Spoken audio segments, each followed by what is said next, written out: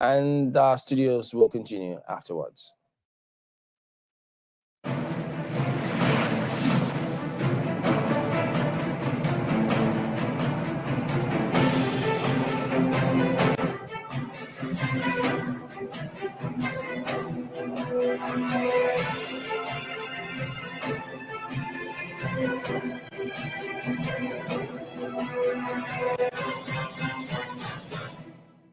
Hello and welcome to the social media segment of the 2023 verdict on Channels Television. Thank you so much for sending in your pictures. This is where we get to show you a summary of how it all went down today.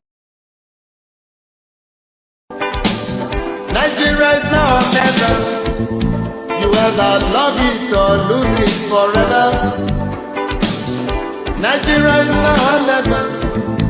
You rather love it and keep it for good. Freedom is now or never. We either win it or lose it forever. Freedom is now or never. You rather win it and keep it for good. Let me hear it. Zikaozi Jai Kama Zikaozi Anje Bahana Jai Kama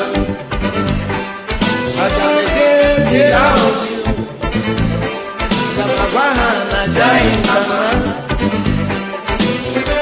Anje Zikaozi Anje Bahana Jai Kama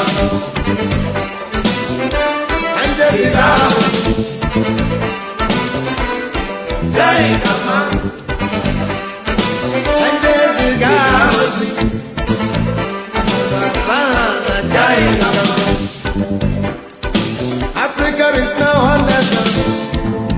You either win it or lose it forever. Africa is now under. We rather win it and keep it for good. Nigeria is now under. You either love it or leave it forever. Nigeria is now under. We rather love it and keep it for good. Freedom is now or never. We either win it or lose it forever. Freedom is now or never. We rather win it and keep it for good. Kanje Zikaozi Agamagwana Jai Kama Kanje Zikaozi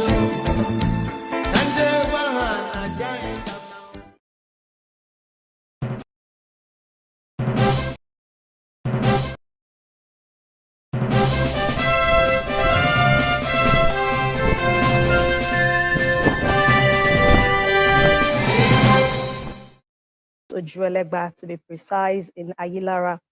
And those are also pictures coming from the streets of Mafoluku there, with ballot papers on the ground. Well, due to some graphics, we can't show you all the gore sites from today, but we're trying to do this. Okay, let's it be known. This is also from Morris. There was no election in Ekate land. There was problem at the Oba's Palace.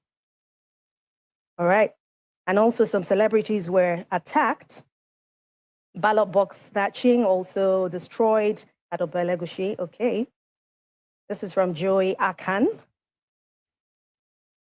And the next one is this woman actually got injured at her polling unit in Olubi Street in Surulere, Lagos. But after this, she got treated, and the amazing thing, she still came out to vote and continued and made sure she did that before the day ended.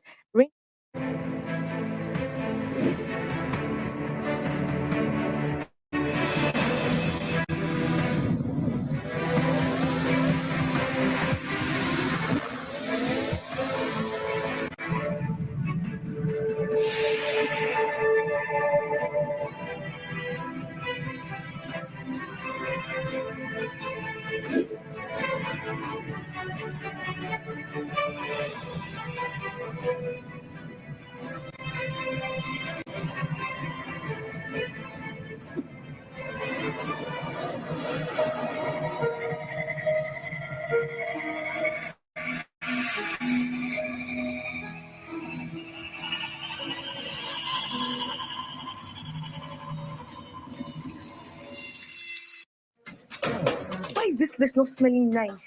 Find me a solution quickly. Madam, this is the solution. Swiss flower air freshener. There is a Swiss flower air freshener spray for every place and everyone. Flower air freshener. Flower air freshener. Air freshener. Air freshener. Your place smells heavenly. Thank you. When you walk into the office, every Swiss flower air freshener spray is available in stores near you. A quality product of Stover Industries Limited.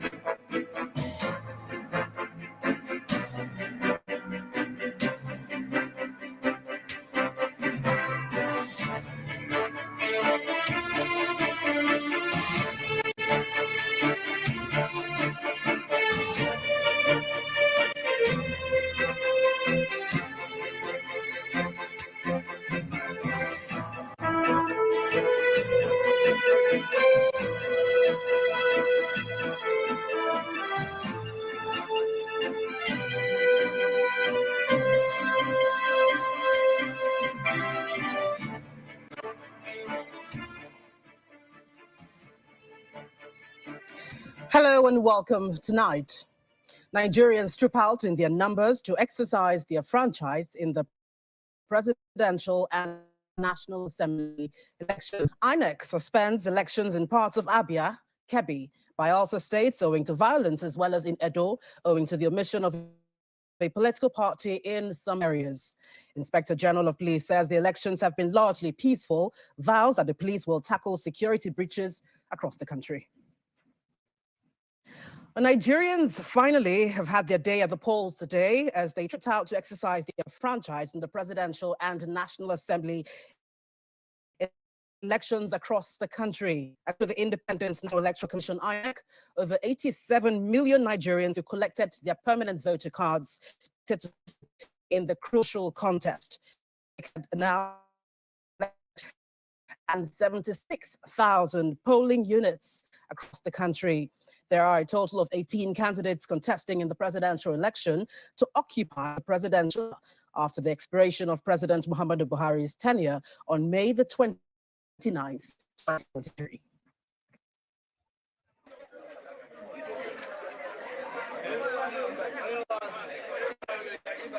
In the southern part of the country, voters made it quite early to their polling units to cast their ballots in the presidential and National Assembly elections. There were, however, reports of violence and disruption of the elections in a few states such as Lagos, Edo, and Delta. This next report captures the conduct of the polls in the south.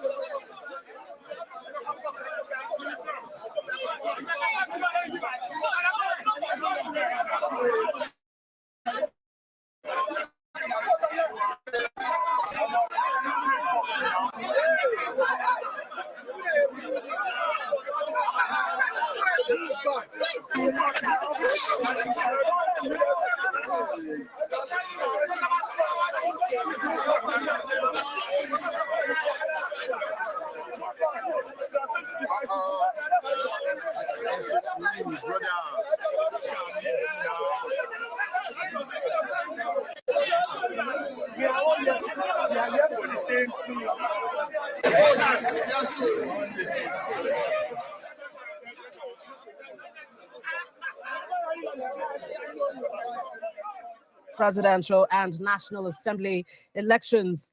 As early as 7:30 a.m., distribution of election materials had started in some states amid tight security. The region also reported minimal security breaches.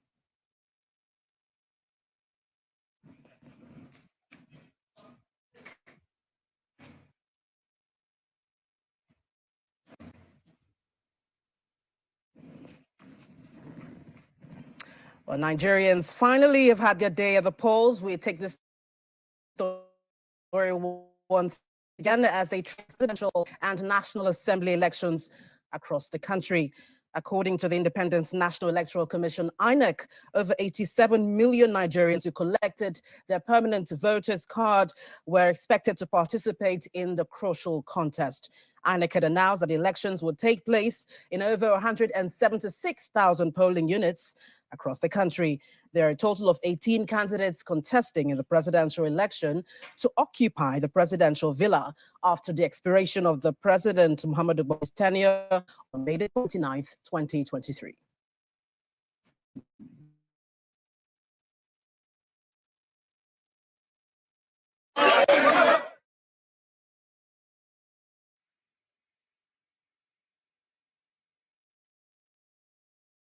Presidential candidates, including those of the People's Democratic Party, PDP, Atiku Abubakar, the All Progressives Congress, Senator Bola Tinubu, Labour Party, Mr. Peter Obi, and the New Nigeria's People's Party, Rabiu Kwankwaso, also cast their votes at the various polling units. Mr. Abubakar and his wife, Titi, voted at polling unit 012, Ajia Ward in the Yola North local area, Mawa State. The former vice president expressed optimism and confidence that he would emerge the winner of the presidential election and succeed President Muhammadu Buhari. I observed that, there was, a short challenge, as far as, my thumbprint was concerned. We had to go to a facial, accreditation. I think to the extent that it was meant to stop vote buying, I think is a worthwhile exercise. But then I think as far as the accessibility of the new currency to the ordinary man, I think it needs to be, more needs to be done. Well, over in Anambra State, the Labour Party presidential candidate Peter Obi cast his vote in polling unit 019 Agulu. He said he was satisfied with the process, even though he was getting reports that the process was delayed in so many areas across the state. The Labour Party is also alleging collusion by some INEC officials to the polls. He again called on INEC to ensure voting materials got to areas where they were yet to start voting. Well, the process so far, as I observe it, is okay. I thank INEC, and I wish the same thing all over Nigeria, because I can't assess it from my own position here. But judging from that, I give them my kudos and say, thank you. We want free, fair, and credible election. I came there, like you saw, queued up like every other voter, waited For a while, I was number 20 something when I started. Within a short time, I was able to vote. So there were rumors this morning that you had stepped down for a particular candidate. How true is that? No. I have not stepped down for any candidate. And I will not. In this election, if there's anybody people will step down for, it's me. Because somebody just said, well, okay, I'm facing two formidable opponents. And I said, the only source of the formidable is that they were part of those who brought us to this junction. And this junction is not a place where you claim reference for, because it failed. So the only person who is formidable in this election is me, because I'm coming with new ideas. I'm coming with a proven track record of performance. I'm coming with what they can call a clean record and offering a new beginning. The outcome can only be determined by God. Whatever God says, I accept it. It is God that makes it possible for everybody. It's God that will listen and look at the years of Nigerians, especially the poor people who are suffering. Because Nigerians have suffered enough. And I believe God will hear their cry. Well, what I urge them is to make sure that they extend the time of voting. That will help. This will happen. As long as it works as seamless as it is here, I believe they will be able to meet up within the specified time. And if they don't, they can extend it for a few minutes. That's my appeal. I'm not asking.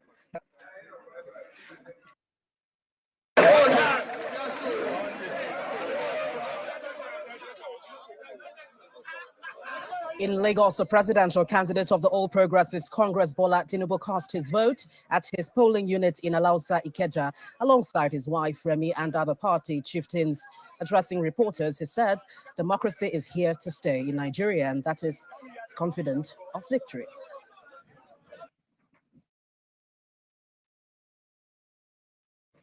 The process is very good. It's shown an improvement over the years.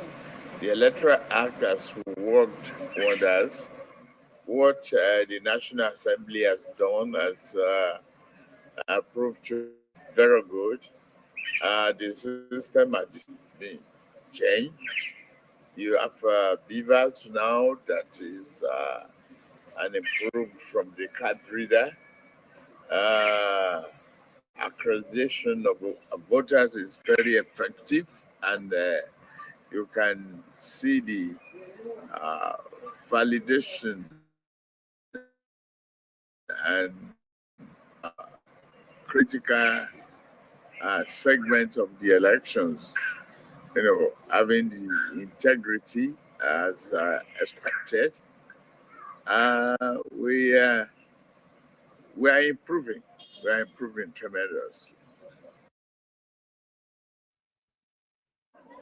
Meanwhile, the presidential candidate of the new Nigeria People's Party, NNPP, Rabiu Kwankwaso, voted at a polling unit in the Kwankwaso town of the Madobi local government area of Kano State. Addressing reporters after voting, Mr. Kwankwaso said accreditation and voting didn't start in the polling unit till 11 a.m. as against 8:30 a.m. He therefore appealed to INEC to be a little bit patient for his supporters to vote. I came and, of course, casted my vote here. But when I went to the first unit, they couldn't find my name. We had to go to the other one in the other class. And I was very happy that we were able to do it correctly, and I was able to vote. If I didn't vote, I would have been an angry man that millions of people are voting for him, and I couldn't vote. So I think that is settled. The only thing is You could see the huge number of people. The turnout was so high. And unfortunately, the equipment they are using is small. And not only that, immediately I finished voting, it broke down, and I was told they were repairing it. I believe that INEC should look at all ways of ensuring that when people come with a short period of time, they vote and go. And we were told that they started after 11. I don't know whether when you came here, but we were told the INEC would only start after 11 a.m. This is something that could have 3 hours wasted. And 3 hours on top there will mean a lot of problems. So I am so happy that I was able to vote. My family and everybody who voted, and we are now waiting to hear the great stories from across the country.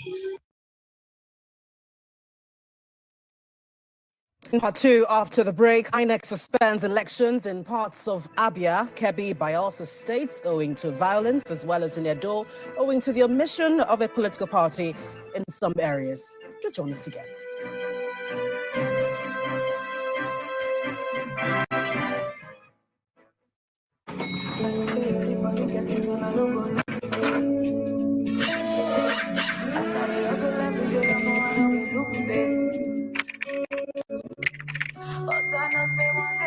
My guy, my brother, my blood.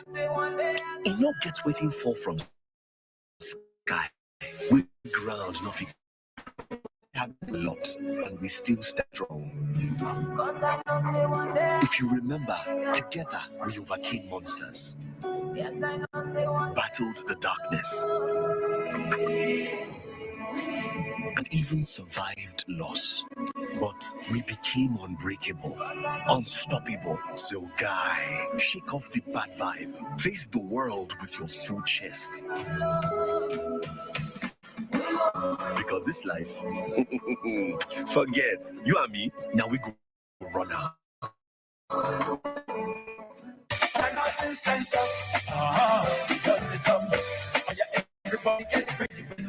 On the 29th of March to the 2nd of April 2023, the National Population Commission will be conducting a comprehensive population and housing census to generate reliable, sustainable, and up-to-date data needed for policy formulation, security, national planning, and development. Population housing census, it will make a life better. National Population and Housing Census 2023. It's your civic responsibility. Please support it. The 2023 Population and Housing Census is being conducted by the National Population Commission. Personal Data Systems (PDA) will be deployed wide for the census exercise. Nigeria's 2023 Population and Housing Census. You count. Be counted. It's your turn. Now it's your turn. Now it's your turn. Now it's your turn. It's your turn.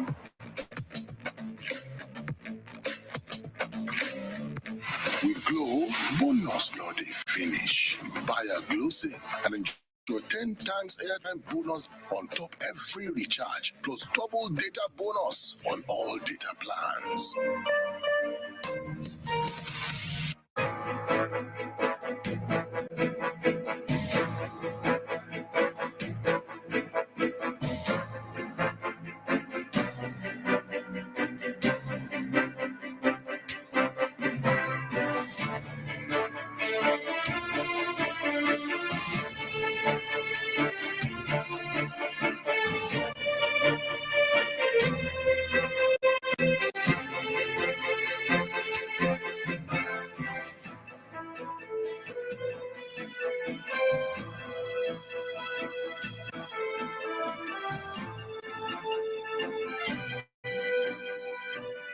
Welcome back. You're still watching the news at 10, coming to you live on Channels Television. But security is critical in assessing the overall success of the electoral process. Early reports indicate that the presidential election may have been largely peaceful, with pockets of violence in Lagos, Edo, and Delta states. Our correspondent Dari Idowu reports. Empty streets in Abuja on this election day. The usual Saturday hustle and bustle stifled by the restriction in movement. As INEC officials begin their setup, voters mill around and in one of the polling stations move like a horde to verify their names on the wall. Across the nation's capital, the voter turnout is higher than usual in this city famed for voter apathy. The voters, many of them first-timers, are quite excited. Immediately I went there, I told him I'm a person with disability. I didn't even need to tell the man when he just saw me, because he could actually see my own disability. So I didn't even just hurry and vote and sit at home and saying it's not going to. It's so smooth. I'm so happy about it. First time voting. I came out today and I did it. They have tried to capture me twice and it didn't work. Yes. My thumbprint didn't work, my face didn't work, and they have tried it for over 20 people. None worked. Luckily, INEC sends another BVAS machine. The obviously elated voters cheer and voting commences. Election observers describe the voting in the nation's capital as rather peaceful. I have hope. I have hope. And who cannot have hope with a country such as Nigeria? This is the day the Lord has made, so we may all rejoice in it. This election has captured the attention and the fascination of the world. Elections in Nigeria matter. The peace accord has been signed. That was a very positive occasion. And the spirit of the peace accord is that everyone commits to peaceful elections, to playing their part, and to ensuring there's a calm atmosphere. And particularly, as I said, my message is to the political party leaders: make sure that your supporters conduct their operations today peacefully and don't any violence. However, the civil society election is happy with the reports from some parts of the country compared to things from the elections in Abuja. Situation Room strongly condemns the killings and acts of election violence and urges authorities to stem further violence to creating an enabling environment for a peaceful and free, fair election in the country. PDP, Labour Party,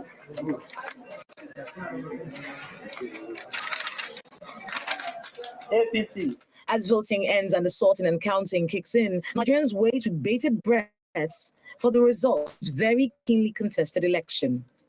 Kayla Megwa, Channels Television News. We apologize for the mix-up. Meanwhile, the Inspector General of Police, Mr. Usman Alkali Baba, says the police is dealing with security breaches across the country. Mr. Alkali Baba stated this while addressing journalists during the monitoring of elections in Abuja. He, however, noted that the exercise has been largely peaceful. Also in a very critical period now, which is sorting and counting in most of the polling stations that we have visited. The response of people are encouraging. People are guarding their votes. They are participating in sorting and counting of votes. The probability is also fantastic. I think I can judge that this is one of the most peaceful and best organized election I have witnessed in my career in the police force. I've been participating in election and election security. I think we have done well so far. So we are waiting for all the presiding officers to finish collecting their result and announcing it at that place, and for them to move to the collation center. So we are on top of the situation. The performance of everybody is encouraging, particularly the turnout in the southeast is also very, very encouraging. And election is going on fine everywhere. It's not true that we have bloods in Maiduguri, but we have bloods in Borno State, which is Gwaza. Gwaza and Maiduguri are 4 kilometers apart. In that blast, yes, we expected this kind of situation, and we have made for our entire adversaries have sent in some whatever you call either blast or missile or whatever, but it has not disrupted the election very well. But we have about 5 injuries, but the election is going on there perfectly. We return to our coverage in the southern part of the country, where voters made it early to their polling units to cast their votes and ballots in the presidential and National Assembly elections. There were, however, reports of violence and disruptions in the elections in a few states such as Lagos, Edo, and Delta. This next report captures the conduct of the polls in the south. In Ekiti State, the exercise commenced early as voters got accredited in good time. The experience was a mixed bag also for voters in Lagos, as voting commenced early for some in areas like Ikoyi, Falomo, and Ikeja, while voting was disrupted in some parts of the city like Ikate, Elegushi, and Okota. Everybody take off.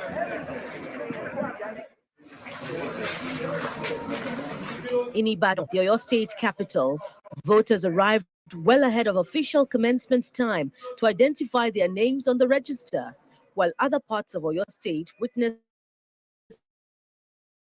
late and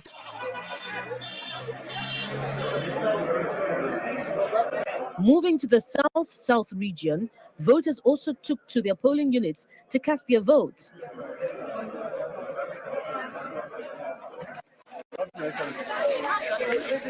Cross River State Governor Ben Ayade and Governor Nyesom Wike of River State expressed disappointment at the late arrival of voting materials.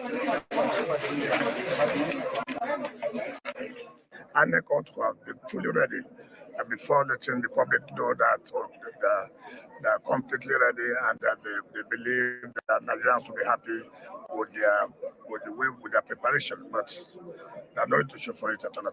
If I cannot vote till 8 minutes after 2, then it calls for worry. And I'll be receiving calls from other polling units showing the same concern that the machine is either not working or is being shut down, or it's a deliberate manipulation to ensure that they lower the votes from Obudu.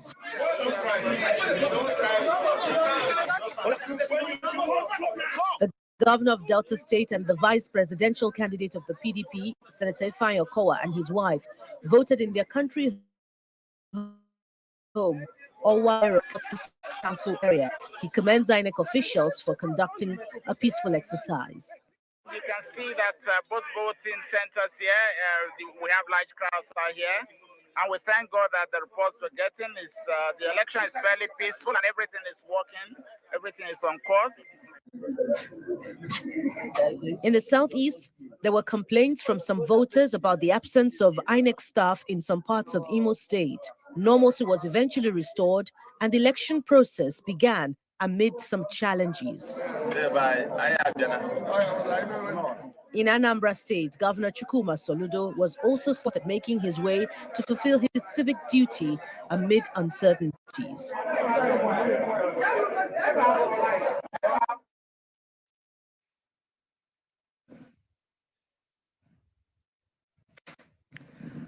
Earlier in the day, the president and his family cast their votes in the ongoing presidential and National Assembly elections in Daura, Katsina State. The president voted in polling unit 003, Sarikin Yara.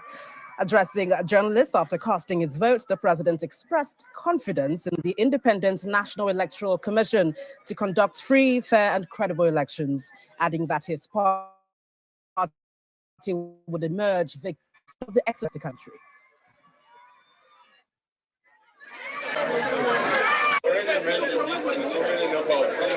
In Nasarawa, in Katsina, in Sokoto, all over the place. I mentioned my favorite candidate, and I think my constituency should give 100%. What is your advice to Nigerians as they are waiting announcement of the results? Yes, Nigerians should make sure that they have been affected, that the candidates they want to vote for, they are allowed to vote for him. It is a pity that only one can tell the government from Adamawa State.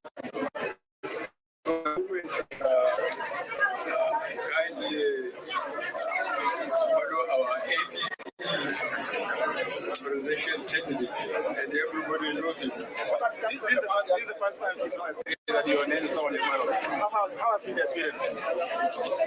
It's very exciting. I look at those who are competing, and some of them are so agitated. They didn't know that I tried 3 times. I ended up with Supreme Court 3 times, and then the 4th time I said, God did it, and God said, technology. No group can come anything more than one for himself. Meanwhile, the Independent National Electoral Commission, INEC, has suspended voting in some polling units owing to what it says are pockets of violence and disruption of the voting process recorded across the country. The INEC chairman, Professor Mahmoud Yakubu, says the electoral umpire suspended voting in parts of Abia, Kebbi, and Bayelsa states owing to violence, such as attacks by political thugs who carted away some bimodal voter accreditation machines. However, he told journalists at the Collation Center in Abuja that the commission recovered from some of those incidents and remobilized for the exercise. In Oshimili local government area of Delta State, thugs attacked a polling unit and 2 BVAS machines were lost in the process. Similarly, in Safana local government area of Katsina State, thugs attacked one of our voting locations and snatched 6 BVAS machines. But again, were able to recover and use the spare BVAS machines and reinforce security for voting to continue in that location. Some of the polling units opened late, but in line with our policy, any Nigerian who is on the queue has the opportunity to vote. Some of the reasons why we couldn't open the polling units on time are, one, the perennial problem of logistics in spite of our best effort. But another contributory factor to the late opening of the polling units is actually the perennial insecurity in the country. The bimodal voter accreditation system, the BVAS, deployed nationwide for the first time, has been functioning optimally in most parts of the country. And we hear actually less of complaints about the functionality of the bimodal voter accreditation system than we hear about our other processes. And the big news again, Nigerians today trooped out in their numbers to exercise their franchise in the presidential and National Assembly elections as they decided their next set of leaders at the national level for the next 4 years. We also told you that INEC has suspended elections in parts of Abia, Kebbi, Bayelsa states owing to violence, as well as in Edo owing to the omission of a political party in some areas. And the Inspector General of Police said that the elections have largely been peaceful and vowed that the police will tackle security breaches across the country. And that's it on the news at 10. Gloria Umuzuki. The tournament continues in a moment.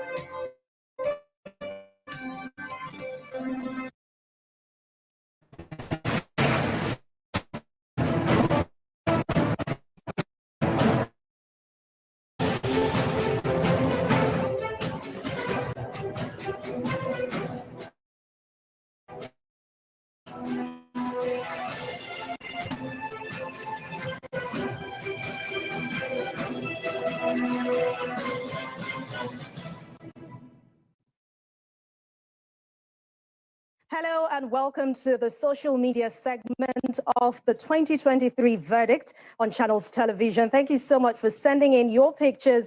This is where we get to show you a summary of how it all went down today as eligible voters came out today to cast their votes. Thank you so much for joining us. I'm Anne Mwawadu. Well, let's begin with this interesting call by this woman.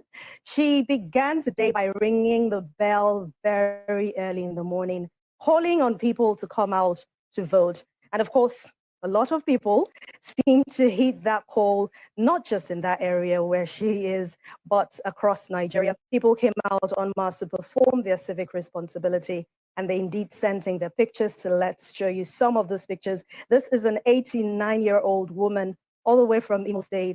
The final odds coming out to vote. And then this couple from Benue State also sending their own picture. This was when they were getting ready to set out and cast their own votes. Another one is coming from the EFCC officials. They were there, right there to just make sure there was nothing like vote buying. We remember earlier in the day, the chairman of the Economic and Financial Crimes Commission, Abdulrasheed Bawa, had spoken to us about the efforts of officials to ensure there was no vote buying. So there, they were on ground to ensure that. And then we also had tweets and emails coming from all our social media handles.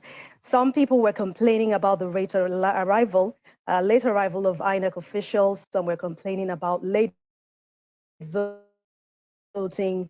So sure, well, that's someone there making sure, no matter what, she was able to come out to cast her own vote. We saw people sending in pictures of them casting their votes with inked fingers, making sure they exercised their rights today.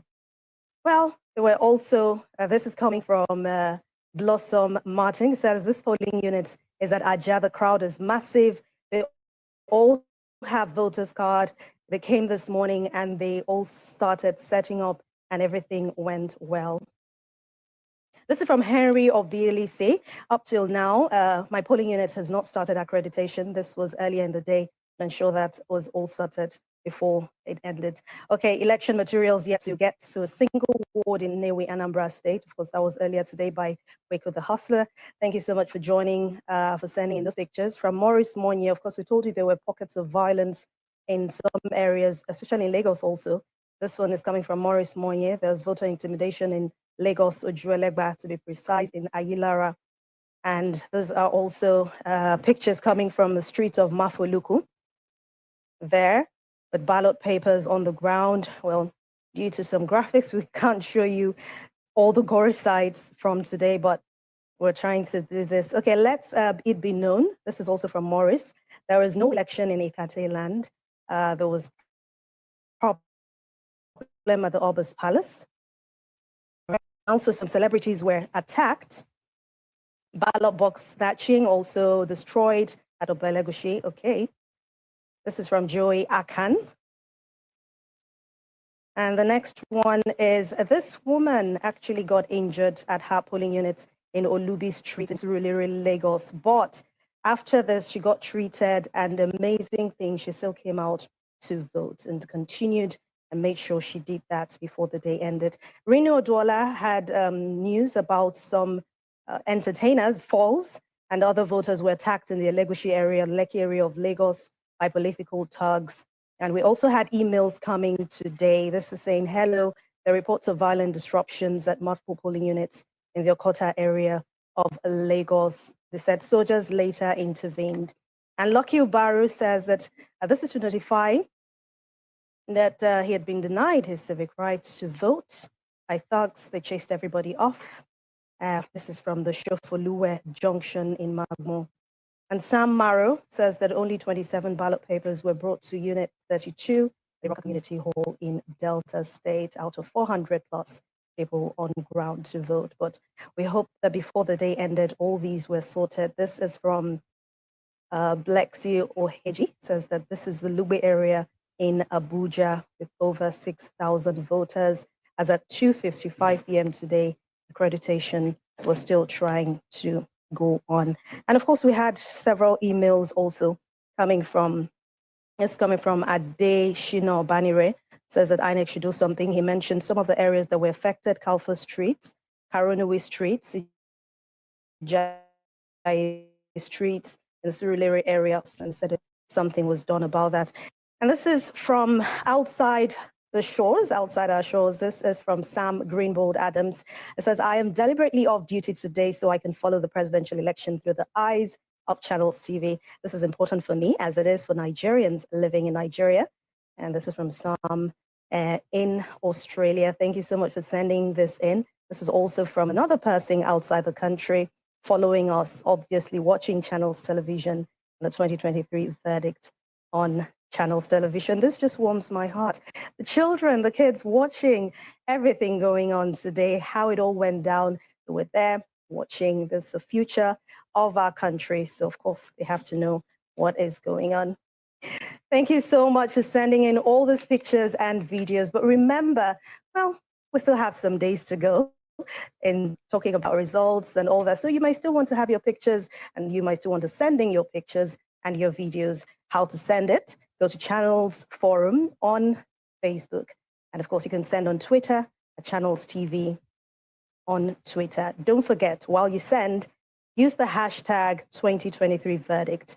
You can also email 2023verdict at channelstv.com. So still keep them coming.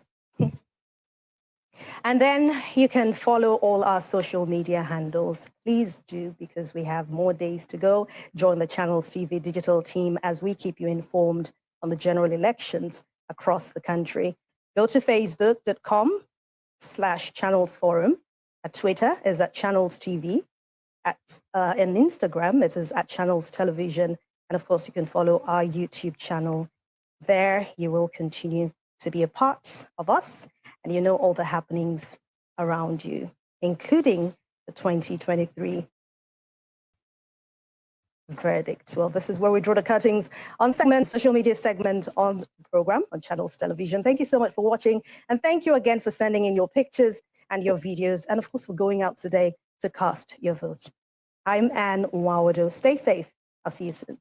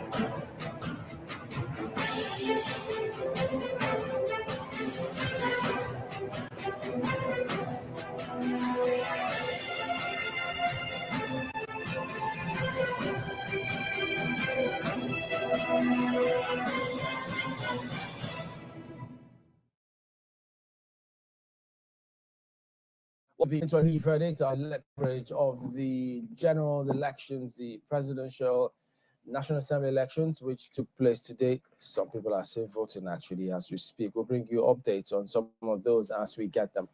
But here now, we're joined by Mr. Jide Ojo, who is a Channels TV data analyst, and as well as Jake Apella, CEO and founder of the Albino Foundation. Gentlemen, good evening. Thank you for coming on today. Good evening. Now TAF Africa. Oh, now TAF Africa. Oh dear. Okay, TAF Africa.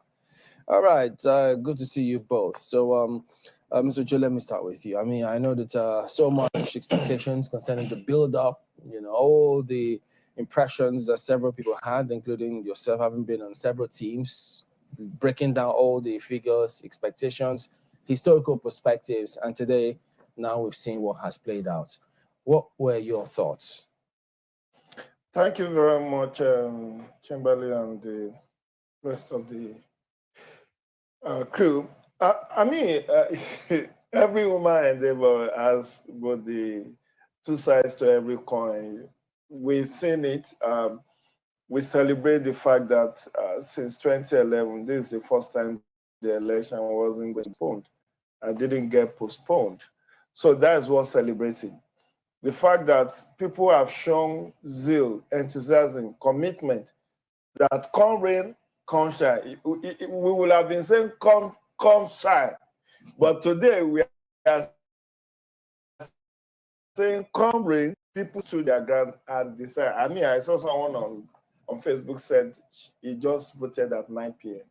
And this is reminiscent of 2015. For me, it is. I recall that even about midnight, people were still waiting to have their votes counted and tabulated. So it's a mixed grill. The expectations were high. Whether those expectations are met is to be desired. But I would say I have cautious optimism about this whole exercise.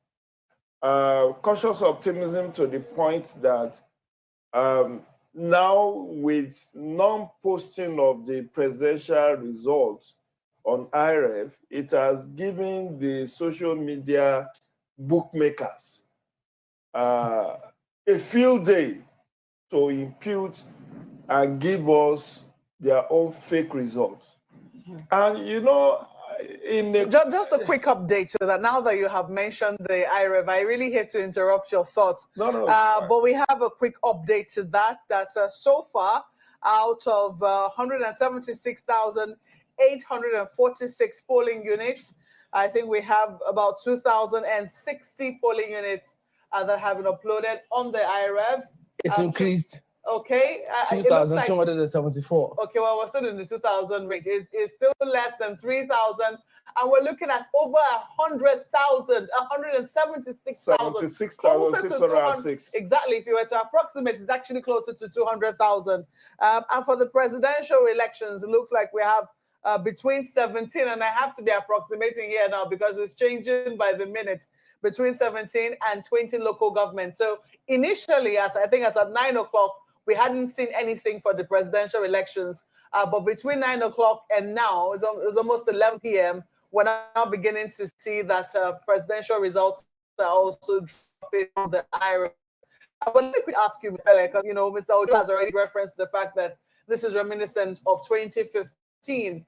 And there will be questions as to, is it that every time we bring on a new technology, even though we know that this technology was tried out in Ekiti and Osun, and even Anambra, problematic as we thought Anambra was going to be, should we prepare for this sort of hitch, this level of, I hate to really, conclude that there's some level of problems, but I mean, considering what we're going through with the IREV and reports we're still getting, people still trying to vote in some areas, voting is still on in many areas. Is it that we should prepare for a certain level of uncertainty with the introduction of any new technology? It's unfortunate. There's something I always say, that it's always better to promise less and perform more. Mm-hmm. And I think INEC did not learn their lesson from this premise. The fact that there was over expectations. So much was said about the technology and its workability, and here we are. What's the over expectation? I mean, because it seemed pretty easy. I mean, especially if they've tried it out in Ekiti and Osun and Anambra. I mean, what really is the over expectation or over promising that they have? That's just a state compared to 36 or plus 36, 35 plus FCT. So it was going to be a Herculean task that they never took into consideration. And for me, I'm a little bit disappointed because with all the conversations that we had, with all the demonstration that we saw, with all the engagement, and I'm telling you because we had one-on-one engagement even with the INEC chairman. I thought it would be better than what we are seeing tonight. I've never been a critic of INEC in any way because I know that they were doing a very good job. How about now? There's a disconnect between all that I know and all that I saw at the headquarters. And I've always said this to Professor Mahmoud, something is wrong somewhere, because what you're telling us and what I know him as a friend and what he means is totally different from what happens in the field. So it's, and I'm going to be brutal, it's either someone somewhere or some people somewhere are not probably happy with his progress, and maybe internal sabotage. I'm sorry. Okay, tell us more. I'd like you to speak, because I know you have made a case, you made a very strong case for people living with disabilities prior to the process starting. And you even launched something, I think, to help ensure that people with disabilities are able to vote seamlessly. How did that pan out in these elections? A little bit disappointing. Let me give you a number. 4:05 this evening. We deployed 700 observers, and we were very strategic, because what we did was, because we had the numbers, that not our numbers, INEC numbers, you know, and so we strategically spread them out and decided that we were not going to put main on where we know there's not going to be any need for inclusive observation. So, and here's what we got. By 10 minutes past 4, 273 polling units was supposed to have the Braille ballot guide, only 26. Magnifying glasses, 273 polling units, only 60. And posters, 90. And when I mean this, these were real-time information that we're getting from our observers in the field. I was surprised myself, the workability of the dashboard, because when they were feeding the information, you could just see the figure changing. INEC was expected to provide 21,165 magnifying glasses for 16,071 polling units. We had, there were supposed to be 6,167 posters for 5,080. You say posters, what are you talking about? The posters are just posters that is designed to guide the hard and hearing. So instead of being told what to do, they would just simply read it and follow through, you know. The Braille ballot guide, 5,957 polling unit. They were supposed to deploy 8,117. These are staggering numbers that they never met. It's appalling, because what we did was, because we had the number, and the thing is, these are INEC numbers. We just took it from them and put it in a friendly user format and delivered back to them, and gave them the opportunity to create an API that automatically connects to what we do, take us off from the back end, and allow them to own it for security purposes. You know, unfortunately, it wasn't done, because if they had followed that, they would have known exactly where to deploy each of these materials for it to be used. Well, you said these are INEC numbers, so that means this was part of INEC's plan. Yes. So why do you think this plan was not followed through? Okay. Now, oftentimes, when you're working with a system like this, I try to study it. Oftentimes, what happens is that there's a certain group that does one thing that the other group needs. Let me be straight and precise with you. The operations that is the department that runs the election holistically. So when you're doing something maybe with ICT, you need to feed the operations department with simultaneously, so that they know exactly what is coming. And we did. I can call the guy Yusuf. We were in touch with them. His deputy director was with us. We made a very strategic presentation, which they applauded. You know, so unfortunately, I think that this was not followed, because if they had followed it, it would have been very easy for them to know where to deliver. When we made a presentation to Professor Mahmoud, he said to us, I'm from Bauchi, go to Bauchi. We went to Bauchi. Go to my local government. We went to his local government. Go to my polling unit. We went and pulled up the information. There were about 4 persons with disability in his own polling unit. Well, you know, interestingly, this is not, how will I put it, it's not peculiar to people living with disabilities. The figures here are really, really appalling, to be very honest. I mean, when you talk about 273 polling units and, I mean, where Braille is supposed to be deployed, for instance, and only 26 units were deployed for those same polling units, only 60 magnifying glasses out of 273. You know, the percentages don't really work out. And then when you also look at what you're looking at, 21,000 plus polling units where magnifying glasses were also have been, you know, 21,000 procure.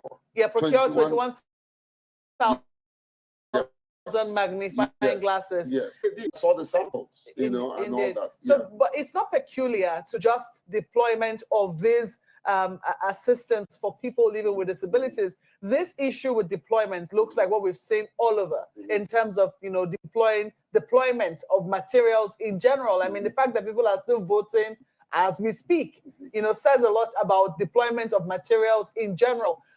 Are you able to differentiate? Are you able to say whether in the polling units where these things were not deployed, is it that, you know, also other voting materials were not deployed at the same time?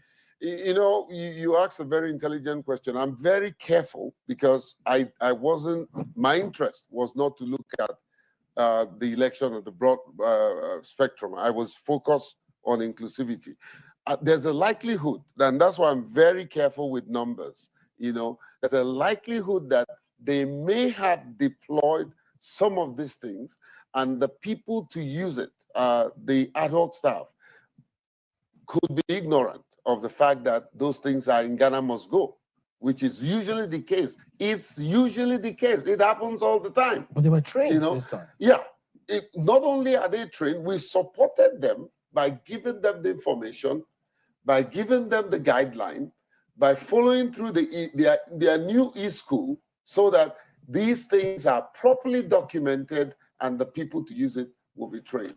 It's unfortunate. We still have a lot of work to do. Well, yeah, I was going to go to Prof. Prof is still there, incidentally. Yeah. Professor Allen, yeah, he's been on for a while. Prof, apologies for that, but could you go ahead and tell us? I mean, ever since results have been uploaded on the iRev, and I'm sure several people are on that platform now.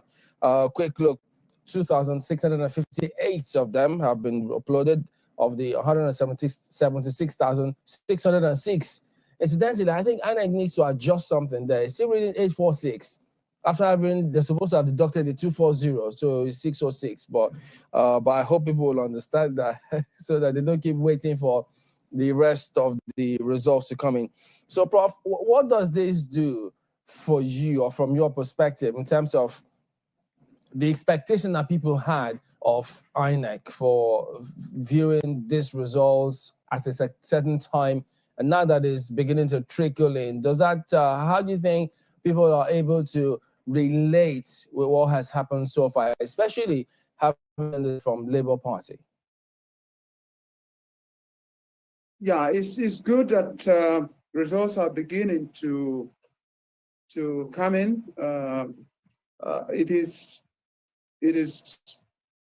that we can begin to see how this is unfolding, because this is the very first time that technology would be deployed for a general election that affects a country,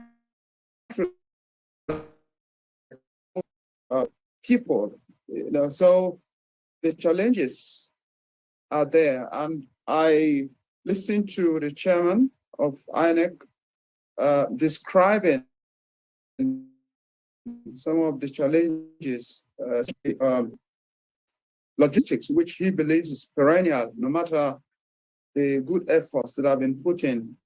So it's okay, but I think Nigerians understand that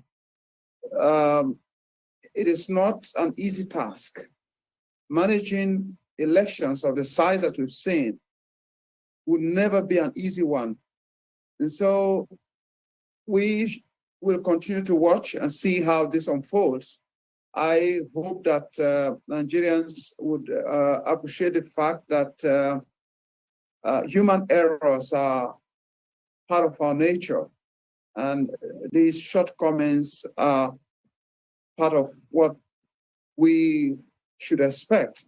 Hopefully that with time, as the election management body improves on its capacity to address some of these issues, things would be better. So, but I'm really encouraged that the results have started coming. We hope for the best and hope that it will be faster, because this will really give voters the necessary confidence that, yes, technology is useful, but we have to understand the human aspect of dealing with technology. So I'm not afraid. I'm beginning to get more optimistic that in the next couple of hours, we might have sufficient results uploaded. All right, Professor Fidelis Allen, we need to thank you very much indeed for your time and patience as well. Thank you very much for your time here today.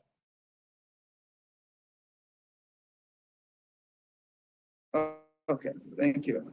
I'll have some results. I mean, in some polling units, the kind of scenario that lots of people wanted to see, how they were counting the results. Remember that famous process when how you feel after you vote at your polling unit. My colleagues must have had that feeling, but I'm not sure they waited until it was counted and sorted. No, they had to dash back to the studio. So there you go. So we see some of them now as they're being counted and sorted, and after which they expected to upload the results. That's where the issue was, still is for some persons who are still voting or who don't have those results. So that took place in several parts, because if you look through the portal, you'll see that some results are already in. So here now, some of a lot of people, and a lot of first-time voters too, must have actually, this must have ticked the box. Has gone down memory and history lane for lots of people. It will be a day to remember, I tell you. So look at that. 192, 193, 194, 195, 196, 197, 198, 199, 140, 141, 142, 143, 144, 145, 146.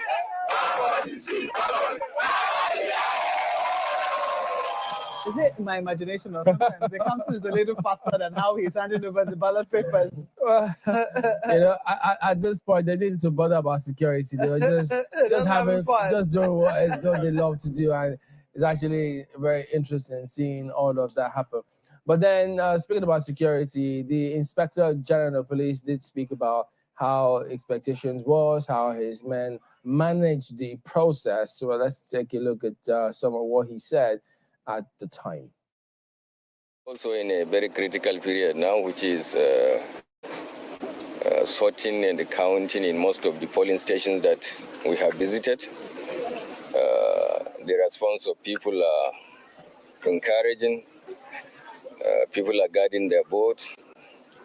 They are participating in sorting and counting of votes. The provision of security is also fantastic. I think I can judge that this is one of the most peaceful and best organized election I have witnessed in my career in the police force. I've been participating in election and election security. I think we have done well so far. All the presiding officers to finish collecting their result and announcing it at that place, and for them to move to the next collation center. So we are on top of it. The performance of everybody is encouraging, particularly the turnout in the southeast is also very, very encouraging. And election is going on fine everywhere. It's not true that we have bloods in Maiduguri, but we have bloods in Borno State, which is Gwaza. Gwaza and Maiduguri are over 200 kilometers apart. In that blast, yes, we expected this kind of situation, and we have made proactive arrangement. Quite all right, the adversaries have sent in some, whatever you call, either blast or missile or whatever, but it has not disrupted the election very well. But we have about 5 injuries and some small damages, but the election is going on there perfectly. All right. So that was the inspector's executive. How things are going on well so far. So his men, alongside several other security agencies, were on hand. But Mr. Joe, I'm going to have to bring you in on this one. He says they did well so far. Everything went on smoothly. Is that the feel as you get? Their own appraisal is based on what he got fed by the field, his field agents, his men on the field. But I was part of the Nigeria Women Trust Fund observer team. We went out, and sincerely speaking, well, for the places where we went, we saw not many of policemen, but NDLA, road safety, immigration, ancillary security, or what they call paramilitary. But they were mostly idle to the effect that because election did not start on time, people were just waiting calmly as at the time we got there.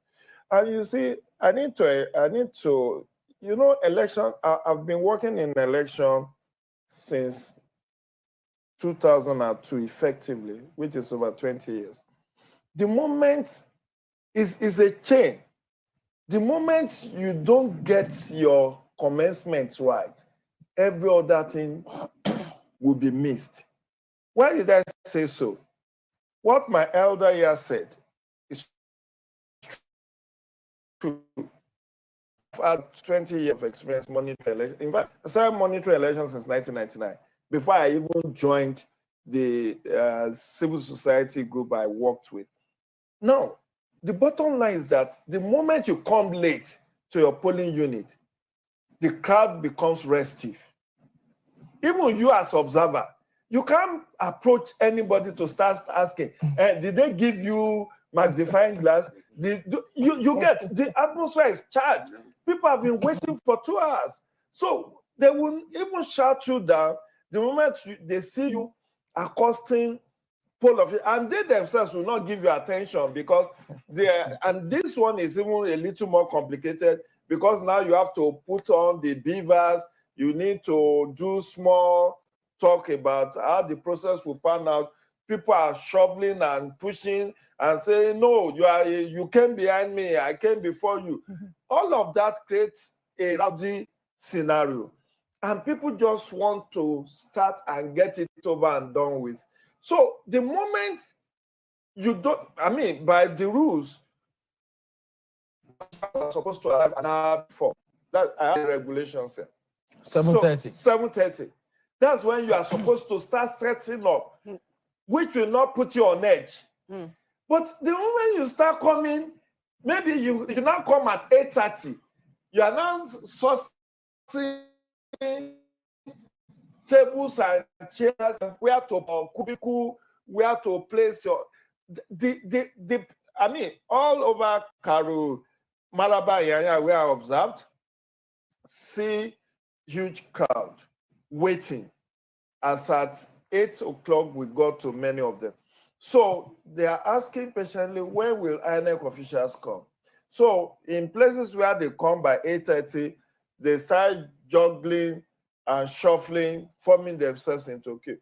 something was supposed to have happened, priority voting. It's a situation where I had to advocate for a pregnant woman to be attended to. Because by the rules, pregnant women, nursing mothers, elderly, persons with disabilities are not supposed to be on queue alongside the other people. But who remembers that? You know, when you already come late. I already noted that here because that's something I also experienced in my polling unit. But I'm going to, quickly let's quickly look at the figures again. That graph which Yaga put out in terms of the deployment, the arrival time by geopolitical zones. Exactly. All over the country, it does appear that the time was quite poor. As at 7:30, all over the country, it does look like, only 27% that's taken on average now of polling officials at the 7:30 mark INEC for itself.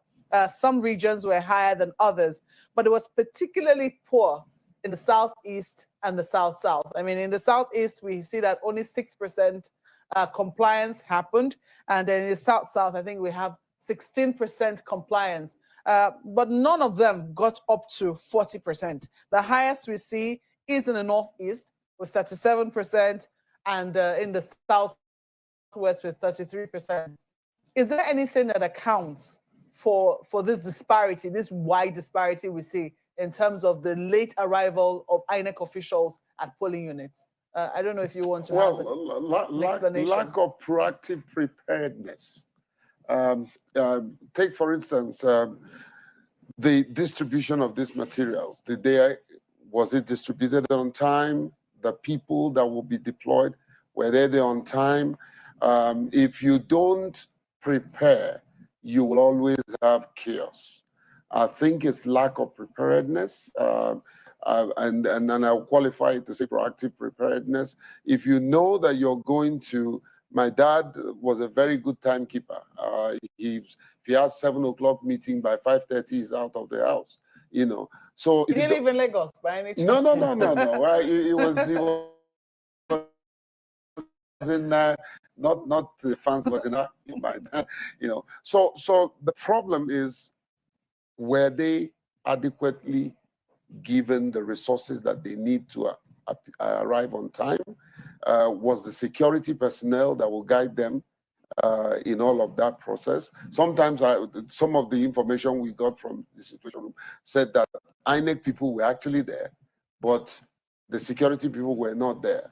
In some cases, the security were there and INEC was not there. So there has to be that, cohesion. And where there is disintegration, everybody is running at cross purposes. This is what you get. A house divided against itself. We'll find it very difficult to stand or cannot stand, as the case might be. But you made reference to how, some of these materials which ought to assist people with disabilities could have been very well with the INEC officials, and they might not even realize it. It has happened. Yeah, and then, you have to also ask whether the people, the people who are affected and who will need this instrument to help them vote, whether they were also proactive enough to ask for it. Well, we did I think we did a good job in terms of creating the awareness, getting the community understand that, look, you don't have to wait. If you get there, ask the presiding officers if these things are available. The truth remains, either it was not deployed at all, or it was deployed and those that will administer it are not refuse to bring it out. Sometimes there's this impression, I've seen it myself. There's this impression, there's no person with disability here, So by the time the person with disability shows up, he would totally would have forgotten the fact that he has what they need. Priority. Exactly. But, But incidentally, we had a good report from the security side of things. Maybe because of the training, we had to train all the assistant commissioners of police and civil defense and gave them guidelines. And so the feedback we got was that the security operatives understood the needs of persons with disability, and in most cases, they were the one educating the people. No, they need priority lines.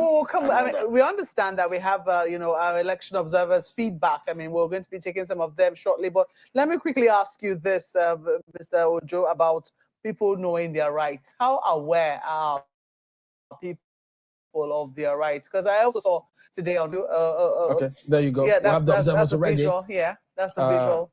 So they were in the field, and I'm just wondering, when you speak about certain priority voting that was supposed to happen, if we, in terms of how do we ensure that these kind of scenarios don't play out again, do we have to have special or pay or create or allow certain persons man and ensure that you have people who are looking out for that key priority voting? Is this something we need to pay attention to? One, I think we need to do more awareness, educating both the citizens and the administrators of the electoral process and the community of persons with disability. A lot more education has to happen. Demonstration of these things in the training has to happen. The will is there. We just have to fine-tune the way to ensure that these things becomes a reality. And of course, now is a law. If it doesn't happen, we can actually take INEC or anybody to court. And I think there's that element that has to play out, where somebody gets punished for not wanting to do it as a deterrent. It's interesting you say that. Yes, by all means. I want to say it's interesting that you say that about, making sure that people with disabilities are able to vote. But I am just wondering, we saw lots of promos. INEC had a responsibility to also educate the public. Is a gap that CSOs are also playing a significant role in. But, the question is whether or not people were also enlightened on the fact that there are some people who have priority voting at any polling unit. Today, in my own polling unit, I saw a woman who had a baby on her back, and I was saying, you ought not to be here, you should be in front. People were not saying, some people were saying, but we have our babies at home. Exactly. And I'm like, she has a baby here. So the question as to that awareness. This is an emerging issue. I had a 120-second promo that was it, but I didn't have the resources to come.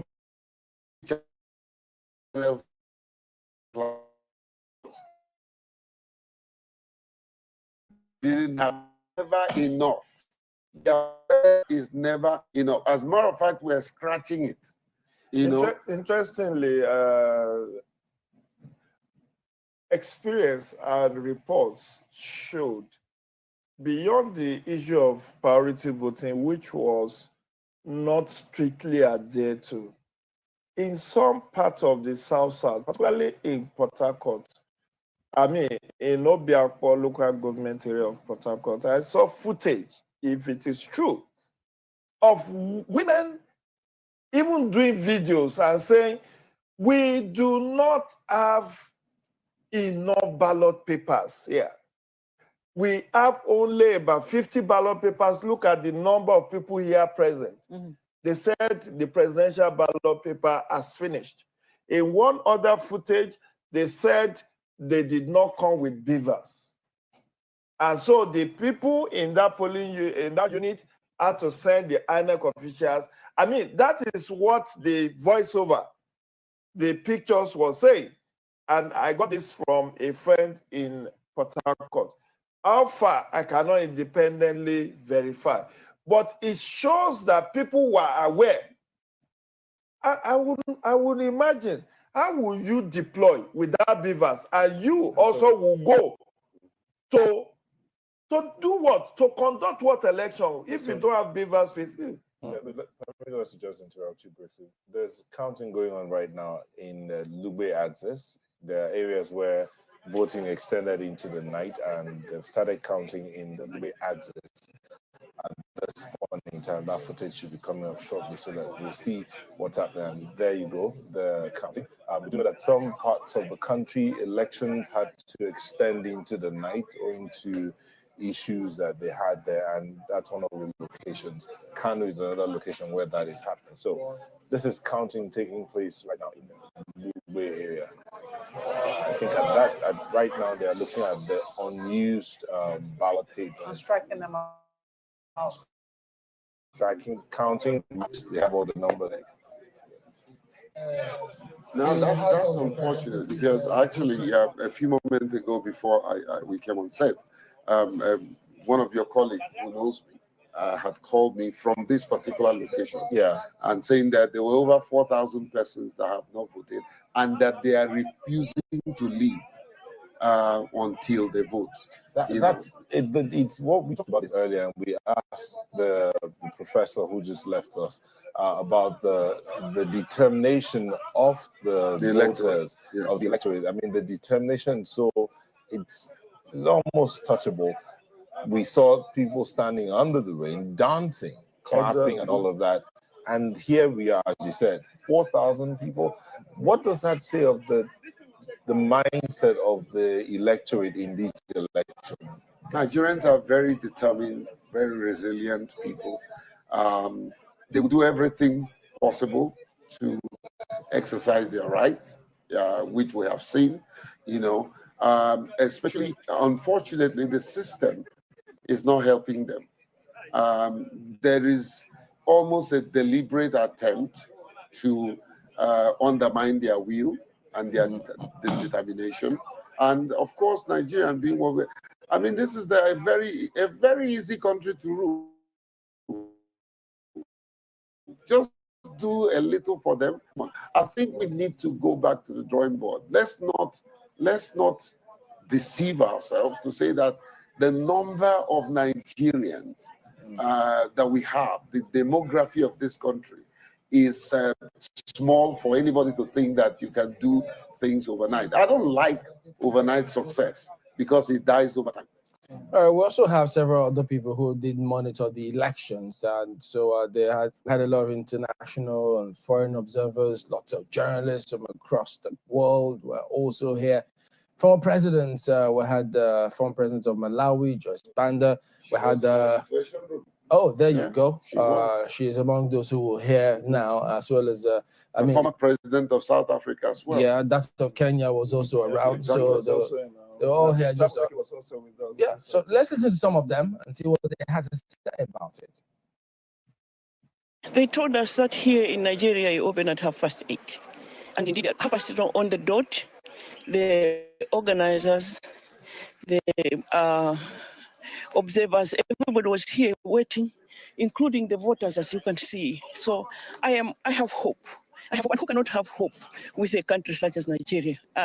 This is the day the Lord has made, so we may all rejoice in it. And I have great hope, and I'm wishing Nigerians all the best today as they make their choice of their leader. We had a meeting with the chair of the Electoral Commission, and we were assured that everything is going to be transparent. It's just our hope that everything will be in order. We will have commentary, I'm sure, as we move forward. And of course, there are any number of observer groups here too. As you've seen, the world is really watching Nigeria's elections. So many African leaders, so many foreign observer delegations. This election has captured the attention and the fascination of the world. Elections in Nigeria matter.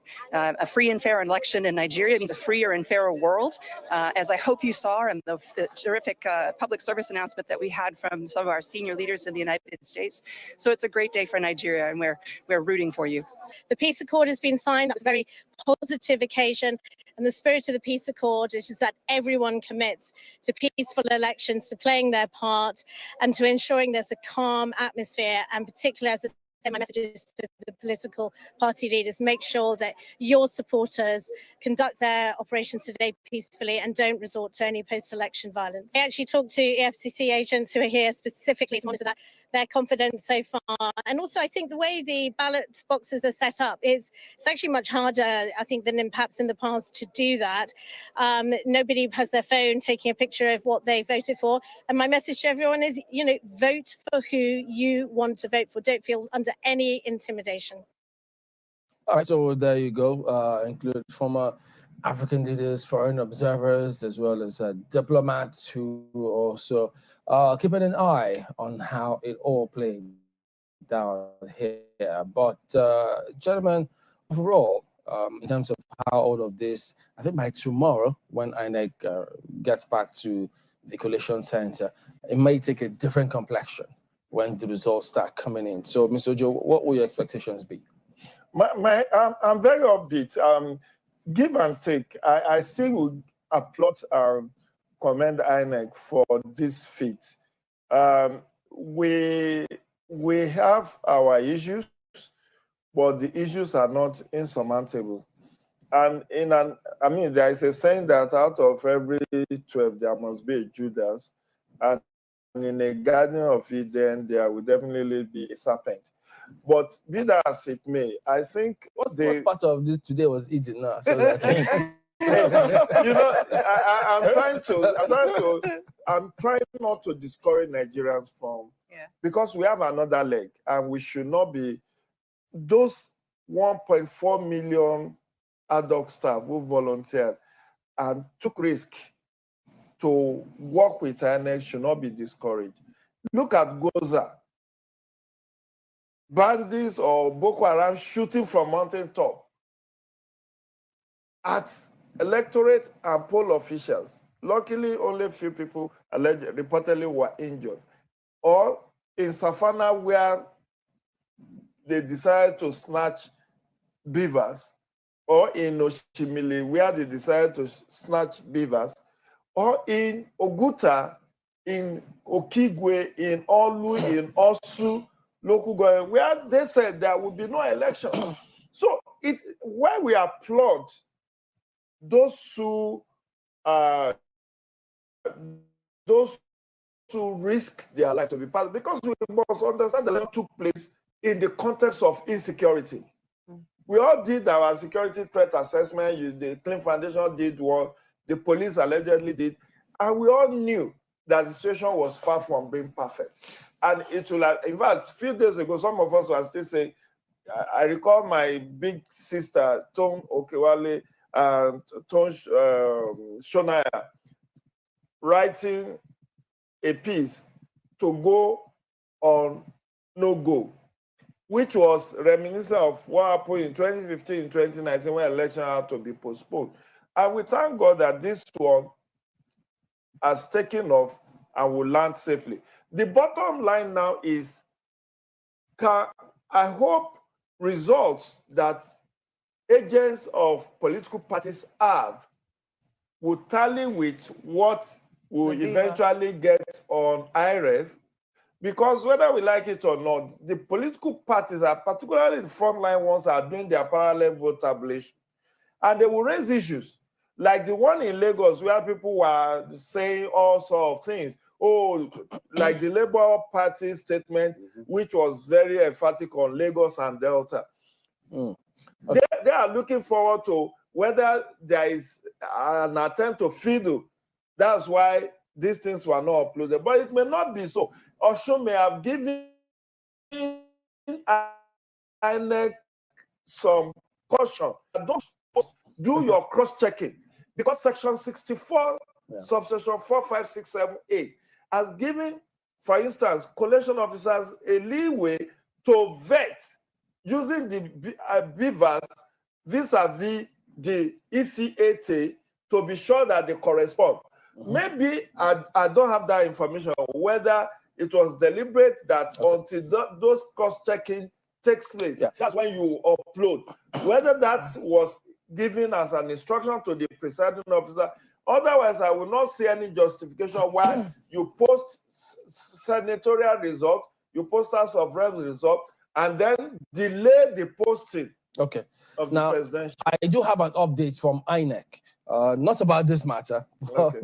but it's about another matter which has to do with elections as well. For the presidential and National Assembly election is an extension of voting process, actually.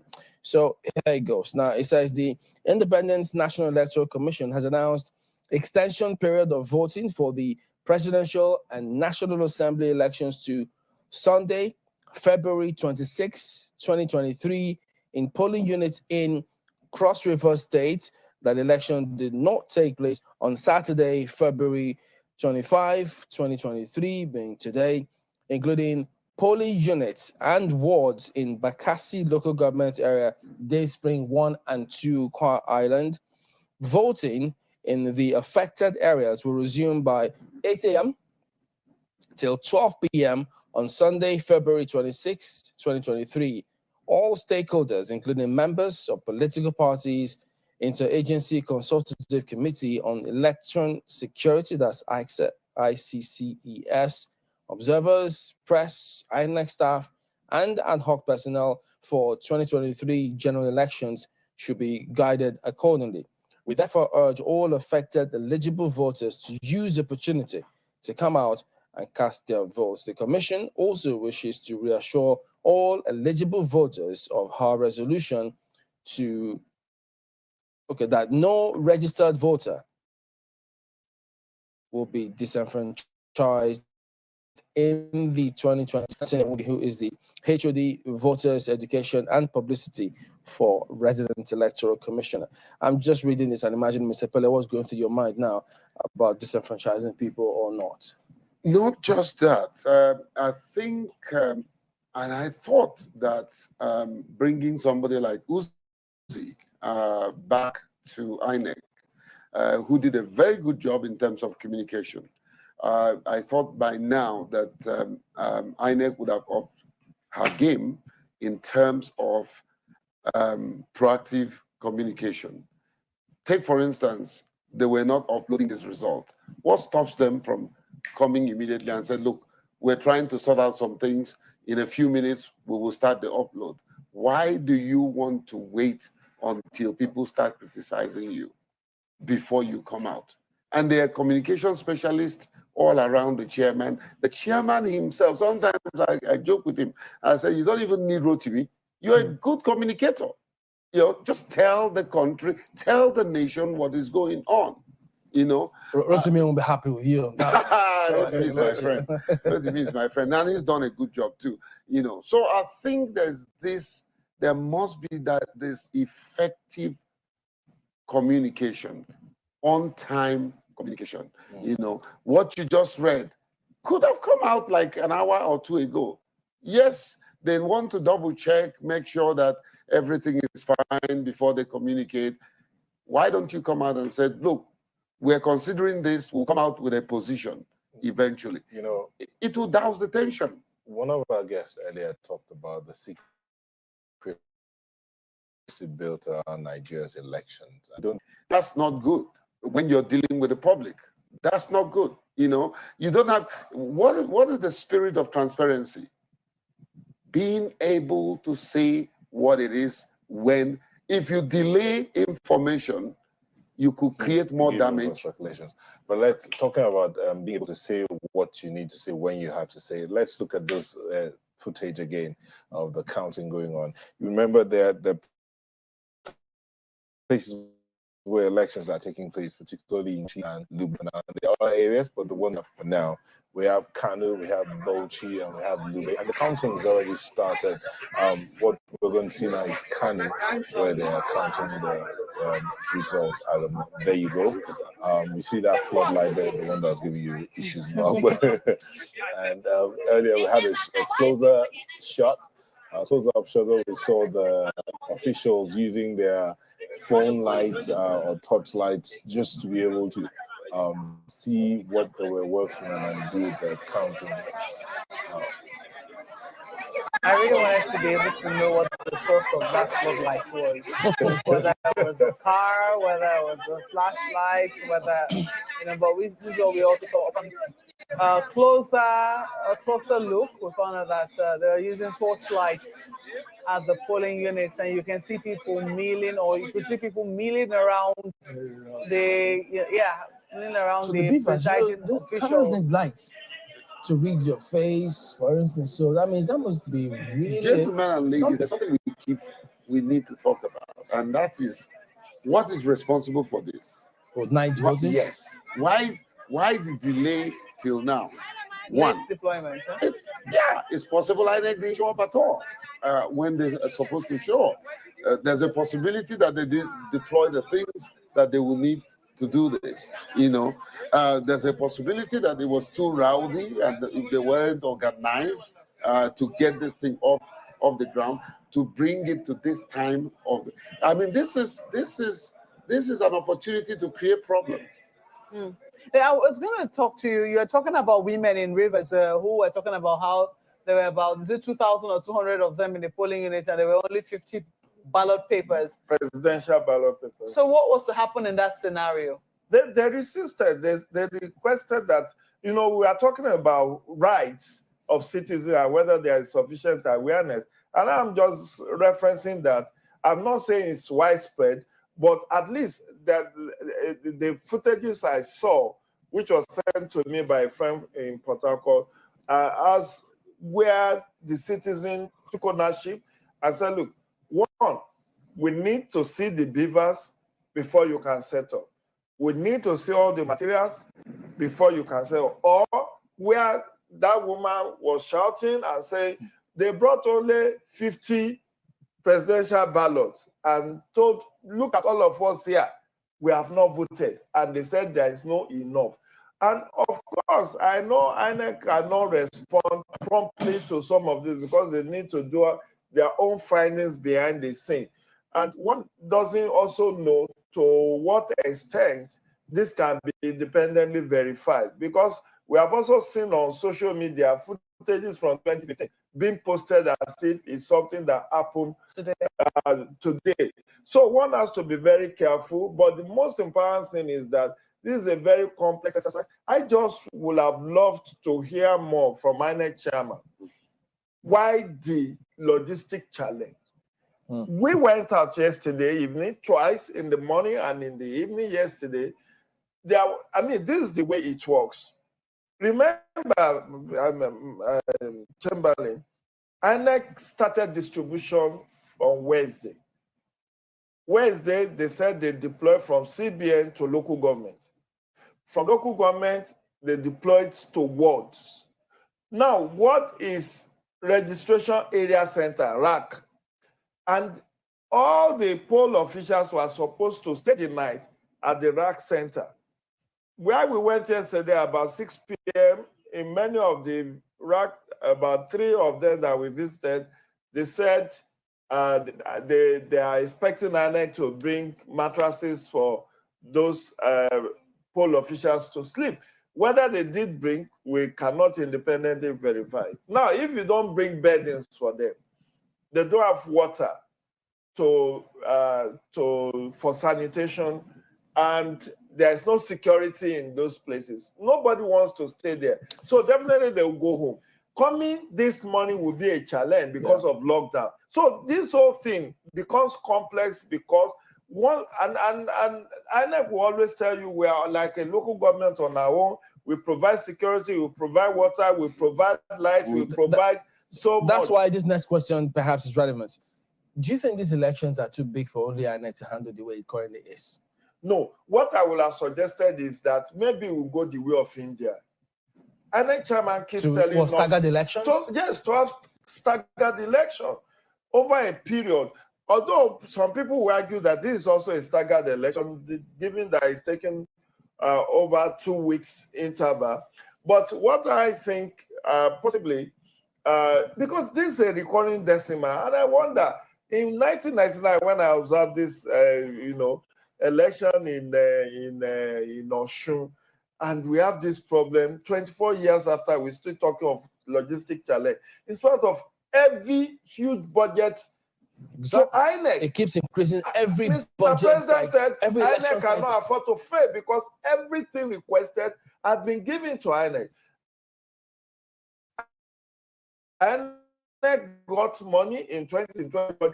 The Acts, which I'm holding, was signed 1 year ago, exactly 1 year ago, and INEC adjusted the date for election to be able to tally with the time that monetary releases was supposed to be given according to Section 3 sub 3, which says that funding for the election should be released to INEC 1 year ahead. Now, INEC did not tell anybody that funding was a challenge, that there was a particular budget line that was not funded. In fact, everything that they needed was supposedly given to them. So why should there be a logistic challenge? And I have painted the picture to you. If, as at yesterday, material sensitive, I didn't see sensitive material at the RAC Center. As at about 6:30 p.m. that we were out to check the situation in the RAC Center from Gender and Election Watch. But what we saw was youth corps members milling around, waiting for INEC officials, possibly to bring those sensitive materials. So that, because by that yesterday, if all the materials have been batched into polling unit, you are supposed to move from polling unit to, you are supposed to move from ward to polling unit. And each ward will just have about 11 polling units. So there is no distance that should not be covered within 30 minutes. So the question of late dependence to arrive should not arise. It should not arise. That's what whoever is speaking or who have opportunity to speak to Professor Mahmoud tomorrow should ask, what went wrong between the RAC Center and the polling unit? Because, okay, you said you needed cash. You told Emefiele, governor of Central Bank, oh, if we don't have cash, it will impede our logistics. Is that not the excuse? And they got the cash. And they got the cash. They told us they got the cash. So you got the budget, you also have the cash backing. So why is it that the transporters reneged? They said they signed an MOU with them. I have been very frank with them to say, look, if there are members of the NURTW or NATO or both owners who reneged on that MOU, they should be prosecuted because they are undermining, they are saboteurs. But we signed this in every 4 years with the same every people. 4 years. So who has been taken to court, who has been prosecuted for not delivery? So if the problem of logistics is not from the transport unions or transport workers, then where is the blame? Is it that they did not successfully activate the registration area center, in which case where they were supposed to provide accommodation for this UCOM member was not conducive for them? There was no security, no water, no light, and for that reason, maybe many of them could not sleep over and went home, find it difficult to find their way back because of lockdown, which started from 12 midnight yesterday. You're really trying to understand it. I mean, you know, Mr. Pele, I'm listening to Mr. Ojo, and it looks like he's made a complete 360. On the one hand, he was trying to make a case for INEC. He's a professor trying to lecture. But let me also say something that I know. Yeah. Electoral audit. Yes. INEC has already done their budget. I know that for sure. So there are some aspects of the weight of the Electoral Act that INEC carried that doesn't have budget. I say that because Section 54, subsection 1 and 2, that has to do with disability, INEC had no budget for it. Professor Mahmoud had to bend backward to see wherever he can find money to make sure that we have some of the electoral resources. Could that have affected what happened today? No, because he procured some of them that I'm aware of. The INEC procured some of the materials that I'm aware of. The problem is logistical deployment. But at Chatham House, he said, well, A-OK. We're going to do well. That's what I'm saying. You know, Mahmoud is a gentleman to the core, if you know him. You know, he's probably not going to come out to say, here's the problem. Maybe he wants to take responsibility, you know, and said, well, I'm the leader of the, whatever happens, I take responsibility. But I mean, that's why it breaks my heart, because I've had personal relationship with him. He's honest, truly wants to drive inclusivity. INEC is the most inclusive organization that I can think of. That's the truth, you know. But what happens in the field is just what I don't know how to place it. So well, both of you, you have, yeah. You both don't know what happened. I'm looking at Mr. Ojo's suggestion that, you know, we stagger the elections. But these elections, I mean, one might argue that, okay, well, it's happening across the entire country. It's no surprise to us. We also have been prepared. But then we also see that even when the elections are isolated, where you have just one state, for instance, Anambra, there were reports of late deployment of materials in Osun and Ekiti. Well, I didn't pay too much attention there, but I'm sure that if you ask those who were on the ground, there will be places where election materials still did not get to on time. And that puts a very big question mark on our preparedness in general for anything. Because if, you know, we're struggling with one state, and, you know, there is no guarantee that we'll not struggle with 36 states. And there is no guarantee that if we stagger the elections, the results will be any different. Do you want to quickly comment on that? No, well, I will say to her, look no further. Lugbe, right? Lugbe is right under your nose. You know, talking about it's just a crazy situation that needs to be fixed. Otherwise, I mean, there's a saying that it's only a madman that would pick up a stone, put it in the air and put his head and think it won't break his head. The same thing is happening over and over again. Until we fix it, we will still have the recurring situation. I will put it to impunity. I will put it to impunity because in 2019, I recall that when INEC came at the last minute, last hour, 0 hour, decided to postpone the election, Mr. President was so infuriated that he said he will investigate INEC for that he was not even briefed, and INEC had to postpone the election. So we have infused technology. We have recruited more than enough, including contingents. My initial fear, Monkwe and the colleagues here, my initial fear was that because of insecurity, some INEC officials will pull out at the last minute to say, no, my life wasn't secure.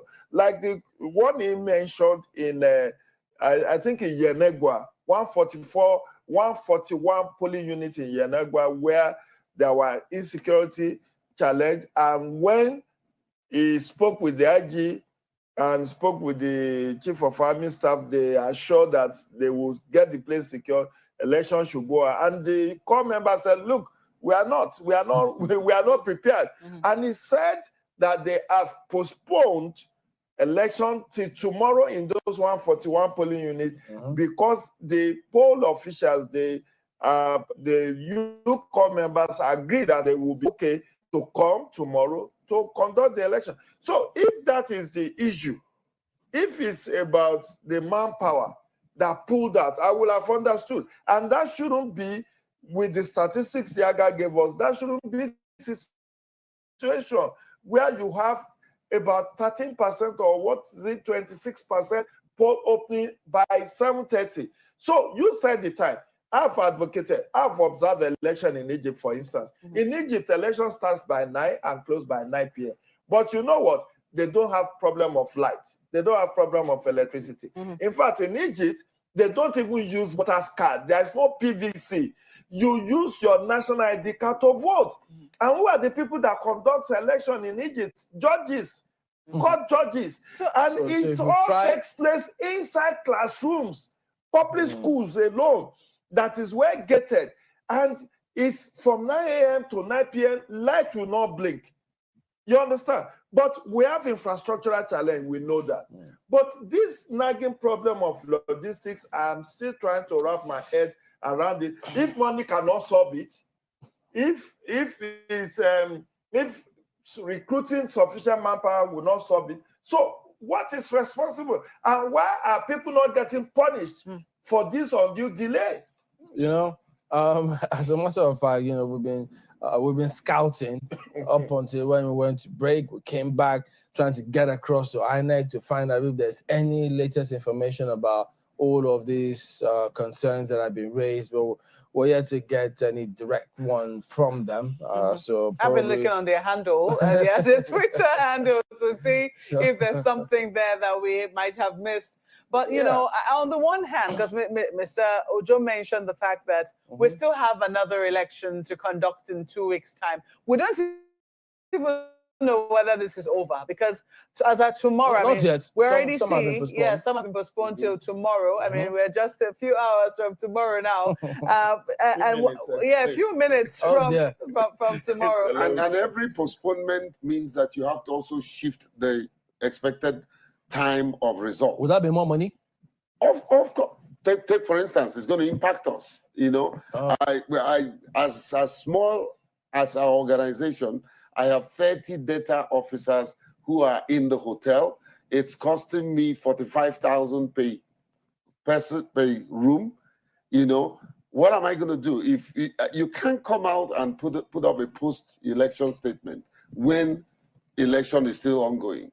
So it's an additional cost. Yeah, but by now I'm sure that, you know, those contingency costs will be there, because we have been in a country where elections were postponed just a day, or, you know, a few moments. The thing about me is that I try to be very prudent in whatever I'm doing. Why would I spend money that I don't need to spend?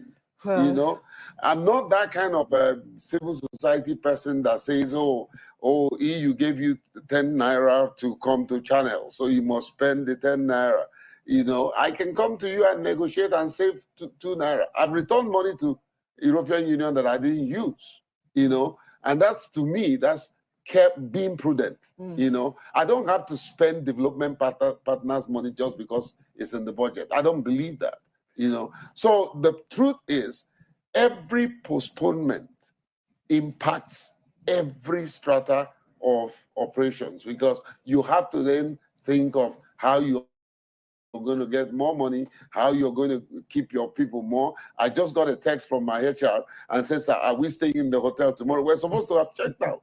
You know, well, big questions, but, you know, this is what we're saying now, that, you know, in some areas elections have been shifted till tomorrow, and it may not be all. Yes, we will get it. We should get a clearer picture of this, you know, perhaps by tomorrow, maybe before the brief. But as we speak, it is, you know, it's quite important to note that INEC is yet to respond to any of the concerns that people have raised so far, either at their polling unit, either at the ward level, either at the local government level, even on the IREV. Well, we're seeing that results are still trickling in. I mean, we'll be expecting constant updates, and that's against my policy. But you see, that's what I was saying. About that, I was just going to ask a question. I'm trying to build up to a question now, and I know that you are really trying your best not to dampen the spirits of those who will vote tomorrow, and maybe those who will still decide who their governors will be at the governorship elections. And they mustn't think that is it easy for us to be able to determine? Because yes, oftentimes what makes the news is what doesn't go well. Yes, is what doesn't go well that will make the news. Are we able to estimate, you know, just how well this has gone? Because even though, you know, part of the figures that we've seen in terms of deployment, you know, 730 was the mark that INEC set for itself, and as at 7:30, only 27% across the federation, you know, were deployed to polling units. But I'm wondering, because much later we heard a lot more people were able to vote. They came, if they were late, but at least they were there. Are we then able to assess more, will I say fairly, just how well, just how successful the polls might have been, looking at other parameters that we might not be taking into cognizance now? I think let me take this from Mr. I think, and it's a good thing you asked this question, because even the figures that I gave, I just said to myself, well, the race is not over. You know, this is just a little bit of about 40% of the exercise. It may turn out to be what starts sluggishly may turn out to be very good at the end of the day, but it's just the hopelessness sometimes that it brings, the despondency that it brings at the beginning is not too good, but hopefully by divine intervention, things may play out well, and we will come back and say, well, it all turned out to be good, and so that's why I also believe that, yes, we need to inject that optimism in the people and give them hope. Hope to me, I always define hope as helping other people excel. So other people need to. So it's an acronym for you. Yes, helping other people excel. Mr. Ojo, I'll try and keep that. Mr. Ojo, you painted a picture earlier about observing elections in Egypt. And you talked about some of the things they had that were going for them. Yeah. As challenged as these elections might have been today, what are the things you can pick out from this election, this process that, as Mr. Pelea said, help keep hope alive? Yeah, a number of things actually work well. And as a bridge facilitator, what we are taught in Bridge, that's building resources in democracy, governance, and election, is that you look at the two sides of the coin, which is why I do not want to join the whalers on social media to castigate and dampen the morale of all the people who have done great work. I mean, you saw the lady in Lagos who was allegedly stabbed, even in the eye, got treated, and came back to still cast her ballot. That's heroic for me. Apart from the significant, even if I don't want to call it tumultuous, enthusiasm, the kind of turnout that we were hoping we'll get. And again, let's put this election, I beg us, in the context of a war situation. Things were not right. The parameters were not 100% okay for us. There was cash crunch, there is fuel scarcity, there is insecurity, banditry, generally. So these three alone could have eroded the best of plans. But I'm just trying to strike a balance that we need to make excuses for INEC. If people were ready, if you and I, my elder, the Amayanebo of Okpobo in future, he keeps telling everybody that I'm too old. If he has spent millions of euros to mobilize the community of persons with disability, brought innovations, and just to ensure inclusion.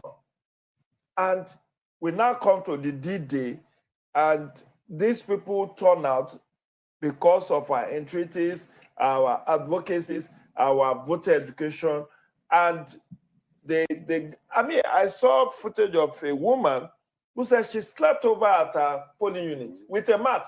She brought a mat. She was there since yesterday night. That's commitment. That's conviction. And these are heroes of our democracy.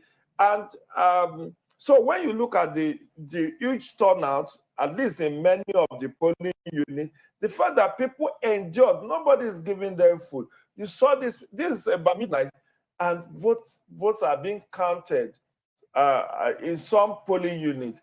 That is resilience for me. Otherwise, people will have said, what is the need for me? After all, they didn't allow them to give us money. Because one thing that I've played down, and which I flag as positive to this election, is that there are no report of mass vote buying, as we saw in Anambra, in Ekiti, in Osun. So people were not giving cash to anybody. If at all there's any vote buying in this election, it's minimal. And that is the point I think Mr. President was trying to make, that he does not want the best election money can buy. So whoever wins, whether the presidency, senatorial, or House of Reps, knows that people genuinely voted for him, not because of what he has to offer. Yeah. Okay, so we'll have about 5,181 results that have been uploaded on the ARI portal out of 176,606. Oh, some progress. I mean, some progress from 2,000, which we had earlier, and I was saying 5,000. We keep it optimistic. Who knows? At this rate, who knows where we'll be by 6 a.m. tomorrow morning. But it's still only 17 local government areas, and so we're still looking to see what happens with the presidential ones. And some of these are not even legible. The ones that were snapped and scanned and uploaded. Well, we'll see what happens at the end of the day. But let's take you to how it all started. I mean, the presidential candidates for political parties starting.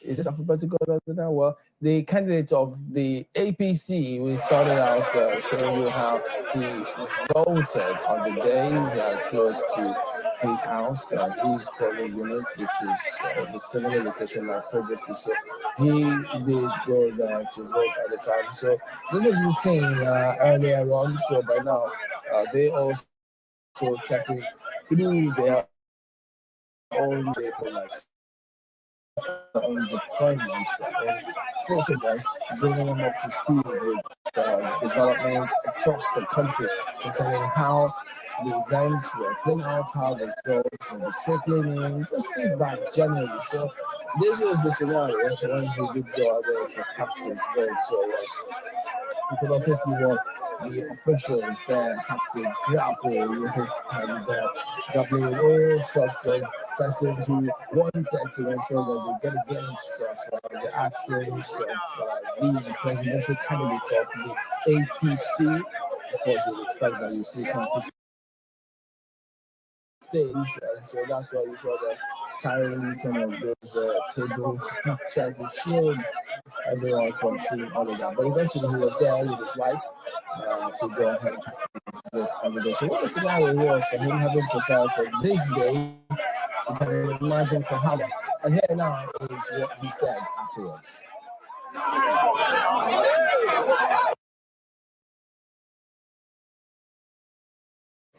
The process is very good. It has shown an improvement over the years. The Electoral Act has worked wonders. What the National Assembly has done has proved to be very good. The system has been changed. You have beavers now that is an improvement from the card reader. Accreditation of voters is very effective, and you can see the validation and critical segment of the elections, having the integrity as expected. We are improving. We are improving tremendously.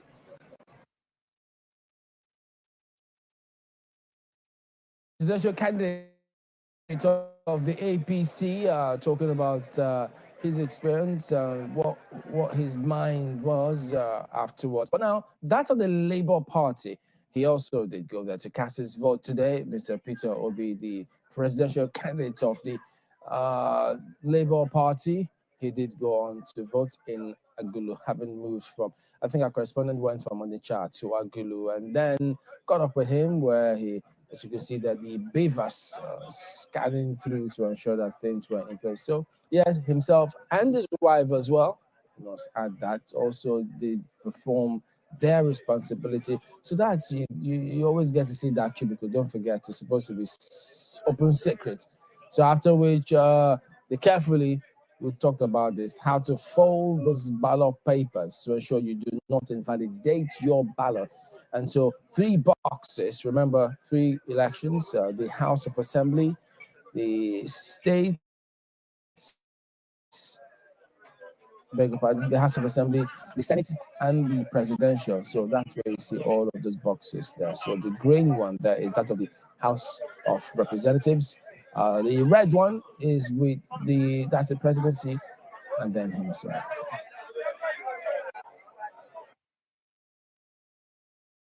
Well, the process so far, as I observe it, is okay.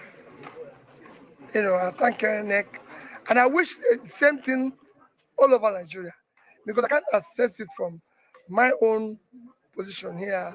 But judging from that, I give them my kudos and say, thank you. We want free, fair, and credible election.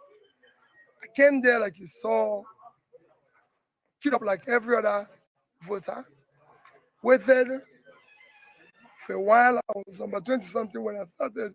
Within a short time, I was able to vote. So there were rumors this morning that you had stepped down for particular candidates. How No. I can't step down and candidate, and I will not. In this election, if there's anybody people will step down for, it's me. Because somebody just said, well, okay, I'm facing two formidable opponents. And I said, the only source of their being formidable is that we are part of those who brought us to this junction. And this junction is not a place where you claim reference for, because it failed. So the only person who is formidable in this election is me, because I'm coming with new ideas. I'm coming with a proven track record of performance. I'm coming with what I can call a clean record and offering a new beginning. The outcome can only be determined by God. Whatever God says, I accept it. It is God that makes it possible for everybody. Of dreams, especially the poor people who are suffering, because Nigerians have suffered enough, and I believe God will hear their cry. Well, what I urge them is to make sure that they extend the time of voting. That will help. This will happen. As long as it works as seamless as it is here, I believe they will be able to meet up within the specified time. And if they don't, they can extend it for a few minutes. That's my appeal. I'm not authorizing them because I have not capacity to do that.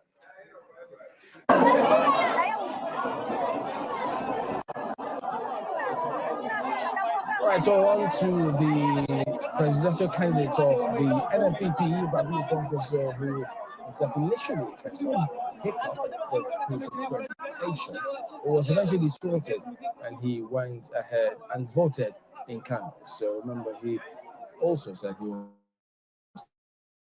going to step up for anyone that he was going to ensure.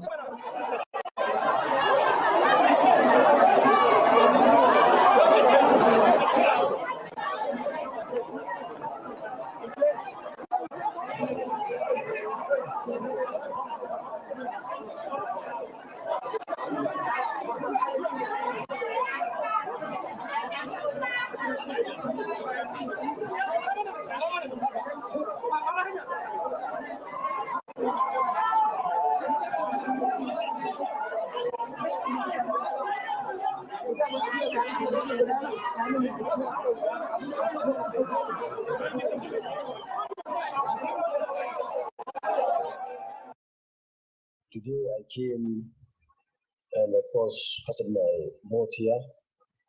But when I went to the first unit, they couldn't find my name. We had to go to the other one in the other class. And I was very happy that we were able to do it correctly and I was able to vote. If I didn't vote, I would have been an angry man that millions to him, and I couldn't vote. So I think that is settled. The only thing is you could see the huge number of people. The turnout was so high, and unfortunately, the equipment they are using is fairly slow. And not only that, immediately I finished voting, it broke down, and I was told they were repairing it. I believe that INEC should look at all ways of ensuring that people when people come with a short period of time, they vote and go. And we were told that they start but we are told the INEC could only start after 11 a.m. This is something that could start by 8, meaning 2 hours late yesterday. And 3 hours on top there will mean a lot of problems. So I am so happy that I was able to vote. My family and everybody who voted, and we are now waiting to hear the great stories from across the country.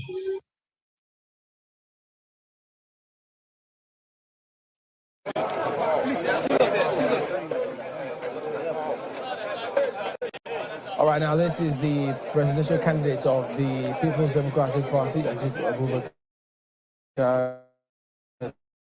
This was when Adamawa State capital.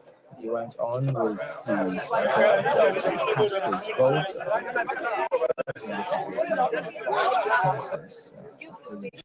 He cast his ballot, and he also caught up with him. He also spoke to President concerning what his impressions were. So after this, you get to hear it.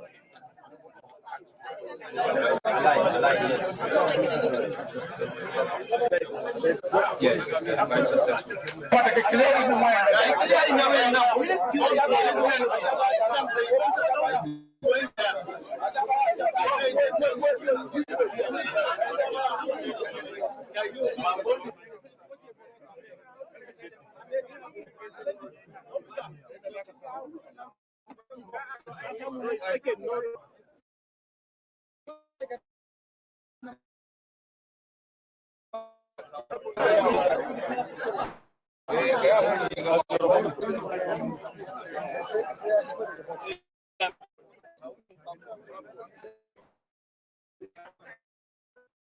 I observed that, there was, a short challenge, as far as, my thumbprint was concerned. We had to go to a facial, accreditation. I think to the extent that it was meant to stop vote buying, worthwhile exercise. But then I think as far as the accessibility of the new currency to the ordinary man, I think it needs to be, more needs to be done.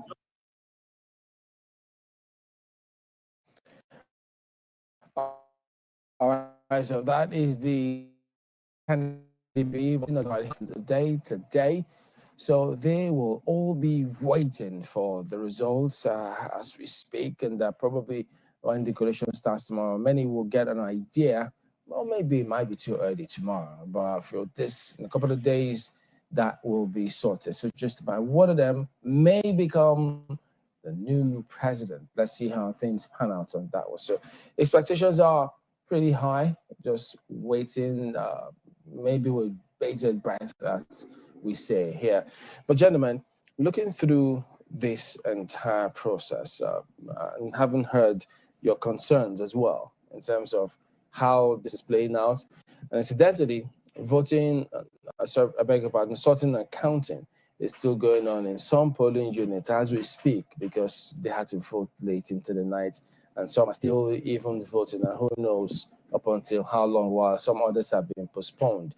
So as it is today, looking through all of this, what kind of scenarios, what kind of expectations, or in terms of what issues would you like to see INEC speak about when they come up tomorrow to address some of these concerns? Well, for me, let's say I am INEC chairman. I will tell the country exactly what the issues are, in spite of sometimes how difficult it may look or may sound. If there are places, I will let them know exactly what the issues were. Because to me, when you tell it as it is, tell the truth, you have less problem. So I don't believe in, oh, well, let's baby the issue and all that. Let's know what happened. And then so that it will not happen again. You know, you ask a very interesting question, lesson learned. You know, it keeps ringing in my mind. There's no other lesson I can think of than preparation. Preparation determines performance. Which is what we always focus on time and again, every election cycle. Wouldn't it be nice to qualify that preparation? Because, I mean, someone will say that they prepared, but hold on before you go there. Yeah, we'll come to that. But speaking about some of these challenges and how it's playing out, we do have Samson Ito, the Executive Director, YAGA, joining us virtually to give or shed some light on some of the experiences. I mean, yes, they put up some data concerning what they noticed while they went out to observe. Good evening, Mr. Good morning, actually. Oh, dear. It's morning, Mr. Toto, who would have known. Oh, boy, that's what this election does to you. So go ahead and tell us from where you are, keeping an eye on this IREV. What do you see at the moment now? Well, I would say about an hour plus ago, the results for the presidential elections were being uploaded to the portal. The last time we had about 3,000 or so, the last time I checked. And so we are still a long, long way to go because we expect results from 176,606 polling units on the portal. So at least as at this moment, the results are being uploaded on the portal. But the big issue is, and I've followed all the discussion so far, it's about what caused the delay in the upload of those results. And I agree with Jake. If INEC does not provide an explanation, I doubt if it would inspire confidence on the results.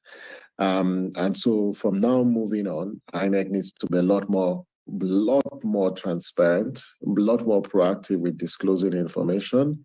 I agree with Jake. Nigerians need an explanation for what happened. INEC owes it to Nigerians to explain to Nigerians, what happened. And if it's a case of internal sabotage, if it's a case of external attack or whatever the case is, somebody, has to be held to account. And I'll leave it at that. But I think to the point you made about, the challenges, is one of the things that it's this election is just the logistics. The logistics were a huge challenge. As you see, polling units didn't open at 7:30. There were only about 27% of polling units that were open based on our sample polling units. And accreditation and voting, had commenced at about 41% of polling units. For an election of this nature where, INEC took a long time to plan, and there's a wave of citizens who were determined, to cast their votes. And everyone was ready for this election. And if you look at how this election was managed, I don't blame citizens who have expressed concerns about the way it's gone, because based on our observation, there were logistical issues.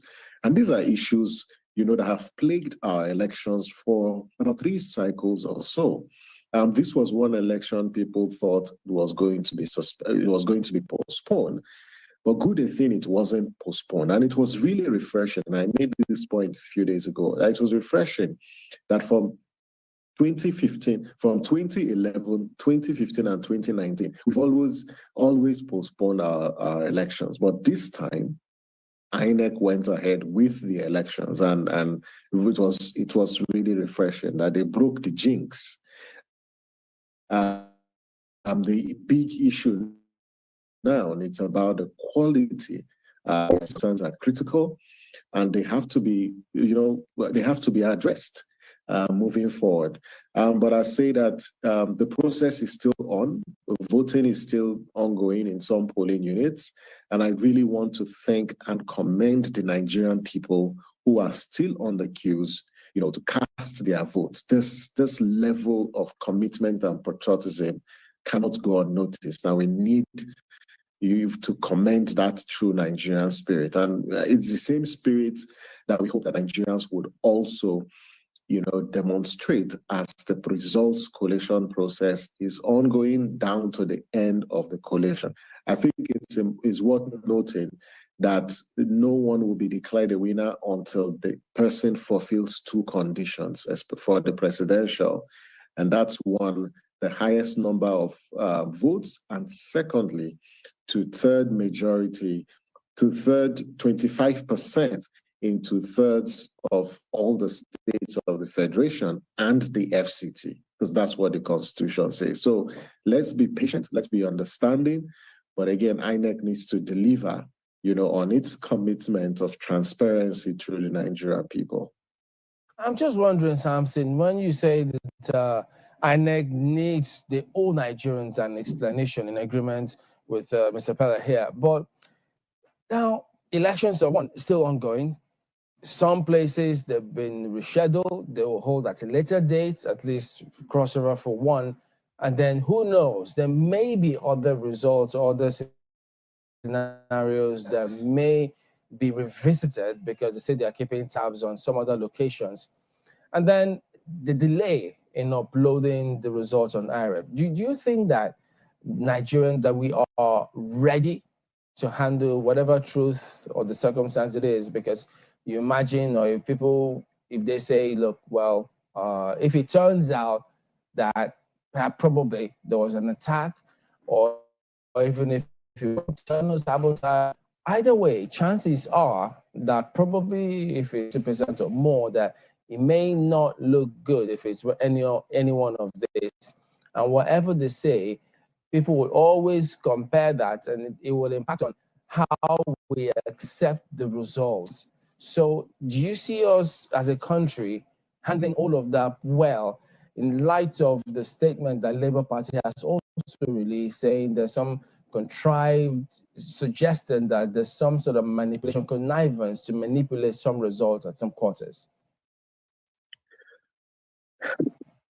Quite frankly, nothing looks good at the moment.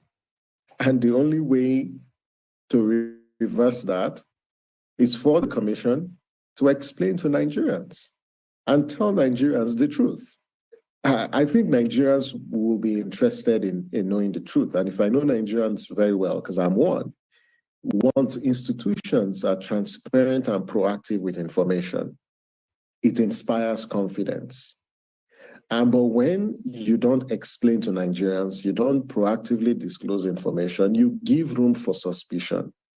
And what has happened is you've created an atmosphere of suspicion and apprehension because of the fact that INEC is keeping Nigerians in the dark. There has to be an explanation, because this is not the first time IREV was deployed for elections. In the Ekiti elections, by 10 p.m. on election day, 80% of all the results for the governorship election were on the portal. It was the same trend in the Osun elections.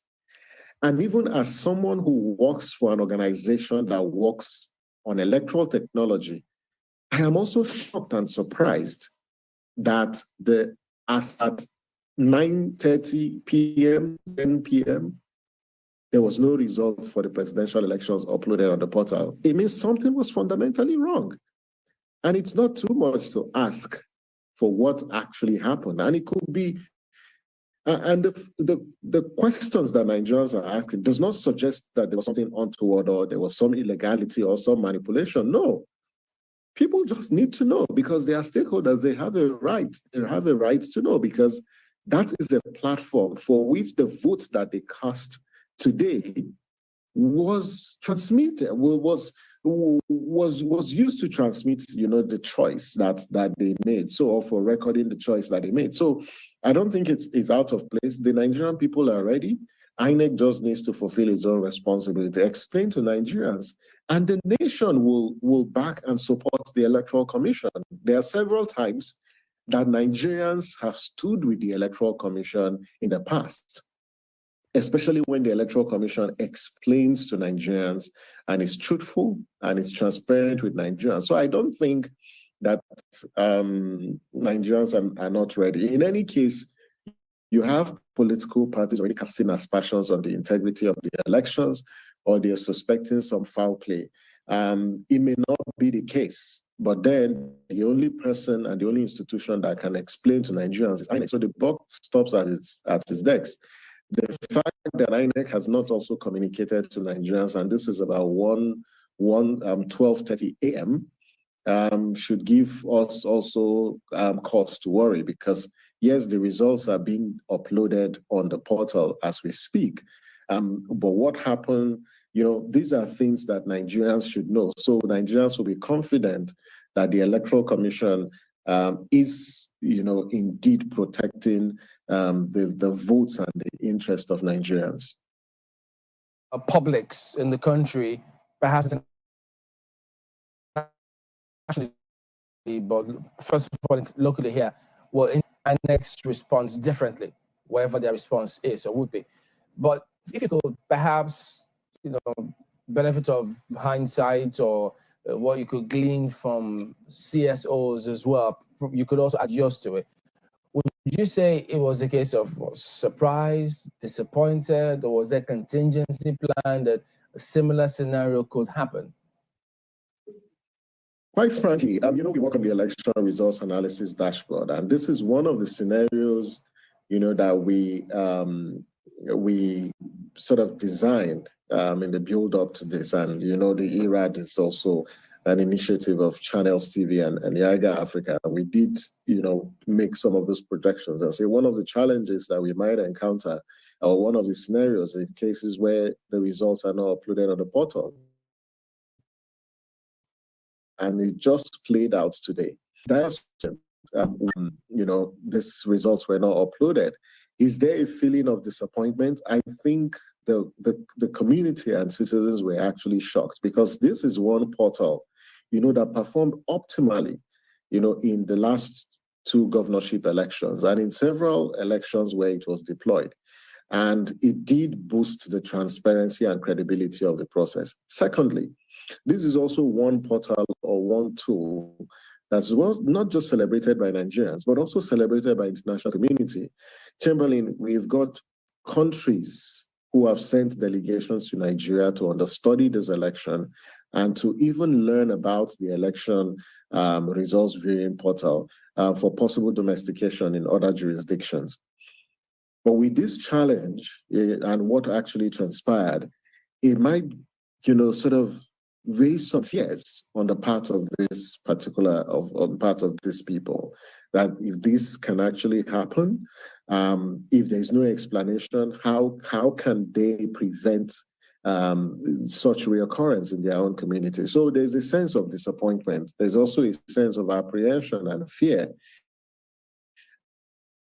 amongst who work on this. But this is technology. Now, technology has its own vulnerabilities and it has its own shortcomings. It's never a silver bullet. It is just a means to an end. And what transpired today is just a classic, example of that particular aphorism. So, to be honest, I think that INEC needs to help Nigerians and it needs to explain and speak to Nigerians on what happened. And I hope that when the collation center officially opens tomorrow, if INEC does not issue any statement before that, perhaps they'll use that opportunity to explain to Nigerians what happened and give Nigerians an opportunity to ask questions. Because at this point, you've brought so much credibility that you don't want to lose that confidence and support that you enjoy for a lot of Nigerians. Because Nigerians came out to vote because they believed that their vote was going to count as a result of these technologies deployed by INEC. And so if they have concerns, INEC has to respond to those concerns. Well, so thank you very much indeed, Samson Itodo, Executive Director for Yiga.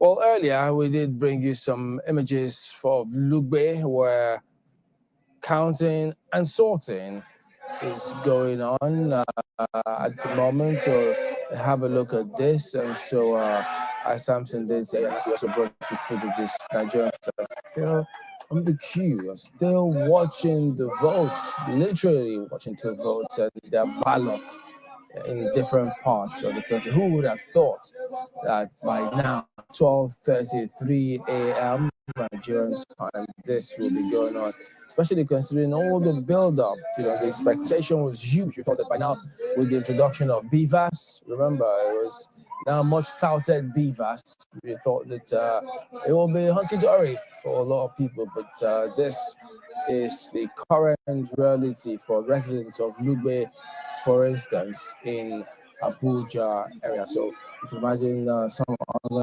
areas who are having a similar scenario, but not saying Lagos. So that's how we see people.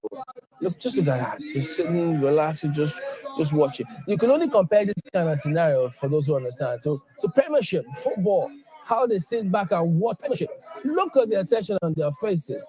Except that we don't see a lot of women sit with us and watch football. But just look at this. Just look at the attention. I try not to say anything about that. I mean, I try not to say anything about women and football, but I got the results I wanted. Women are suddenly. Well, good luck to you, Chimney. Women are suddenly very interested. I mean, by this time, I mean, this is past midnight, way past midnight. Normally, you would think that this would have discouraged a lot of women and they'll be in bed by now or going to mind the children or mind their families. But here they are as presiding officers. They are INEC officials right there, women amongst them, and also amongst the electorate, monitoring the counting very intently and paying attention to what is happening there. And this is happening right here in Abuja and the FCT, not too far from the city center. Lugbe is as close as you can get to the city center, just along the airport road, somewhere in the middle between, you know, the city center and the airport. So very interesting pictures coming in that at 12:35 a.m. Yeah, people are still at the polling unit monitoring the counting of votes. Now, at this point, we want to believe that after the results have been recorded, it should be uploaded onto the BVAS. Maybe this is one of the results we're still waiting for. I think INEC really, truly needs to explain, because don't blame this on technology. So we can't say that all the system, there was a total system breakdown. It's not possible. What did they say it was network providers? What network providing what? So what happened thereafter? I think maybe there was 1-2 individuals who don't want to do the right thing and had brought us to where we are. And I think at the end of the day, INEC chairman needs to investigate what happened. Maybe by now they are doing that. And by later today, I was going to say in the morning, it's already morning. Later today, come out with a clear court statement of what happened. Well, let's listen to what's happening here now while we wait for INEC.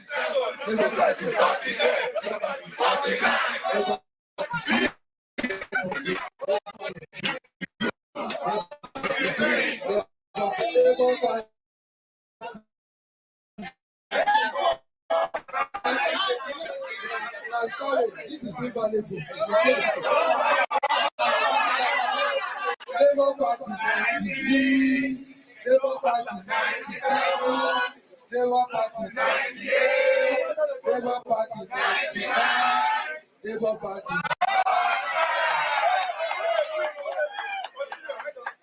Labour Party 1, Labour Party 2, Labour Party 3, Labour Party 4, Labour Party 5, Labour Party 6, Labour Party 7, Labour Party 8, Labour Party 9, Labour Party 10, Labour Party 11, Labour Party 12, Labour Party 13,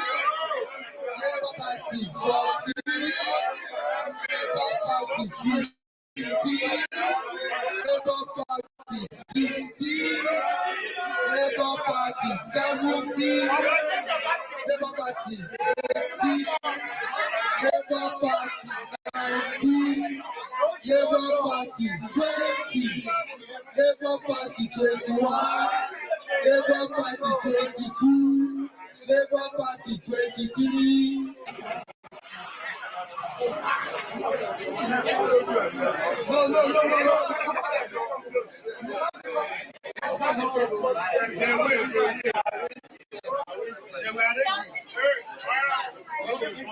Even the boy, they will come to. Don't relax.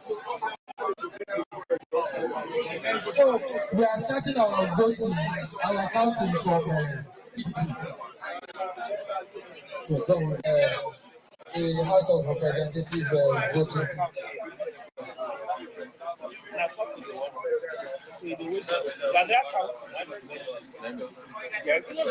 Labour Party. Somebody go collect for you now.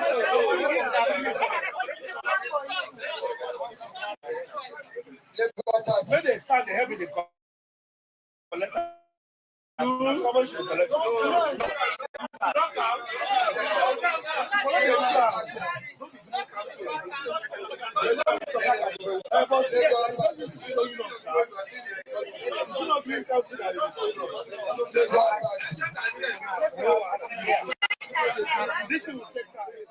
There you go, the counting, sorting of ballot in that polling unit in Lugbe in Abuja, as you could hear and see enthusiastic voters this morning. True. As a matter of fact. It's just amazing how much of joy, if I could call it joy or excitement, that those guys are expressing at 20 minutes to 1 a.m.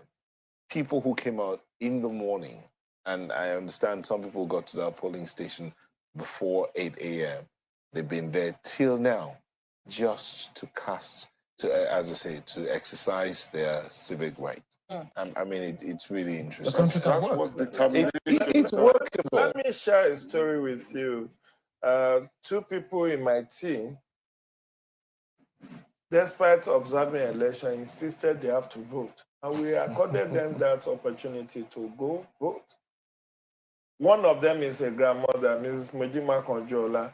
You know, at close to 70, she insisted she has to vote in this election. And because of her, we went to her, we searched around to get to her polling units because it wasn't easy, just like Mokwe's case. We have to be asking, eventually we were able to get it. And now she has issue climbing the staircase, well, not much of the stairs, and they have to attend to her.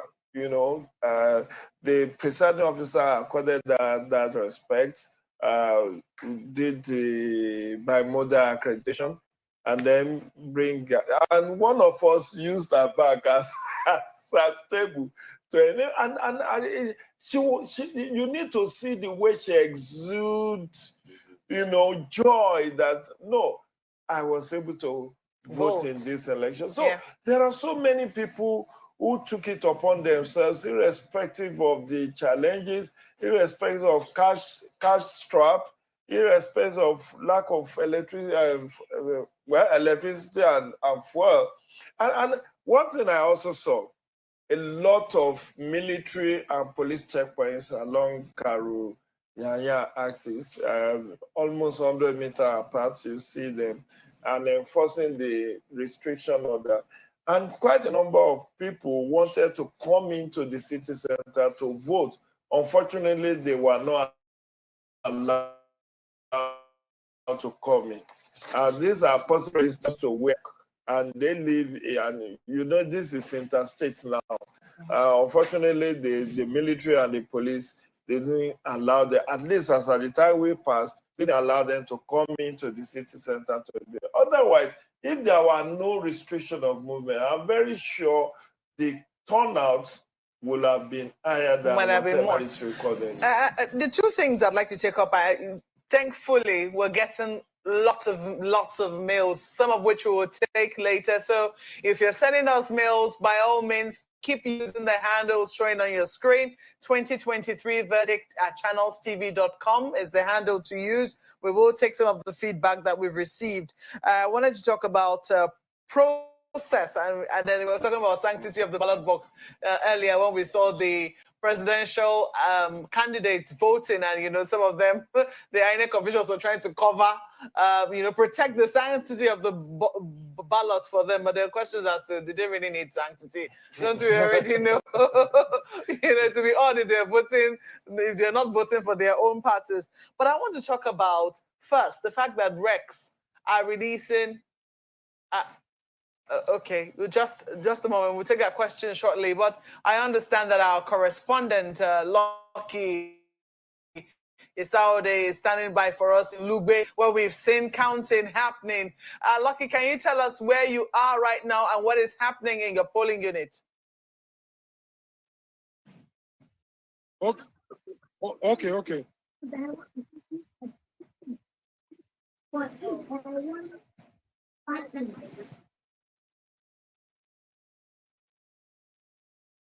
Lucky, what is happening in your polling unit? Where are you right now and what is happening there?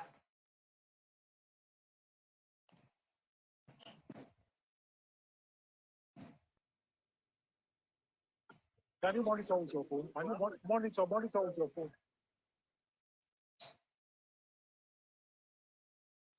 Oh dear, looks like we're still trying to sort out audio issues with him, but we can see him right there. And he was the one sending us live pictures earlier from that polling unit where sorting and counting was happening in that polling unit in Lugbe.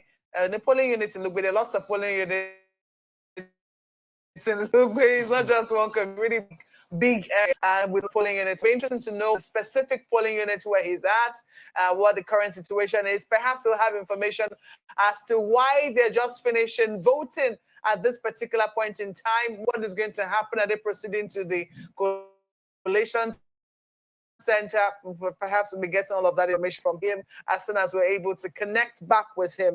But I want to talk about the fact that Rex are releasing staggering information. The press release which you read earlier came from Cross River State, talking about polling being shifted to much later today. I think it's going to close by 12 noon today.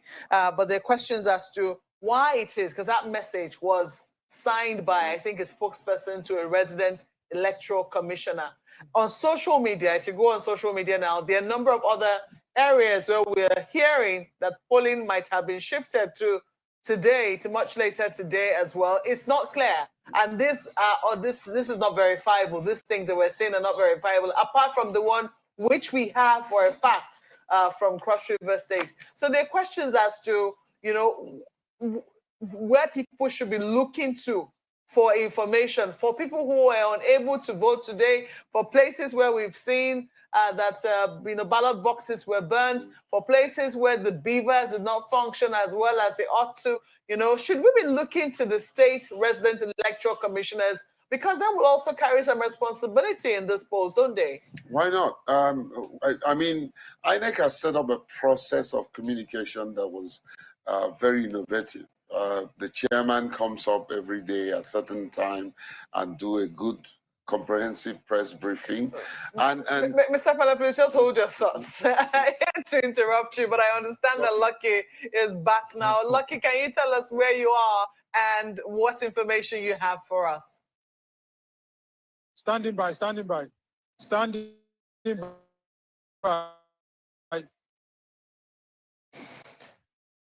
We are right now at PU 089 Trademore Estate in Lugbe, where voting is still ongoing. As at 11:30 a.m. this morning, when we monitored this polling unit, INEC officials were yet to arrive. But we understand that they later came at about 12 and voting started almost immediately. 3,471 voters were accredited at this polling unit. And despite the rain, despite the windstorm, they have decided to stay on to ensure that their votes, the votes are sorted out and counted. At the moment, voting is about to end because the number on the list has been exhausted, and they will still start sorting out the votes. And once they start sorting out the votes, after the sorting out, the party agents are here to monitor the uploading of the results and the announcement. The atmosphere here is very calm. The situation is calm.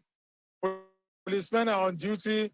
Men of the army are also here to ensure that everything remains peaceful. And there has not been any incident at this place. So far, the residents here, the voters here, have been very peaceful. And as you can see, they are very orderly, waiting eagerly for the sorting of the results, for the sorting of the ballot papers. They want to know what is the outcome of their voting today. And as I said earlier on, the security here is also very okay, as men of the Nigerian police and Nigerian Navy are on ground to maintain situation. I find it very interesting. The sorting is about to take place now, here inside this hall.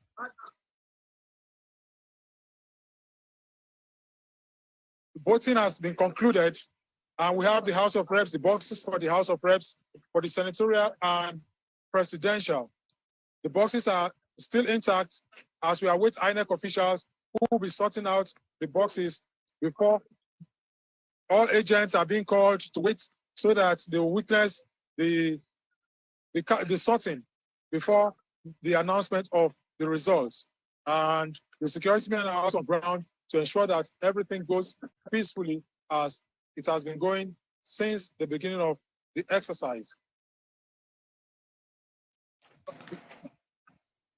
Okay. Well, that's our correspondent, Lucky Sawode, in polling unit 089. He says that voting did not start on time. We started about 12 noon, and that when the officials came at about noon, voting eventually started. They have about 3,471 voters in that particular polling unit. So that would be interesting to know, how many beavers were deployed there, because INEC did say that at least, at most, 1,250 people were going to be to one beavers mission. So it'd be interesting to know just how many people were deployed there. But that is the situation. Sorting is just about to start in that particular polling unit, and we'll certainly be bringing you more live feed. We saw already happening in another polling unit. Apparently that was another polling unit in the same area of Lugbe, but that was a separate polling unit in the Lugbe area of Abuja.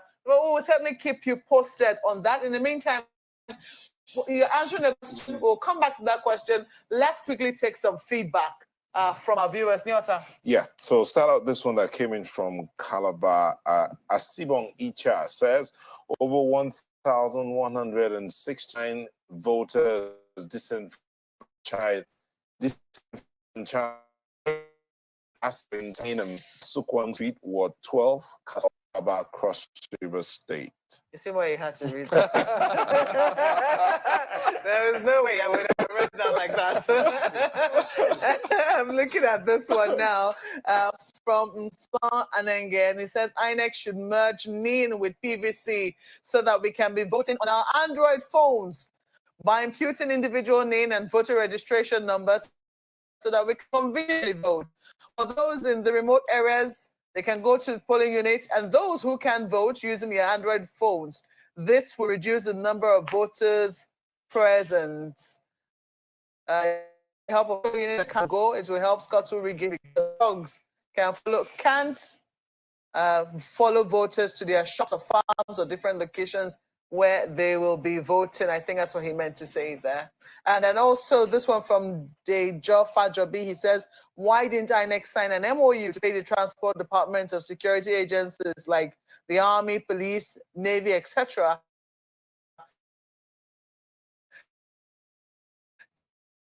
to deliver materials at ward level? Big question. This is delivered. We understand that INEC did this much earlier in the democratic process, but looked like criticism made it look another way to, to be able to deliver that. But who knows? Yeah, this one is from Damien. He says, this is Akinyele Aguda, Surrey, Lagos, housing 081, 082, and 083 voting centers. Armed men disrupted voting this morning and took away the ballot boxes and ballot papers. And I must organize another poll tomorrow and get militiamen fully armed to get polling booths. And then one more from Nonso. Wait, is this from London? Yeah. Okay, Yeah, it says, hello, every Nigerian should be happy today. We've shown today that we can be a par with the developed world. The ordinary Nigerians are winners today. Our rulers, on the other hand, are the losers. There's hope in Nigeria. Nigeria will easily become the greatest country on earth if we elect leaders with integrity. Ordinary Nigerians demonstrated this today. Congratulations to ordinary Nigerians, he says. So, indeed.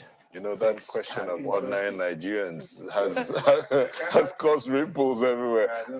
I think while it just occurred to me, I said, while we're praising the citizenry and the electorate. Okay, those are live images coming through, by the way, as you comment on from Lugbe. So remember, lucky this is Sorting and Canton was about to go on in some other locations. I think it was where he is actually. So you could see how bright it is. If we could just listen for a few minutes. Let's see.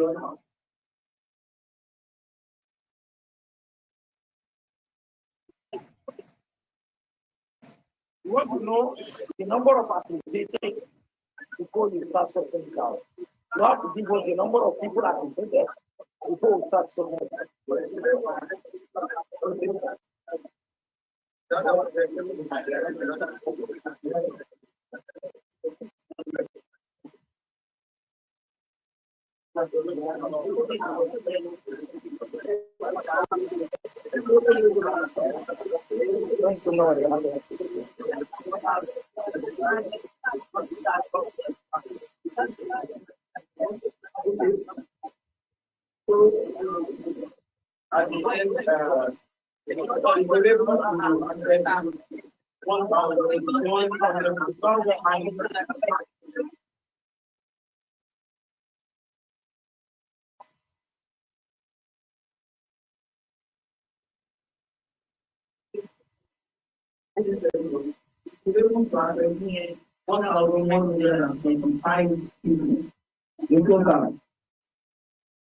Okay. So now we are starting line of the investigation from okay.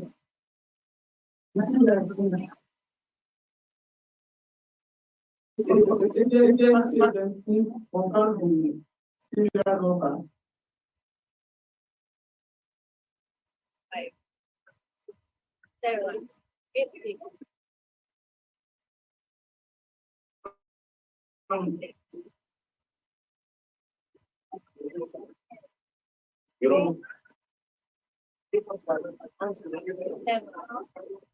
in one side, in one side, one unity on the other side.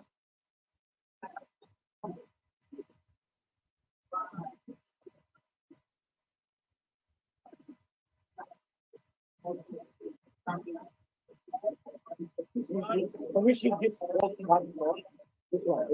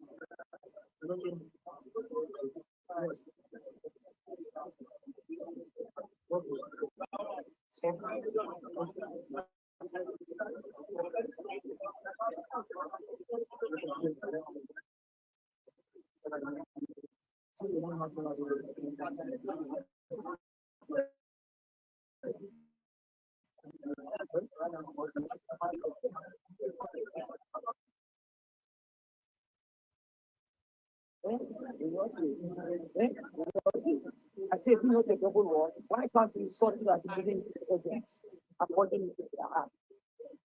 No. I think what do I have to do? No other.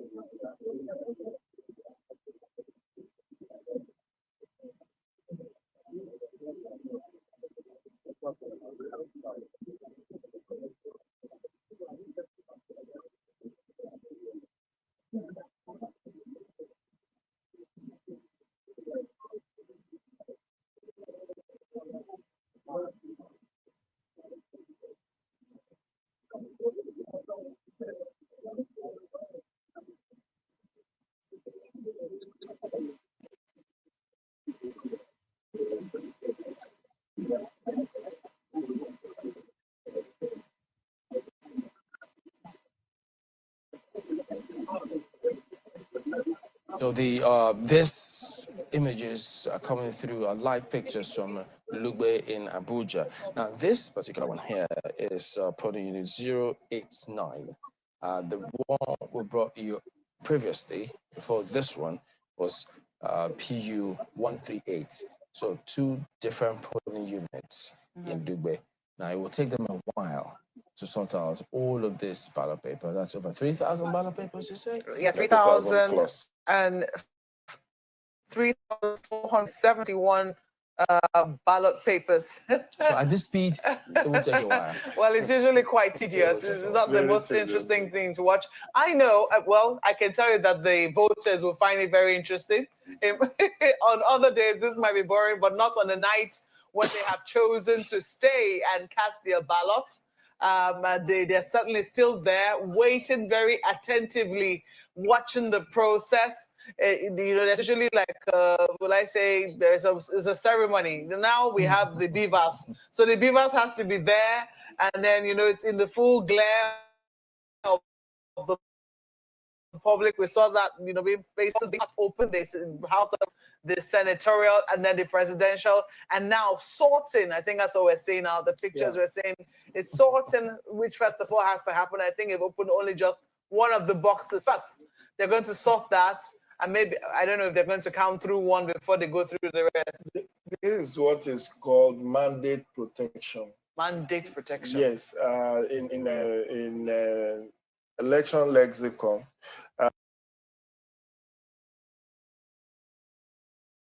They have to say We want to see the results, the end of this, and then following through to collation center.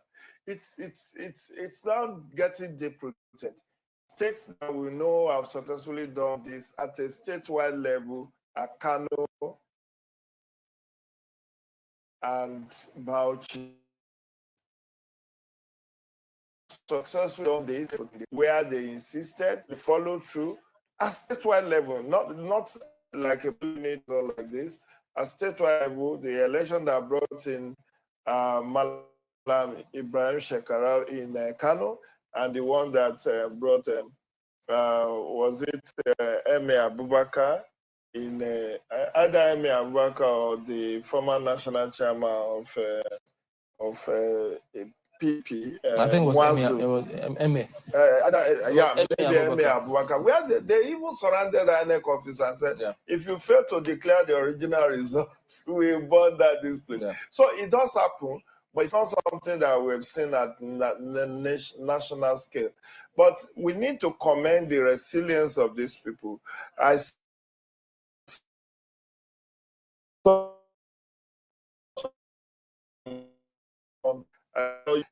The polling agents, who are actually the one primarily saddled with this responsibility of oversighting the polling unit. So it's part of the historic moment for Nigeria in 2023, which needs to be saluted, which needs to be commended, that we still have committed. And I do hope, because one thing we need to do is also to encourage them to moderate their expectations. When people win, when a particular candidate of your choice wins at your polling unit level, don't take it to heart that he's won the presidency. It is just one out of 176,606.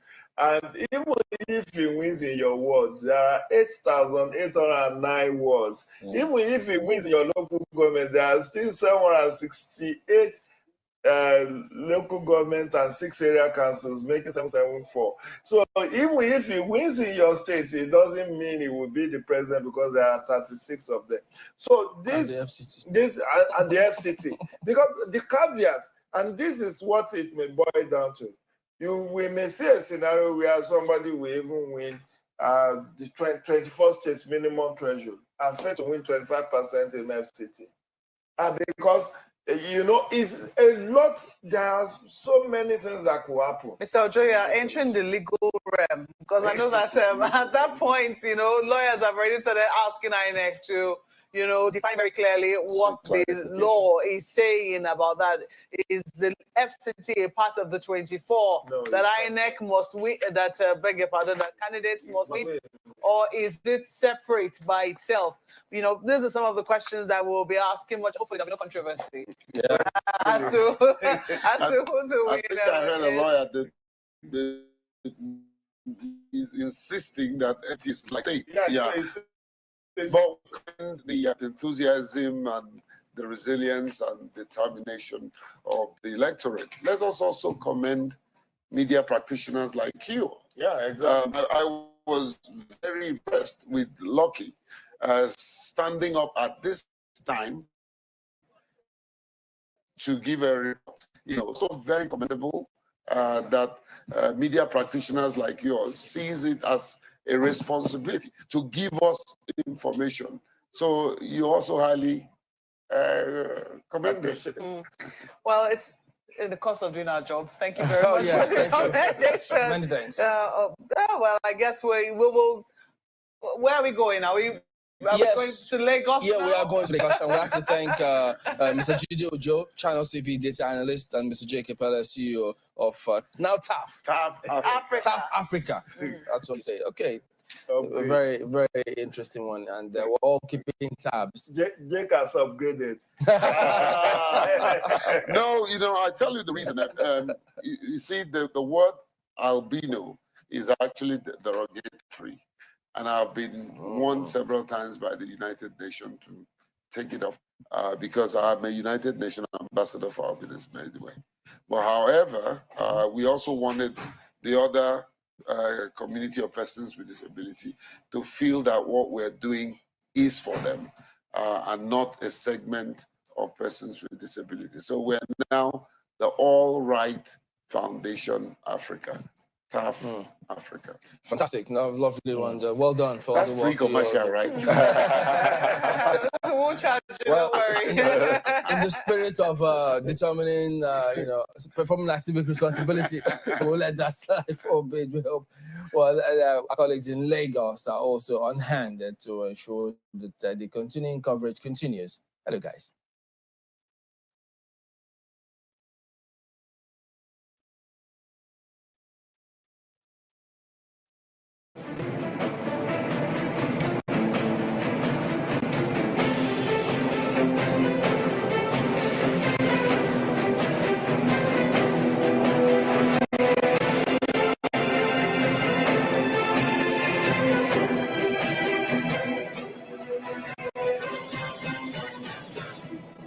Indeed, Chamberlain, where we promised to bring round-the-clock coverage of the elections, we actually meant it. Well, it's our continued coverage of the 2023 presidential and National Assembly elections. It's the wee hours of Sunday here in Lagos, Nigeria's commercial capital. I'm Kayode Okikiolu here at our headquarters. It's our Lagos studio.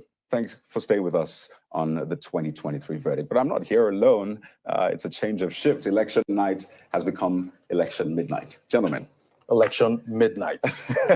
Indeed, election midnight. And I'm sure it's past some of us bedtime right now, but do we ever sleep as journalists? We don't sleep. We never sleep. We're the night watchers. Exactly. In this Game of Thrones, but put your mind away from the movie, actually. Yeah. Those ones are outlaws. Yeah. So we're journalists to make sure that every happenings across the country, wherever it's happening, polling unit by polling unit, word to word, local government, wherever it's happening, the latest information. As far as this election is concerned, we're bringing you right here on channels, television, your home for the news, which is why they say we're ubiquitous. Indeed, we're ubiquitous. So around the clock, all the way from 7 a.m., we're going to run all here from now until up to 7 a.m., and then people will take over from there. So everything you want to know, you want to hear, and you want to understand about this election, that's why we're here to ensure that you have the best of the night, like you've never had before. Exactly. Indeed. So my colleague, Larry Williams, and Jeffrey Ozon will be doing this together tonight. As you may have seen, counting is taking place actually in the nation's capital, in that polling units in Lube. And I mean, remarkable images we've seen from there. Imagine people staying up until this time, way past the bedtime, just to ensure that their votes count. I mean, looking at that, I mean, nothing really tells a story more than that. Imagine people woke up early on Saturday morning expecting that, well, voting should have ended by 2:30. But what do you know? It is past 1 a.m. and the people are still there. INEC officials are still there to ensure that those votes count. And essentially, we have a result for that polling unit. That polling unit we've been showing you is polling unit 138 in New Site, Lube. That's in the nation's capital, Abuja. We'll be staying with that polling unit just to bring you updates, let you know what exactly is going on, because we're as invested in that polling unit as the people. But that's not all that is going on, really. If you thought that this election has come and gone, well, you'll have to think again, because here in Lagos, we had some voters actually picketing a collation center in the Ajao Estate area of Lagos. And our correspondent, Olu Phillips, who's been covering different parts of Lagos, now brings that report for us. Take a listen. So it's exactly midnight, and technically you can say it's another day. So today isn't 25th, today is 26th, as it were, isn't it, of February. And we are still having a situation of collation and uploading of results. Can you tell us exactly what the situation here is, where we are, and what the situation has been long before now? All right, I'm Odio Nusaro, Ward Chairman, Ajao Waji, Oshodi Solo, local government. So far, the election we had here across 36 polling units was peaceful, very peaceful. But one of the major challenges we had was the uploading of the results, either offline or online. So we accompanied all the INEC officers with our polling agents to the collation center here. And the major issue we have right now is the uploading of the polling unit 028. And funny enough, it is my polling unit, and the difference in the vote in that polling unit is massive for my party. And so the result was neither uploaded online or offline. And that is where our interest comes in. So this is the situation is a few minutes right now after midnight, and there's still a situation here in Ajawe Estate, and one that it's not very pleasant to the voters. You can see they are lighting all their torchlights from their phone to enable us to see some visibility here. This is the place where the collision has happened, and up till this second, people are yet to know what the fate of their results are, especially, they tell me, for the presidential results and numbers. And we also hear that this has to do with all of the results coming from Ajawe State. Uploading them for presidential results has been a Herculean tax. And this is what the situation is here. We still have some security officers here hoping to help in terms of safeguard and make sure that the other officials that are there also are safe. But the situation, as we can report here on Channels Television exclusively, is to tell you that results from Ajawe State are yet to be uploaded in INEC, and these guys are really concerned about it. This is the vehicle accompanying the INEC officials trying to leave under heavy protection from the Nigerian police. But the agitation is still on because the results were not uploaded. And this is what it is. This is what it is. The vehicle is leaving. It's some minutes after midnight here in Ajawe State. They are just leaving now. The people here are not happy with the situation. You can see they all have their torchlights on, hoping to have the results uploaded. Yes, so after 12 midnight, I mean, really remarkable scenes from the Ajawe State area of Lagos right there. We'll be speaking with our correspondent, Olu Phillips, very soon when he's back, just to help us get a sense of what's going on, perhaps if there's been some sort of update. But really, we knew that this election was going to be our biggest yet, but who would have thought it would be the most intriguing? Exactly. Like, who would be still here trying to count, those votes at this time? But a lot has happened in the past 17 hours since voting was expected to have begun across the country. So let's show you the key moments that define the conduct of this election so far, starting with security plans. From start to finish, security operatives are part of the electoral process. In Lagos, for most parts, voters turned out early, joined the queue, and voted. To understand the security plan for the election, we joined the Commissioner of Police in the state for a surveillance tour.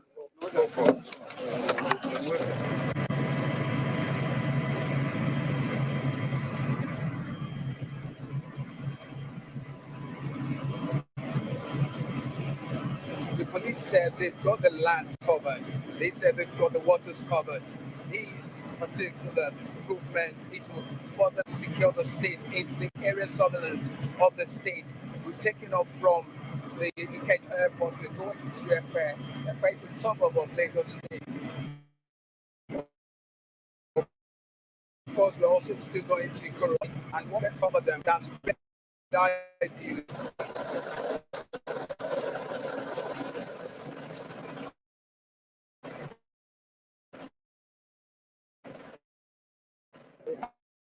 Across the state, it's the feed off and the exercise. In Epe Township, most polling units are quiet, and the process seemed smooth. Ikeja, Ogudu, and other parts of Lagos seemed calm as well. Let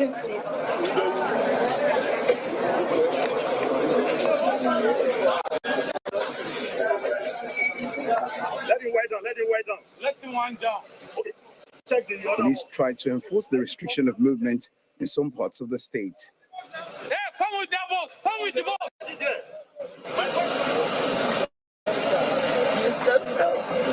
In Mapoluku area of the state, election materials are left in ruins after an attack on some polling units in the area.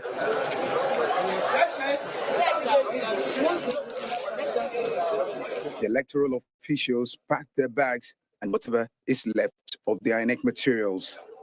The environment is no longer safe for them, they say.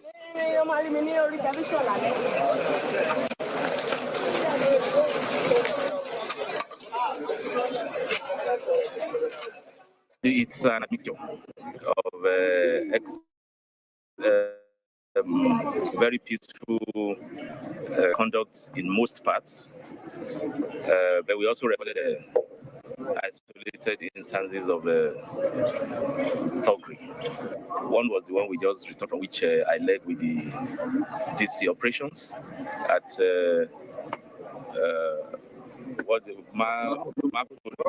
Mapoluku, specifically Branco. They had issues and we went in there. We were able to stabilize the situation and rescue the INEC officials. Away from Lagos, there's a report of violence in Edo State. Suspected hoodlums destroyed ballot boxes at the point of counting. The Commissioner of Police in Edo State, when contact, said of cases of thuggery reported in some polling units, but will not confirm the incident until it has full details. Well, that was just before the election started. All of the promises by the state agencies to ensure that everything goes as planned and Lagos and every part of the country is safe for voters. But on the ground, however, there were some attacks, cases of attacks, ballot box snatching and burning. But that didn't stop the conduct of the elections. That's the beautiful part of this whole thing. I'm sure the president also voting in their various polling units. The presidential candidate of the People's Democratic Party, PDP, Atiku Abubakar, and his wife arrived at polling unit 012 at Gia Ward in the Yola North local government area of Adamawa State and cast their vote. The former vice president expresses optimism and confidence that he will emerge the winner of the presidential election and succeed President Muhammadu Buhari, whose two-term tenure ends on May 29, 2023. I observed that, there was, a short challenge, as far as, my thumbprint was concerned. We had to go to a facial, accreditation. In Anambra State, Southeast Nigeria, at polling unit 019, a representative of the Labour, Mr. Peter Obi, arrives. Like every other voter, he joins the queue and within 10 minutes casts his vote.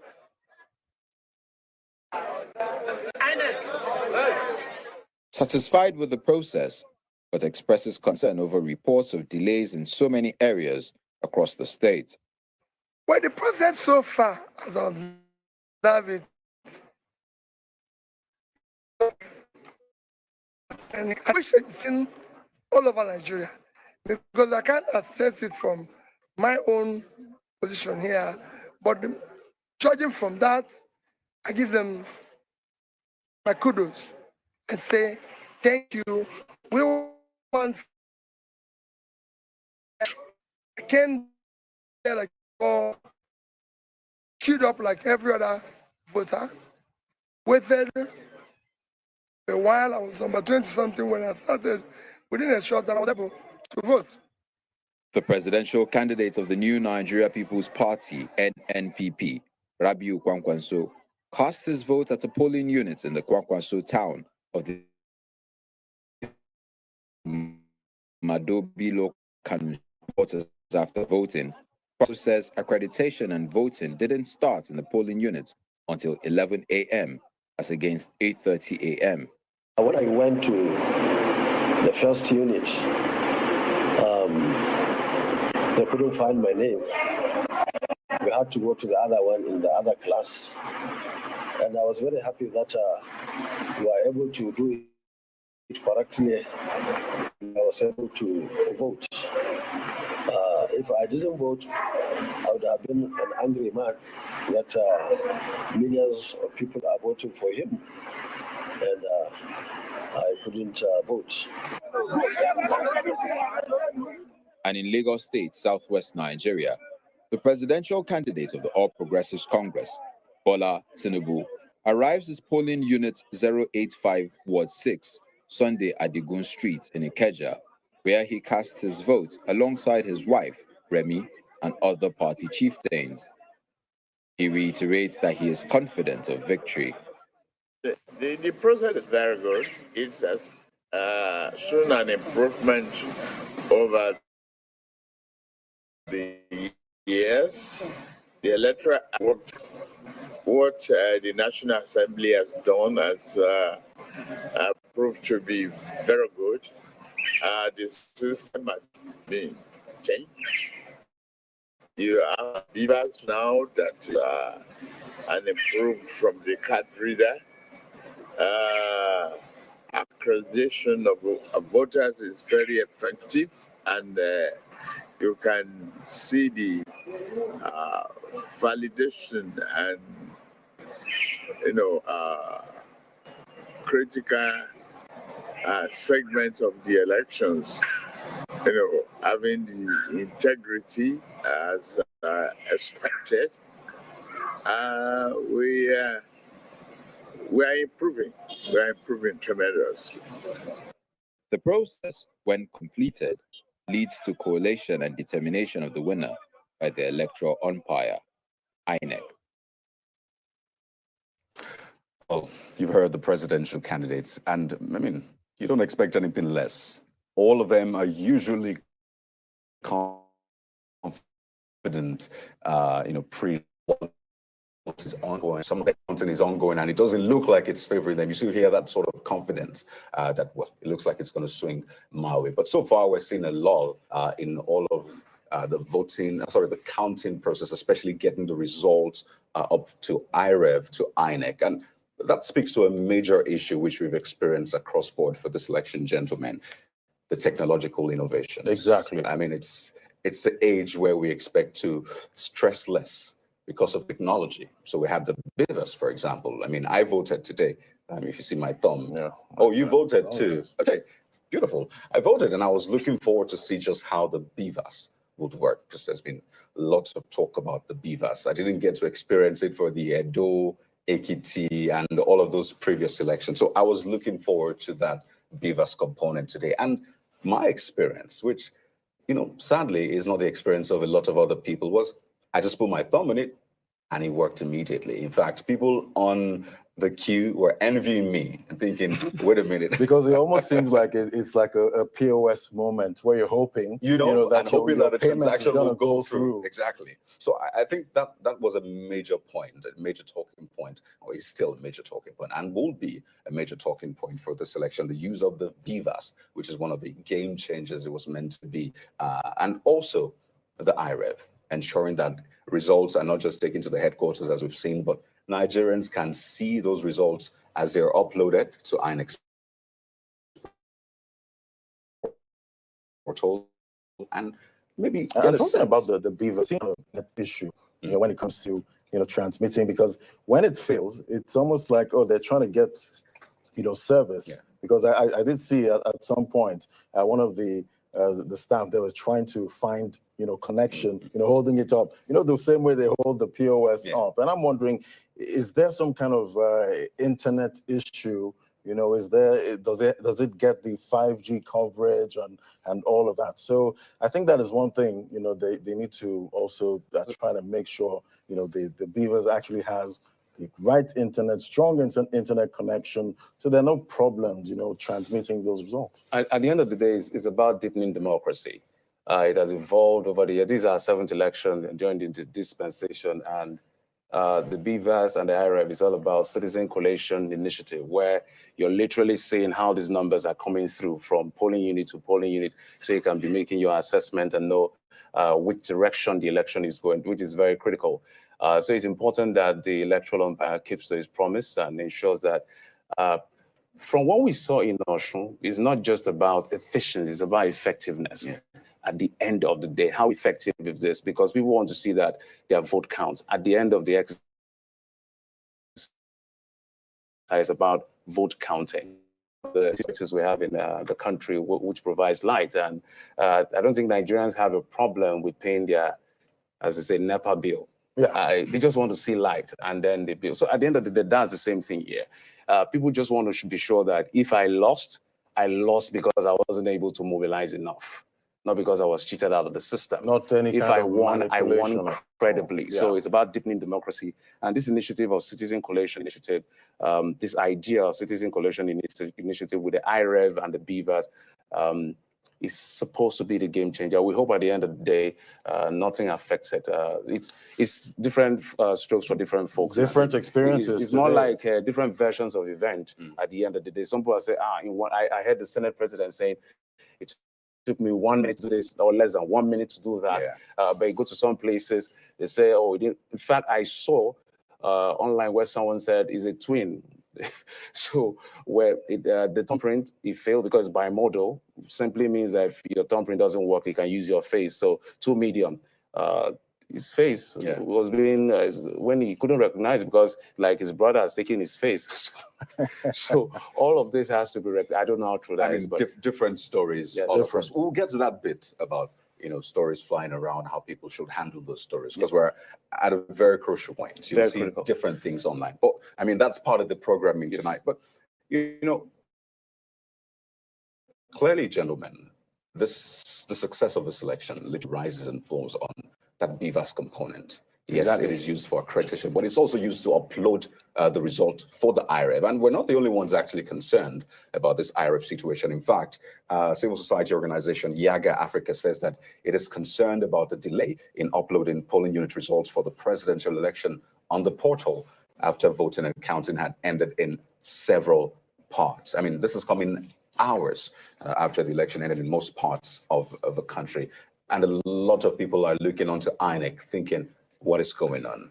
Give us something to work with. Help us manage our expectations. I know people who have refreshed that portal time and again just to see if there's been any change. But so far, you see just few, less than 10 or thereabout, if anything, for some people, results have been uploaded. And don't forget, we have over 100,000 polling units in this country. Those are the talking points we'll be bringing to you in a moment. Don't forget the Ajao Estate area issue here in Lagos. Our correspondent, Olu Phillips, will be here with us. But let's head over to the nation's capital, Abuja, where our correspondent, who's been monitoring the situation at that polling unit, well, he's here for us now to give us the latest. As of the last time we checked, they were trying to count and collate the results for that polling unit. So let's see if anything has changed, especially for those voters who've had to stay hours just to ensure their votes count. Well, Lucky, quite a night, I must say. You've covered elections. This clearly is one of a kind. Can you tell us what's going on there, that New Nube polling unit where you're at?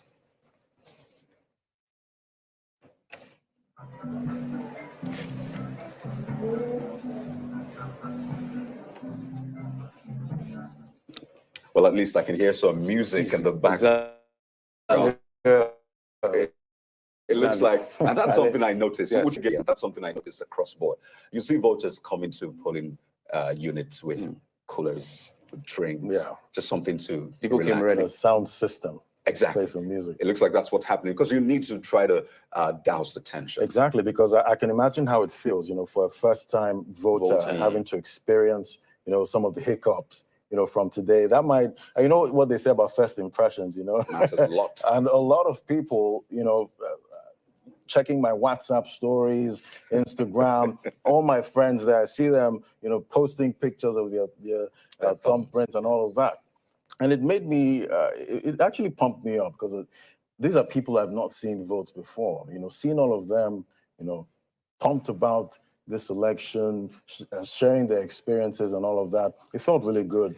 And it's all, I don't know if you noticed any of your friends. You know, at the end of the day, that is the aspiration of everyone. Election is not war. Election is supposed to be a democratic, a civil exercise where, so the excitement should be there. Is not, you're not fighting anybody. You're not trying to kill anyone. True. You're trying to make sure that your voices or your voice counts or your vote counts at the end of the day. And that's exactly what we're ensuring we will do right here on Channels Television, to make sure that every voice that wants to be heard is heard. Every face that wants to be seen is seen. Everyone that voted, we're here to follow all of those votes to ensure that your vote count. That's why we're bringing you around-the-clock coverage of this election. And we understand our correspondent, Tokwe, who is in Imo State, where it happened. Thank you and good morning. As at 10 p.m. last night, voting was still ongoing in some parts of Imo State where elections started far behind schedule. Even in some areas, we were told that INEC officials, after the election, they were finding it hard to upload the results on the INEC server. This development has affected the timing of collation. Presently, at the State Collation Center at the INEC headquarters here in Owerri, Imo State capital, officials are still waiting for electoral officers from different parts of the state to come so collation could start. Contrary to speculations, the elections in Imo State went peacefully and smooth, even though there were little skirmishes here and there, but security operatives were equal to the task and they were able to handle all these skirmishes. The election witnessed large turnout of voters as it came out in eagerness to vote for the candidates of their choice and exercise their civic responsibilities. Few moments from now, we'll to monitor activities around there and be sure we'll bring you details of this as it unfolds. From Owerri, the Imo State capital, Iyitopo Kutei.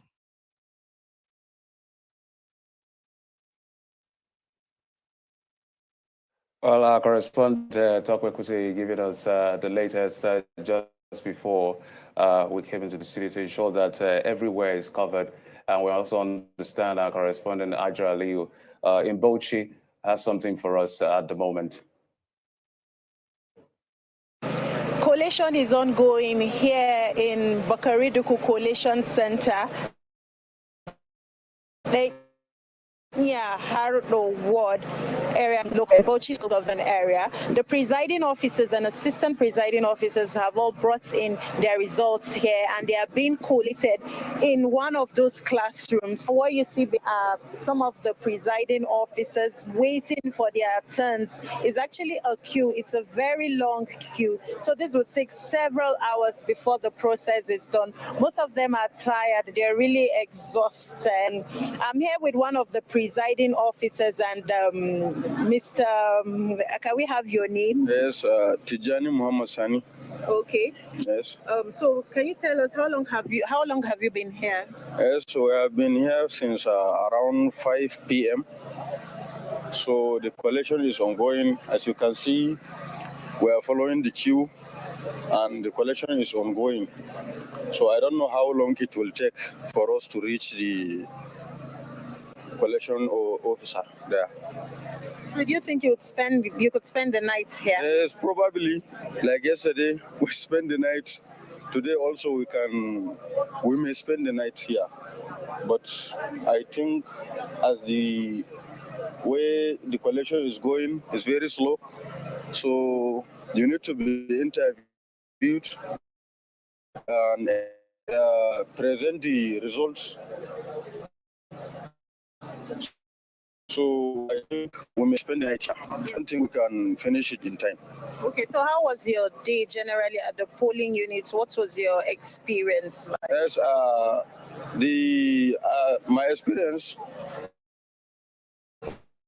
was that this election, because as you can see, there was nothing like disturbance here and there.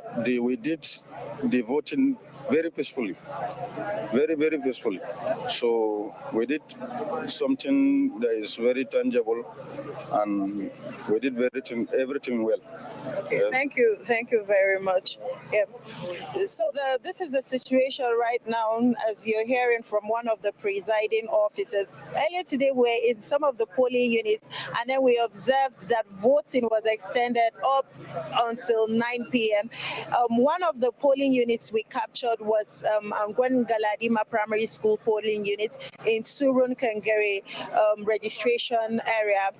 They voted until 9 p.m. and then basically they were using their torchlights to vote. You could see that level of interest in them. Everyone wanted to exercise their franchise. I spoke to a first-time voter, and you could see that what this election really means to him. It's his first time, so you can understand why he would stay up until that hour just to cast his ballot. And I also spoke to quite a number of persons, and this is what they had to say. Are you a first-time voter? I'm 19 years old. You are what? 19 years old. 19. Okay. How was the experience? I was excited. So many people. I never did that till this year. That's why I'm very happy that I can't vote. My vote will be among the counted one that will be. We arrived here since 11:30, so they refused to come on time, but they just managed their time up to now. We are using, as you can see, we are using torchlight to cast our vote, but now we are finished in a peaceful mind. Nothing happened to us. So elections took like 4 years before you get the opportunity to renew or to choose your mandates. So because of that very single day, it will determine that next 4 years. For that, people will stand, even the sun, even everything, any difficulties that they can encounter, to sacrifice their everything to see that they cast their own votes. This is the situation right here in Bauchi.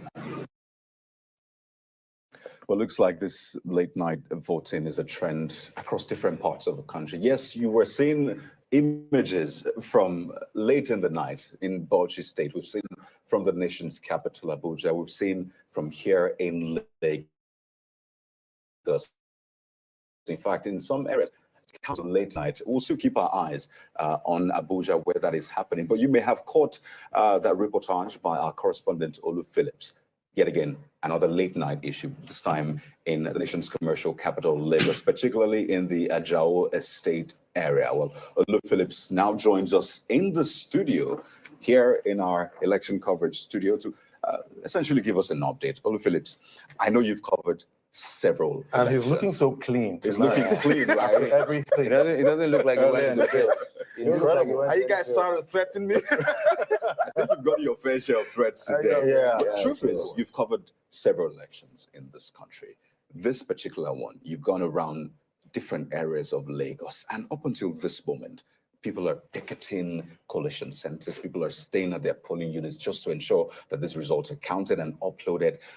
When you look at this election and compare to what you've seen in the past, what hits you really? Kayode, Ladi, do we learn? Did you feel a sense of hype with all of the pre-election press briefing, preparations? People even start putting things together on their phone. I don't know whether you saw that joke. If you want to meet your ancestor, snatch a ballot box. It showed you how Nigerians became resilient and had to align themselves with the processes. Everybody wanted to see a process that we were promised or that promised to be enhanced using technology. Yeah. The man who sells tomatoes today anywhere the woman who sells something along the railway uses an Android phone. They now know how to use their telephone to achieve a lot of results. But what we have seen, like you asked, what hit me is the fact that it seemed like we were not prepared. First off, you see vehicles breaking down. When you want to commute from one place to another, especially when it has to do with something that is very important to you, you choose your mode of transport carefully. Even in the selection of the hailing services, you do a preferred one because you want to get to your destination in good time, in a sane mind, as it were. But look at the vehicles deployed to carry sensitive materials. With the stakes really high. Think about it. And you ask yourself, what has happened to any other idea that could have come into this movement of sensitive materials that can determine the fate of a country like this? I mean, think about it. If you monitor the international wires, everything, the summary of what's going on in Nigeria is Nigeria, the biggest democracy in Africa, is going through an important election. Those are keywords. A country where whoever wins will have a lot of job to do for the nation that is grappling with economic situation and security. All of that is there. So it shows that the world is watching what's going on in Nigeria, and we still have, in the 21st century, people snatching ballot boxes. You put up restrictions. Did we not know these hotbeds? Did we not know that there are places that are volatile? So when they had security meetings, what did they say to themselves? Did we not know that certain areas are going to be volatile? And talking about volatility, yes. Now, how did you see security operatives reach volatility? Without having to, pull them down, most of them it was a case of allow. So those voting and those snatching, it was a case of, please, this is not our fight, it's your fight. Whatever it is, resolve it. Because some of the places we visited, not until we'll arrive with the cameras before you see the security guys try to be active. Now, some voters were disorderly, some were unruly, and nobody to call them to order. And remember that the security operatives that are allowed very close to the polling units can come back. So you can to trigger in that situation. So that's where the technology should have. Vivian, why can't people collect their PVCs in the bank? Where you have your NIN, you have your BVN, and you have your identity where you can, because we saw situations where PVCs were dumped. New PVCs were dumped in gutters. Some were being issued at hotels and all of that. So just sorry for cutting. Yes, that's fine. From what you've observed on the ground, the field you went to, the places you visited, would you say there is the chaos? Is it coordinated chaos or a random chaos? Scientifically, why is it possible to upload results, which is something I saw today and I began to wonder, why is it possible to upload results on the BVAS for the senatorial and for the House of Representatives, but once it comes to uploading the presidential, it freezes? So in places you visited, yes. you noticed a trend yes. that trying to upload, and I think you should speak to the Ajao Estate issue. Yes, so the Ajao Estate... Was that what played out there? Yes, so the Ajao Estate issue, as of the time I joined you guys live from Ajao Estate around some 5 minutes after midnight, after 1 a.m. What we saw is that all of the results there, they could upload the senatorial, they could upload the House of Representatives, but not the presidential. Onto the IREV. Onto the IREV. Whether online, offline, it could not go. Was there an explanation for that?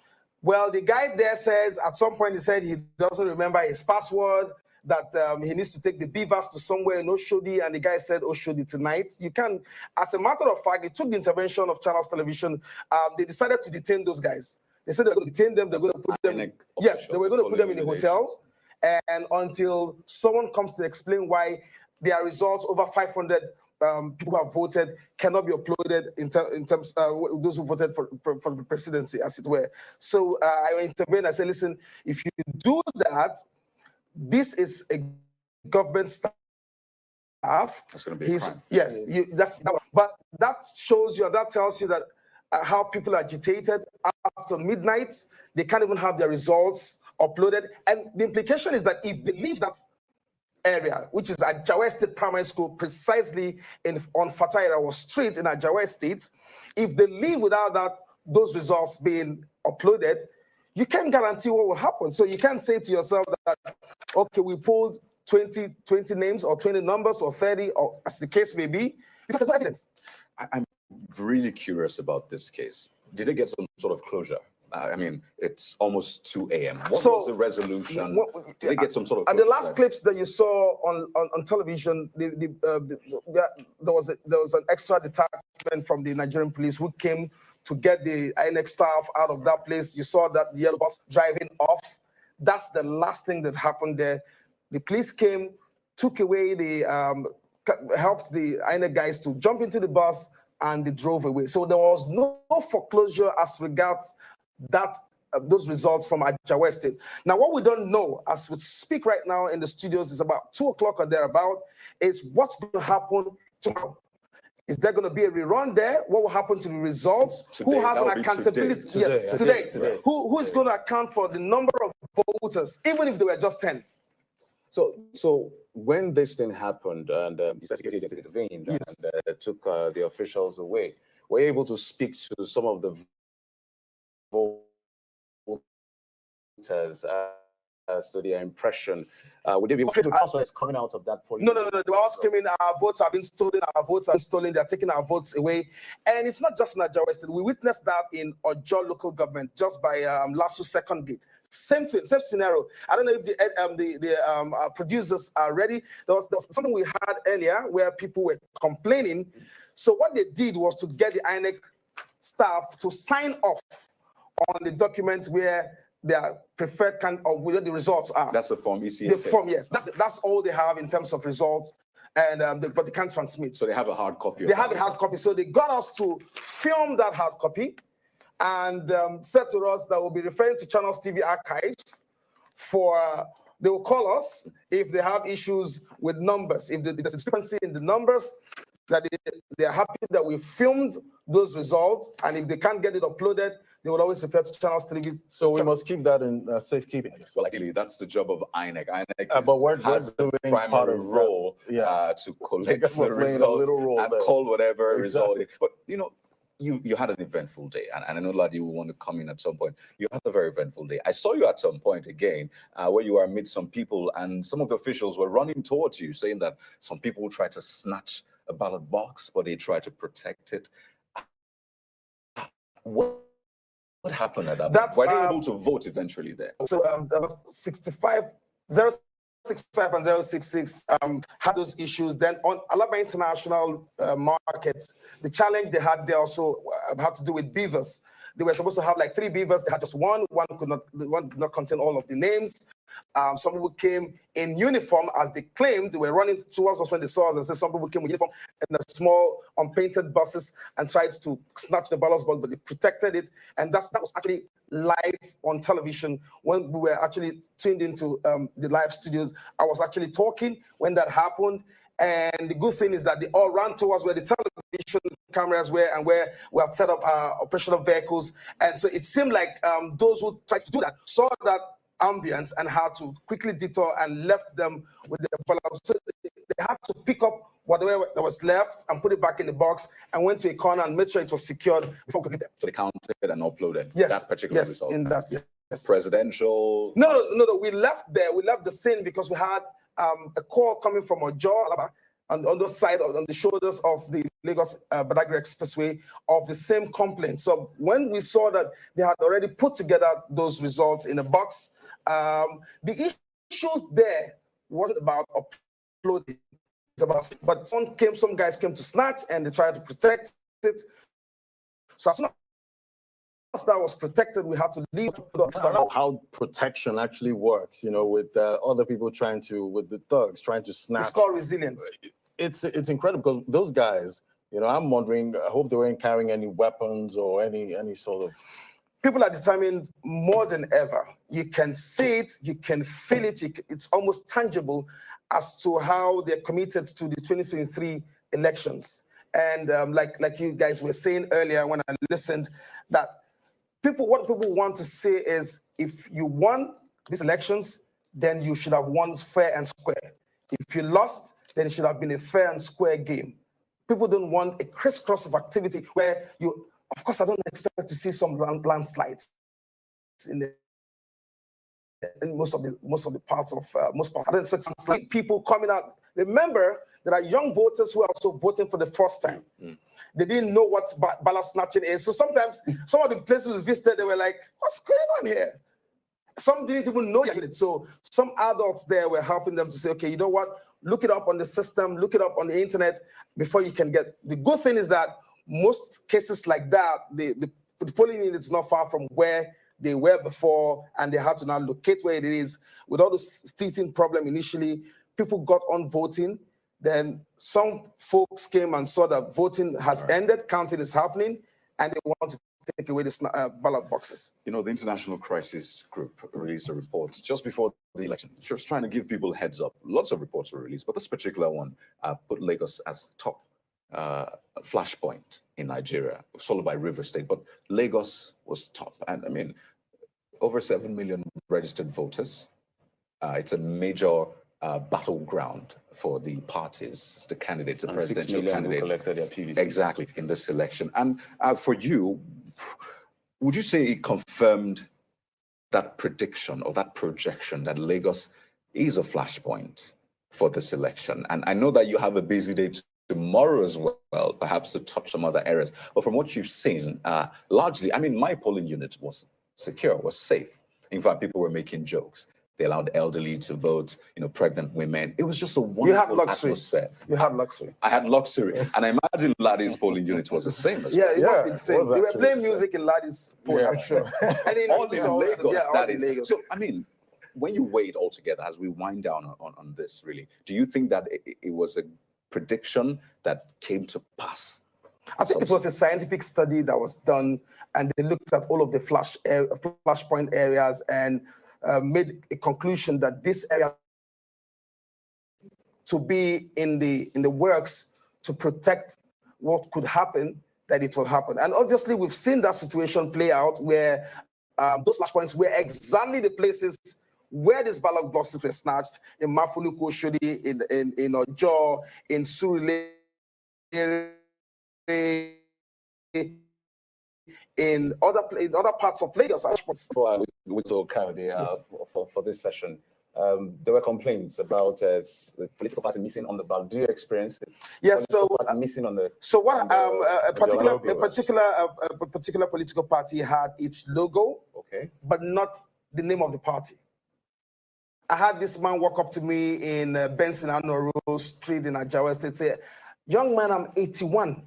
I've been voting here for more than 20 years. I know the party I want to vote.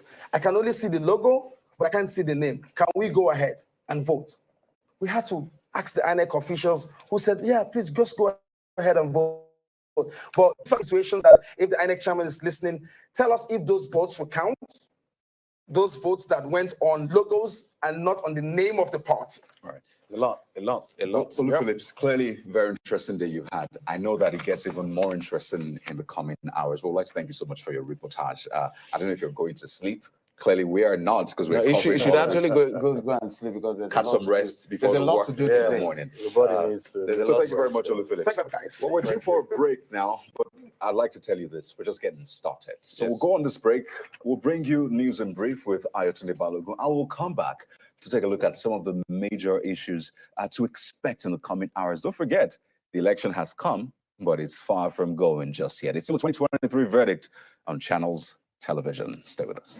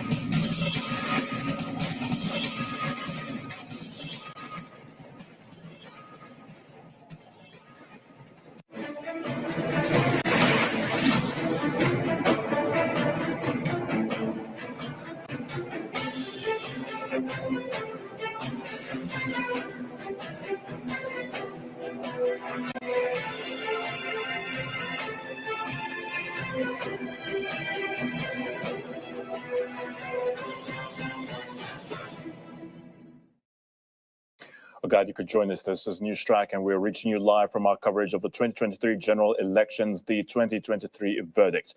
I'm Ayotunde Balogun. These are the stories we're looking for you at this time. It's been a long day for some voters in parts of the country who trooped out yesterday to exercise their franchise in the presidential and National Assembly elections.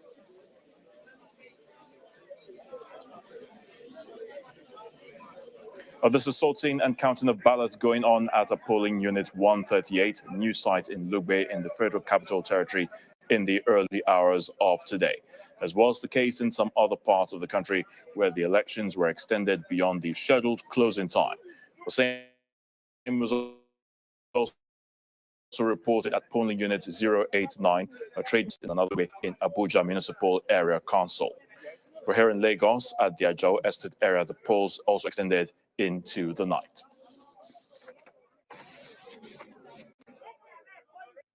So it's exactly midnight, and technically you can say it's another day. So today isn't 25th, today is 26th, as it were, isn't it, of February.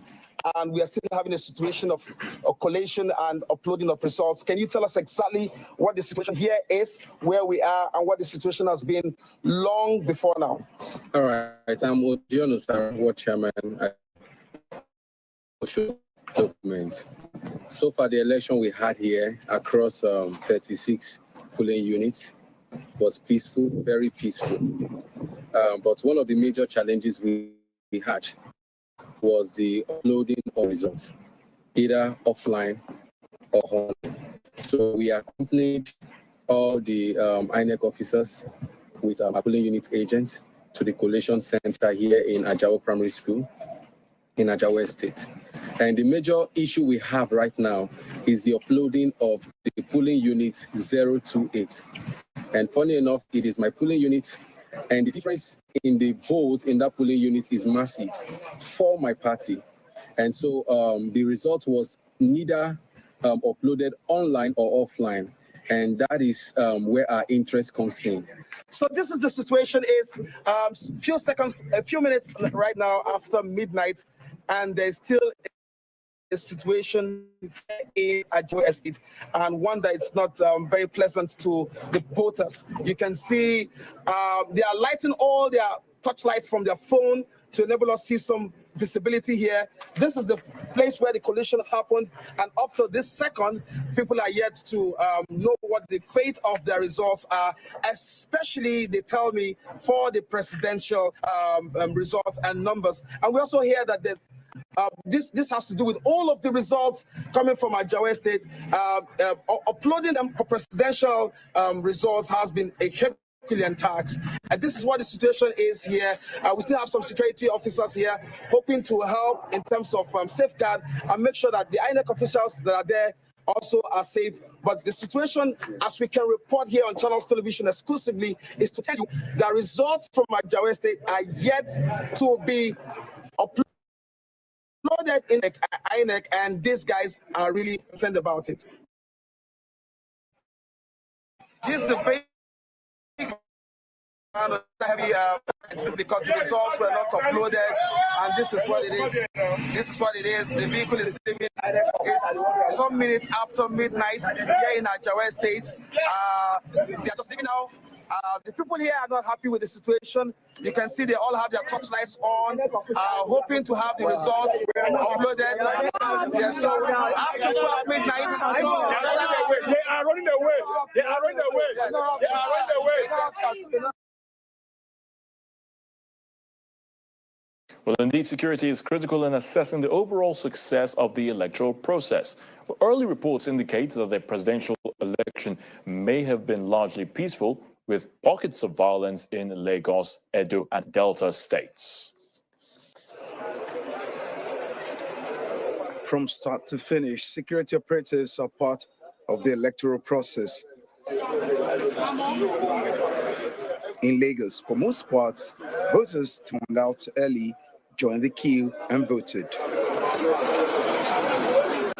To understand the security plan for the election, we joined the Commissioner of Police in the state for a surveillance tour.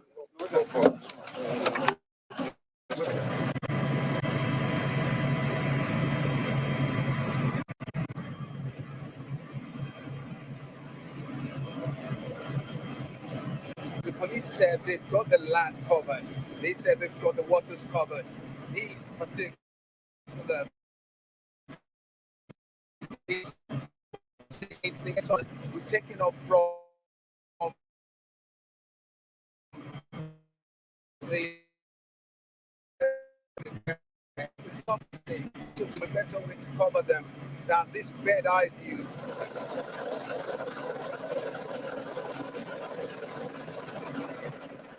Across the state, it's been the feedback has been that of largely a very peaceful and orderly exercise.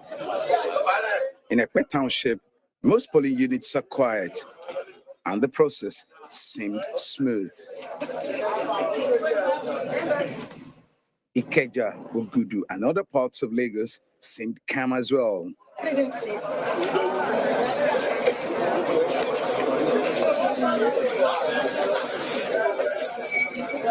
him wind down. Let him wind down. Okay. Check the other. Police tried to enforce the restriction of movement in some parts of the state. Hey, come with that boss. Come with the boss.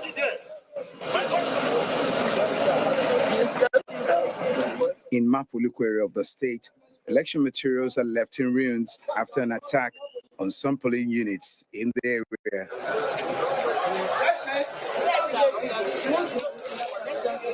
The electoral officials packed their bags and whatever is left of the INEC materials. The environment is no longer safe for them, they say.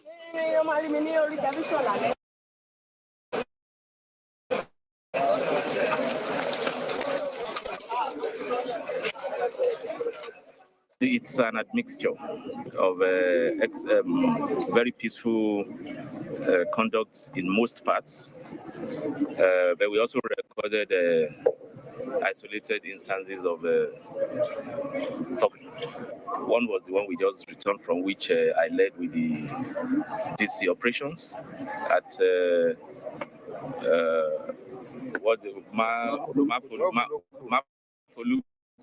Mafolu, especially Branco Road, the clusters of polling units there.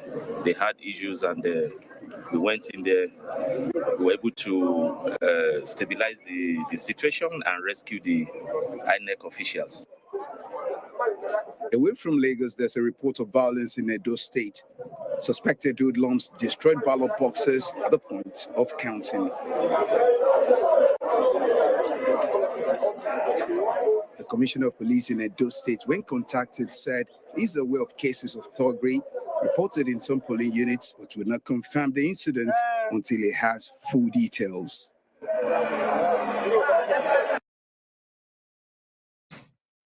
Meanwhile, the Inspector General of Police, Mr. Usman Alkali Baba, says the police is dealing with security breaches across the country. Mr. Alkali Baba stated this while addressing journalists while monitoring the elections in Abuja, the nation's capital. He, however, noted that the exercise has largely been peaceful.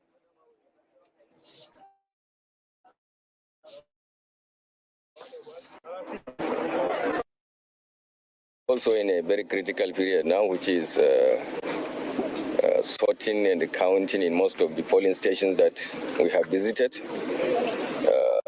The response of people are encouraging. People are guarding their votes. They are participating in sorting and counting of votes. The provision of security is also fantastic. I think I can judge that this is one of the most peaceful and best organized election I have witnessed in my career in the police force. I've been participating in election and election security. I think we have done well so far. So we are waiting for all the presiding officers to finish collecting their result and announcing it at that place, and for them to move to the next collation center. So we are on top of the situation. The performance of everybody is encouraging, particularly the turnout in the southeast is also very, very encouraging, and election is going on fine everywhere. It's not true that we have blast in Maiduguri, but we have blast in Borno State, which is Gwaza. Maiduguri are over 200 kilometers apart. In that blast, yes, we this kind of situation, and we have made proactive arrangement. Quite all right, the adversaries have sent in some, whatever you call, whether blast or missile or whatever, but it has not disrupted the election very well. But we have about 5 injuries and some small damages, but the election is going on there perfectly.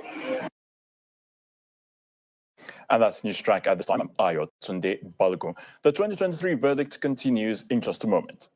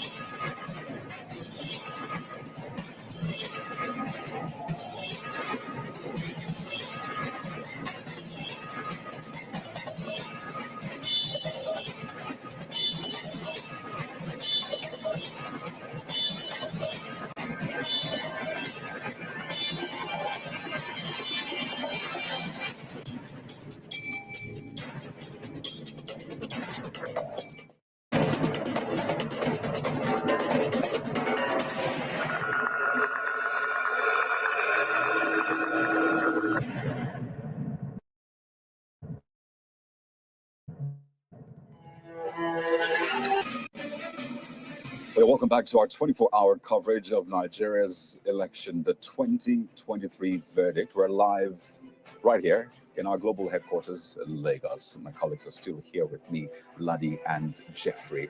Lots of talking points from today, lots of questions, and for a lot of people, even uncertainty about what's next. I mean, they had pictured what they expected to happen at this point. In fact, people were expecting results to be trickling in, but that's not the case just yet. So let's help you manage your expectations, give you an understanding of what's going on, and perhaps what to expect in the coming hours. So let's expand this discussion. We're joined right here in our Lagos studio by a journalist, Nkechi Ogbonna, who's been going around Lagos.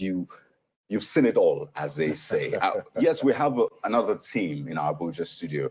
We have election monitors, analysts, and all of that. It's a full team tonight.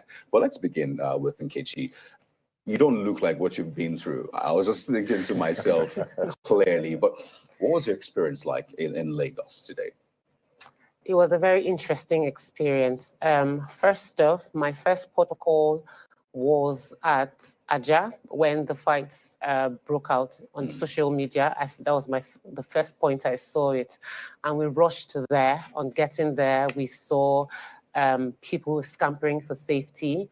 When I got to a particular polling unit, I think it's called Channels Estate, and then there was no security personnel. People in the neighborhood had ran. So when they saw my crew arrive, they were screaming and shouting and saying those were the people who attacked them. And just as I was arriving, the group of people who attacked them were just leaving. And it was surreal. It was something you see in the movies. They were just leaving after they had attacked ballot boxes on the floor.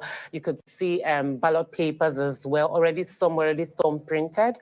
Others were destroyed. The INEC officials were distraught. Their phones were taken away, so they couldn't even call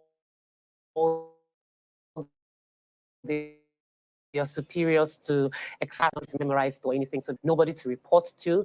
And the only police officer they had at that polling station actually fled because he was first off unarmed, and there was no way to call for backup. It was chaotic. Everybody was just, distressed, and definitely a scary experience for sure. And I'm wondering, hope nobody got injured. Thankfully, nobody got injured at that particular polling unit. But they were. What actually was very interesting was the spirit, because when I finished conducting the interviews, they started reconvening, and they were just chanting, "We must vote, we must vote, we must vote." Because INEC officials actually said they were packing up to leave, but they insisted that they were going to stay here with the remaining materials that they had, that they must conduct elections. They refused to be intimidated, and it was just the communal conducive spirit. I actually spoke to one man, Mr. Ade, I think that's his name, and he said to me, "We will form our own human security. We will be our own security, and we will defend our votes." Did they vote eventually, by the way? Before I left, they had begun forming queues back just to start the process afresh. So did the INEC people came back? Yes, they were still there. Actually, they didn't flee. Okay. They didn't leave. There were just about 3 officials there, but they didn't leave. The 3 ballot boxes were there, but other materials were destroyed. So did they express any confidence as to the fact that the voters now, given the disruptions that took place, pockets of disruption took place across Lagos as well? Did you hear anything from them, the people you spoke to specifically? Were there unique stories you heard, especially because we talked about first-time voters, we talked about first impression. Were you able to talk to maybe any first-time voter in that polling unit in that area, or some people were voting? Some people, first-time voters could be young people, or they could be older people. Just generally, were you able to speak to any? What were they saying in terms of their impression of coming out to the polling units? Well, at that particular polling unit, I didn't speak to any first-time voter, but I spoke to another lady who said she had been elections she had come out for previously, but she said she had never seen a thing like this. She was physically shaken by all that had happened, and she was very scared. She wanted to turn back and leave, but because of how they were reconvening and the confidence that they had, they insisted that they were all going to start the process afresh. Okay, I'd like to hold you for a moment, Nkechi. As I said, we have a full panel this morning. This morning, we're joined four people actually, and for us opinions of how this process has gone and perhaps what to expect. Right there, you see Cynthia Mbamalu, who's the Director of Programs, Yaga Africa. Mr. Ezewan Wagu is also ERAD Analyst and Chair Partners for Electoral Reform. Also with us in our Abuja studios, Mr. Larry Arogudari, an ERAD Analyst and Executive Director, International Press Center, and Bukola Idowu, Executive Director, Kimpact Initiative. Ladies and gentlemen, good morning. Thank you for joining us on the 2023 verdict. Good morning. Good morning to you. I know it's been a long day for all of us, for Nigerians generally, and I'd like to begin with Cynthia. And start off from where Nkechi left off. Snatching of ballot boxes, burning of ballot papers, and all of that. We've been made to understand that these things will not change anything. So, I don't know, maybe we're missing something. Is there any effect whatsoever to that snatching of ballot boxes we've seen across board? Does it change anything materially? Well, I guess for these elections, before the elections, I know Yaga Africa and partners and its partners did release a report called this Elections Manipulation Risk Index. And interestingly, a lot of our projections around possible states where you'd have possible instances of attempts to manipulate the process, we saw that playing out. And so, for instance, the issues we got with the observation or the reports we received from states like Lagos, locations where you had people disrupting the process. Those are attempts. Those attempts are targeted at basically suppressing the vote. And Lagos, one of the states that we did indicate that there was a possible risk of voter suppression.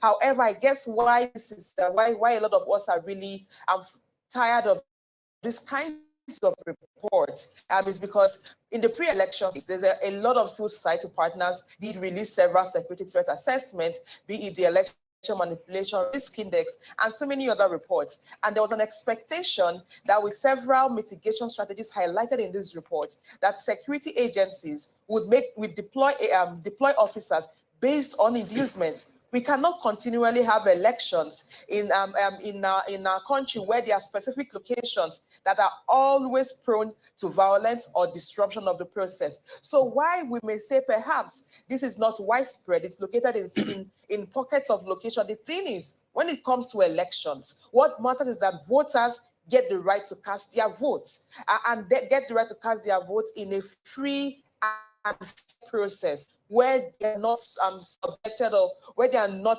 victims of intimidation or where they are not subjecting their lives to threats. And that is what makes democracy beautiful, that regardless of differences in opinions, regardless of differences in political preferences, that individuals, voters who are validly registered to vote, that when they go to the polling units, that they can vote in a secured environment, which is where the roles of the security officials come in. Because the fact that you have locations like this that are notorious for these kinds of disruption, locations that are already indicated in the pre-election space that they could be prone to violence, meaning that there's sufficient intelligence to inform deployment. But what we're seeing is if thugs can disrupt processes in these locations, it obviously showcases the fact that there was a major gap when it comes to deployment. And at the end of it, when it comes to elections deployment or security deployment in Nigeria, it is beyond the number. It's about deployment that is informed by intelligence, deployment that is informed by efficiency and effectiveness. And that is one of the things we think was,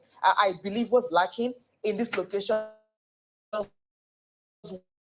where these incidences are widespread, because we had locations where the process is reasonably peaceful. However, the fact that we had Nigerians who experienced the process differently, that were subjected to intimidation, and some of them even had sustained injury, that is not good enough for our democracy. And we really need to begin to hold institutions to account when they fail to properly secure the electoral process. Well, Mr. Wagu, let's understand this even much better. So the rule says, I mean, the officers or security officials that are at the polling unit should not be armed. Then there's an outer ring. I mean, the police always gives us a picture of those rings. There's the inner ring, the outer one, and then those ones can bear arms. They do patrols here and there. And then there's a bigger one, the ones that, you know, man the roads, borders, and all of that. Is this effective enough in the light of what we have seen? Do you think it's effective enough? Is it a challenge with that arrangement or with the implementation of that arrangement itself? But I believe it's more of around the implementation, because one, we must always recognize the fact that election is a civil Pardon me, Cynthia. which is why the requirement is within the polling unit, the vicinity of the polling unit. We do not expect to have armed security personnel.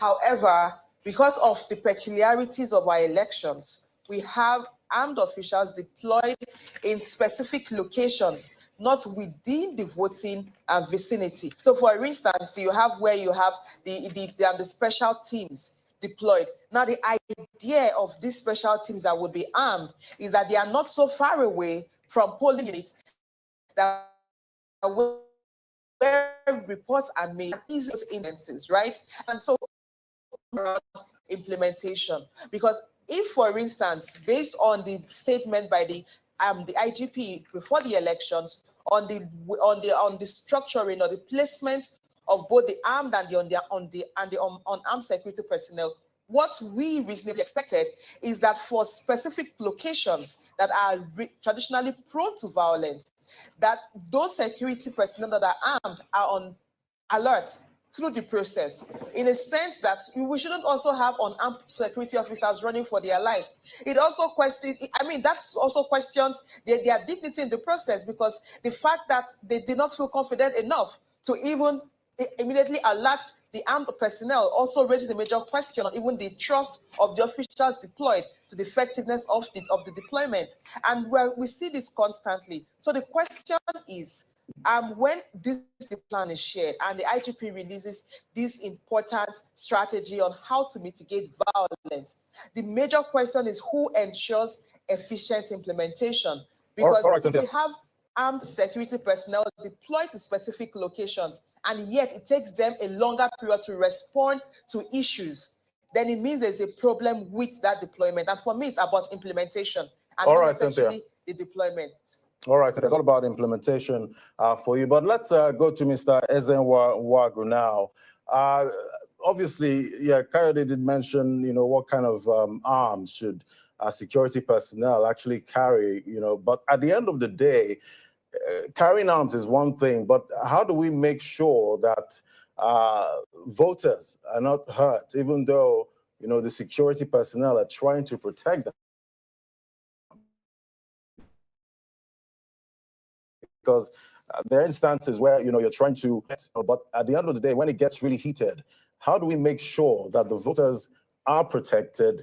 And another thing, the mental health of some of these voters too, that's another very critical point. We have to watch out for that, because most of these people are new voters, and experiencing violence, electoral violence, might actually discourage them from saying, you know what, I'm not going to vote next time.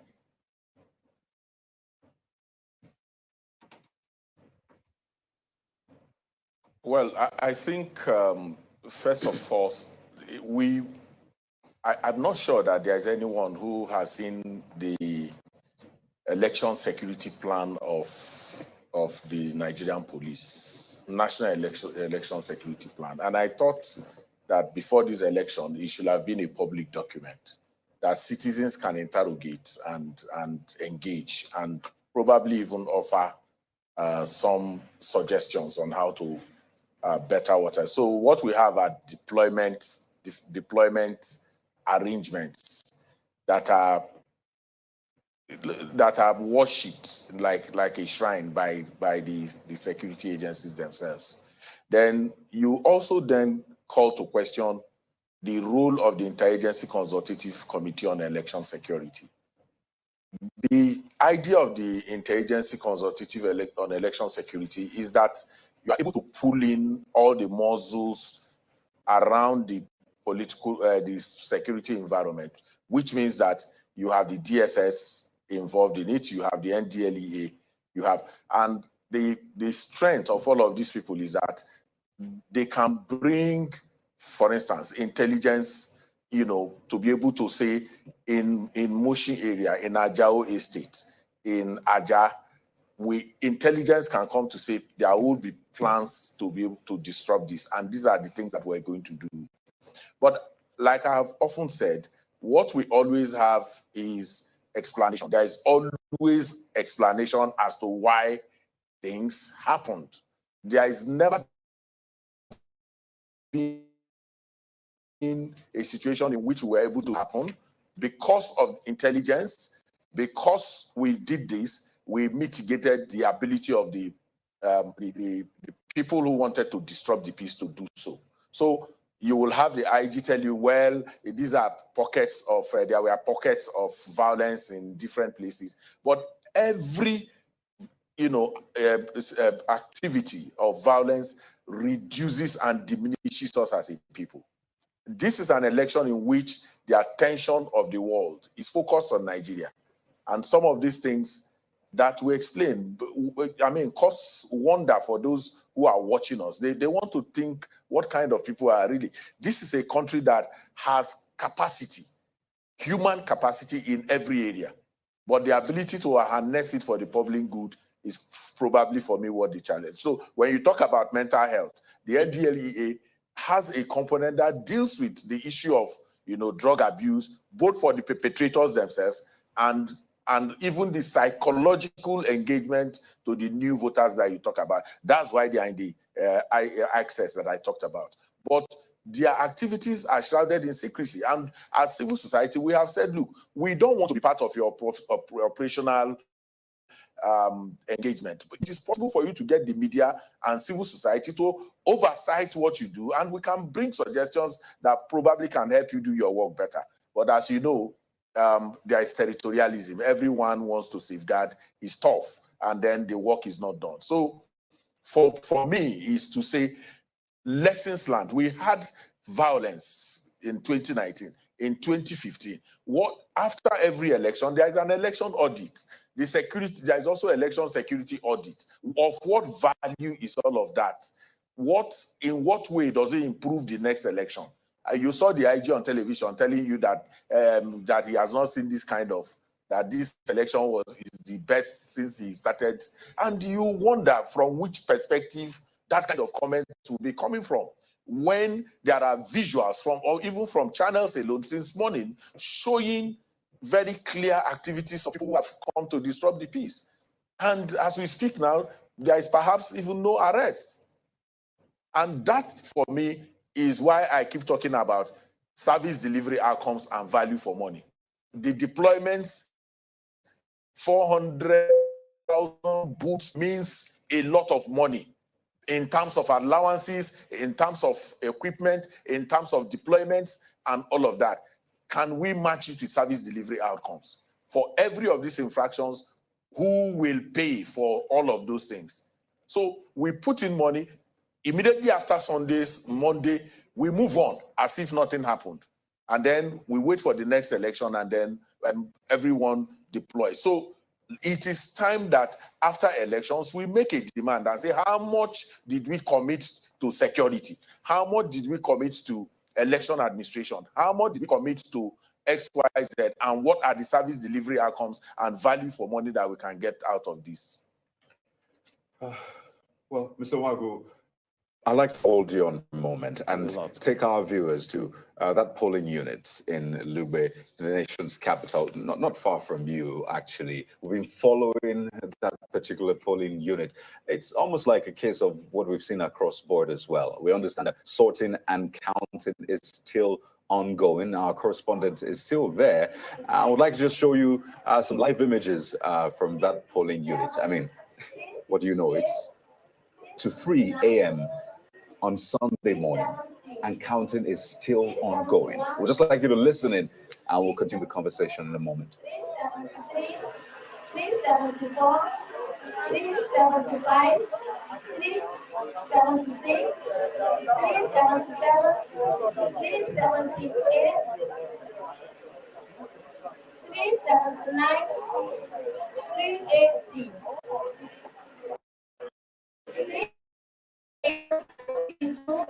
383, 385, 386, 387, 389, 390, 391, 392, 393, 394, 395, 396, 397, 398, 399, 400.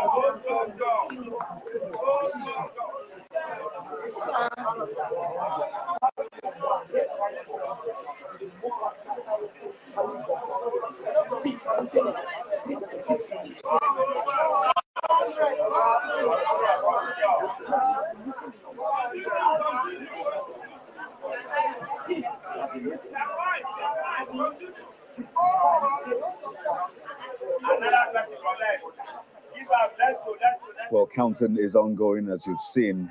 400, that's where they're at. We're not sure what party that is for, but they're still counting.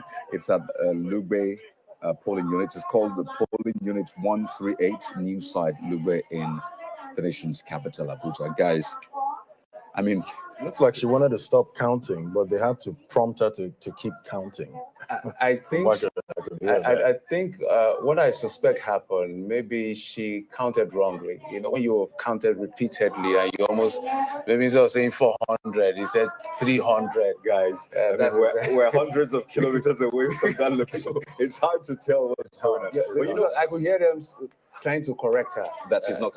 It's a very interesting situation here. Usually when counting is ongoing, it's like the most crucial part of the whole voting process, because the agents are watching, the voters are watching as well, and they want to ensure that things are done accurately. And the beauty of this is that you see the officials actually are consulting the agents and the people. Sometimes they show them the back paper and say, well, look at this thumbprint. Is it outside the border? Sometimes it's just a little bit outside the border, and they have to deliberate all of them together. It's just a beautiful thing when it's done the right way. So you understand that people are cranky. I mean, it's way past no, they're actually tired. That's why I'm really surprised how vigilant people are in spite of how tired. This is almost 3 o'clock. This is like 2:39, and people are quite vigilant to be sure that any other way at the end of the day, because there's even a provision in the Electoral Act that allows the person who is counting to count again in case there's distortion, but it has to happen just one time. Let's go to Abuja, to the studio, as our guest in Abuja. Mr. Nwago is still there. We've been talking about security, but if you can speak to what is going on, Mr. Nwago, right there in Lugbe, counting ongoing at this very hour. What does that say about this process at this very time? This is the 7th election in this democratic dispensation. It speaks to, first and foremost, the resilience of the electoral officer, that they are able to hold on and hold out up to this time is something that is commendable. And also the determination of the voters themselves to for what we call mandate protection is also exciting, and that they have conducted themselves peacefully. They want to see the outcome of their efforts is something. The campaigns that we run is that voters should come out, and we have seen them come out in their numbers, and there is citizen action that is inspiring for all of us. And democracy is a festival of voters, really, if you permit the use of that word. And you know, the Lugbe is a community in Amak. Amak is the city center, and you know that the FCT has 6 local governments, Amak and Abaji, Kwali, Kuje, Buhari, and which one again? Karu also. So Bagwalada, thank you. So we're seeing what's happening in Amak, and the 6 other local governments are sometimes very far-flung, some 3 or 4 jobs from the FCT, and you center your conversation around Amak and Gwagwalada, and these ones are within there. Even Gwagwalada itself, there are places in Gwagwalada that you can do 3 hours on the bike before you reach. So results coming from here will only be just one polling unit, and many times the excitement that you see in this kind of place may not eventually represent the total outcome when you piece everything together. And that's why we are always cautioning that, yes, because you're winning in a particular polling unit may not necessarily be a reflection of what it is in totality. That's why it has to be cautioned in excitement. And that leads us to the issue of management of victory and loss, if you like. And that is a component that we do not put a lot of investment into. And a lot of people don't understand these things. When they win in their polling unit, they assume that is what it is. Your polling unit is a little fraction of the totality of what it is. So you must be patient to get the bigger picture of what happens before you can begin to jubilate and even lament, if you like. Well, we're still following that counting at Lugbe to be sure that we can see some people already dancing and celebrating. As you say, the celebrations may be too early because it may not represent what happens across the country. But I think it's about encouraging and being excited about little wins. These are live pictures coming from Lugbe in the nation's capital, and then they are still counting. So if you listen and know how far they've gone with the counting, and I'll get back to our guests, both in our Abuja and our Lagos studios. 45, 46, 47, 48, 49, 50, 51, 52, 53, 54, 55, 59, 60, 61, 61, 62, 63,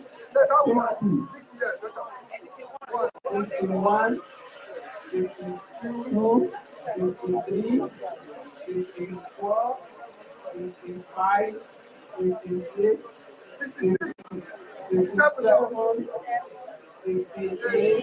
69, 70, 71, 72, 73, 74, 75, 76, 77, 79, 80, 81,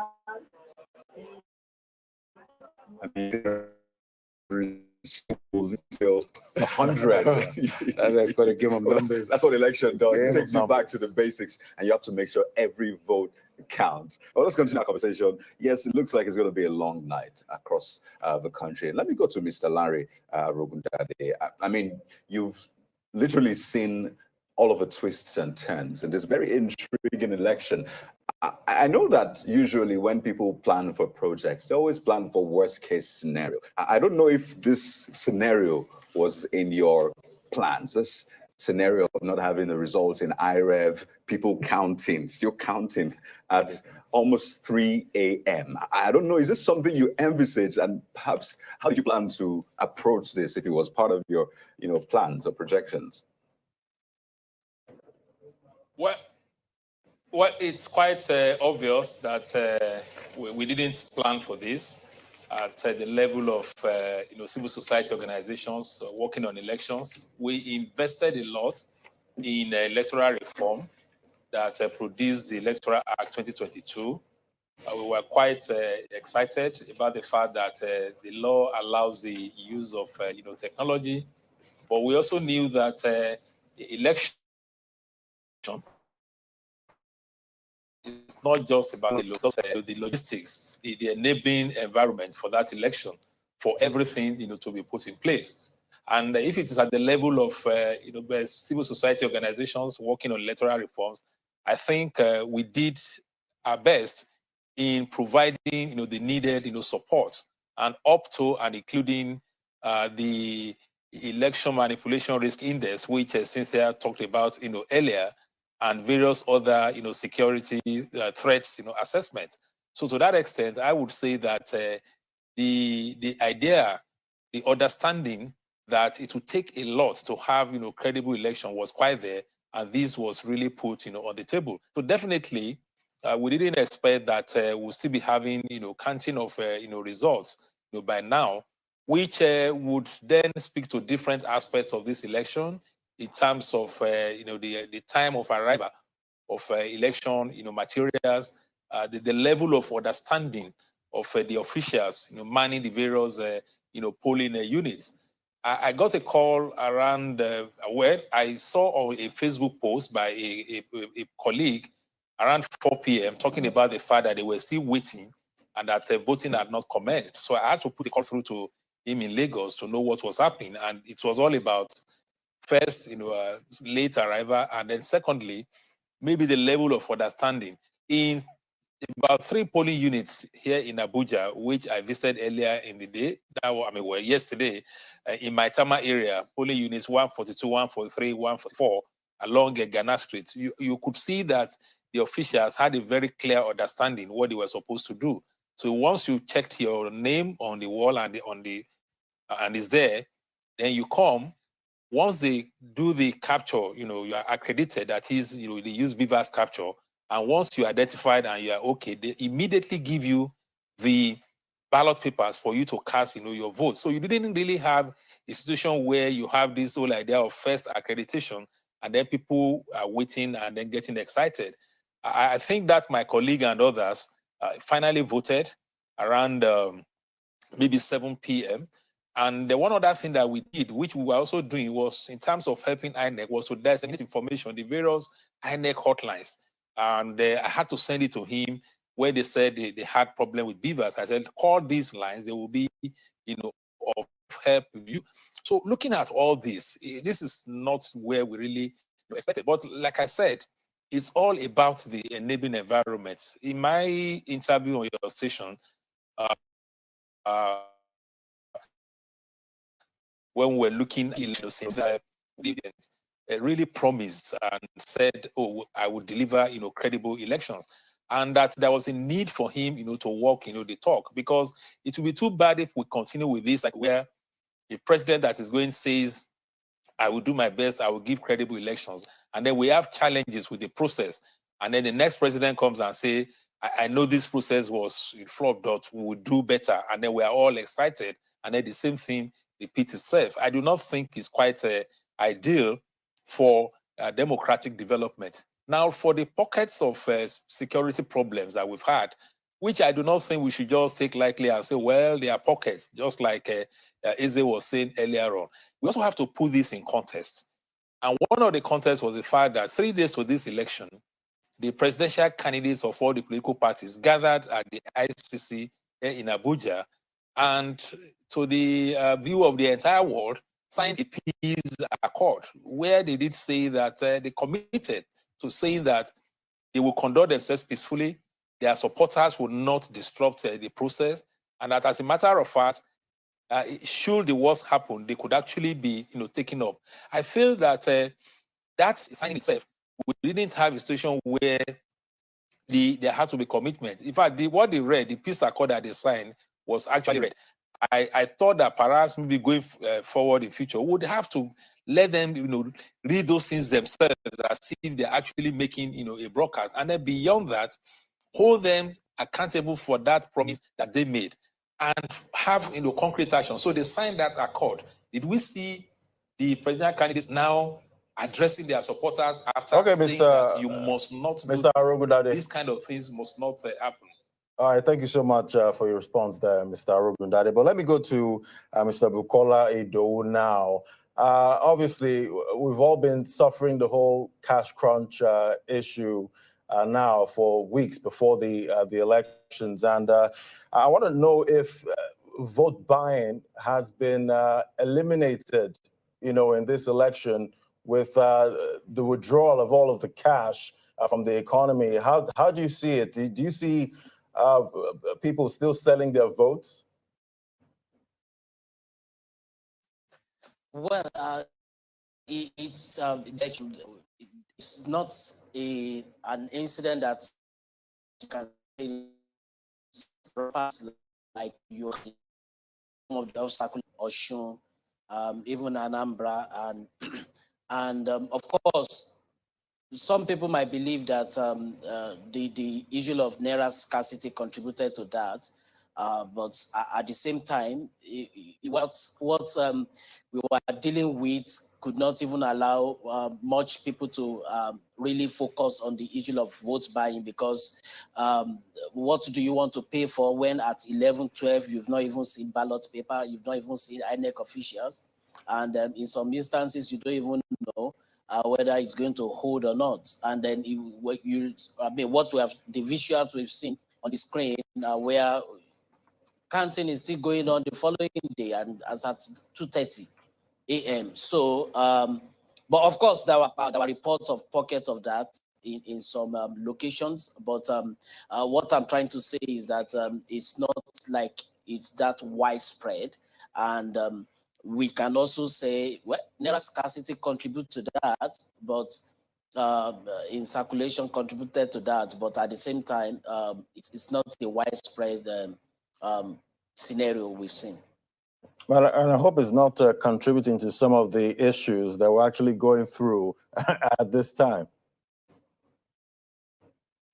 That's the Naira, the cash scarcity. Well, it's possible. It's possible, but at the same time, the bigger challenge here now is even the issue of, because now if we will have been talking about the issue of vote buying and the real integrity of the result, or if the voters have now been able to vote according, given a level playing ground to vote. But what we are now dealing with is more of logistic issues on the late commencement of polls. We are talking about insecurity issues. We are talking about election security, basically destruction and of ballot boxes, and then snatching of ballot boxes, and even attack on some of the ad hoc officials. So these have taken a new dimension, and I just hope, I was asking myself, how did we find ourselves in this kind of scenario again, you know? And for instance, in terms of logistics, you find out that 2011 election was shifted because of logistics, and then we came back to 2019, the same thing, logistic issues.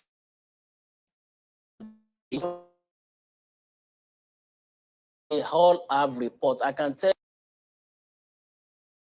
you a lot of civil society organizations released their reports. In some of the places, they were even present when they are making public presentation of these reports. Some are sent directly to their office. So the question is, do they read it? Right. Do they take action, or do they rely on their own assessment? And that is the beauty of what Ezewa was saying the other time. You can't just keep your strategy to your chest. And then you also need, even if you are not asking civil society, the media to be part of your meeting, but grant them observer status. Let them see what what you are saying.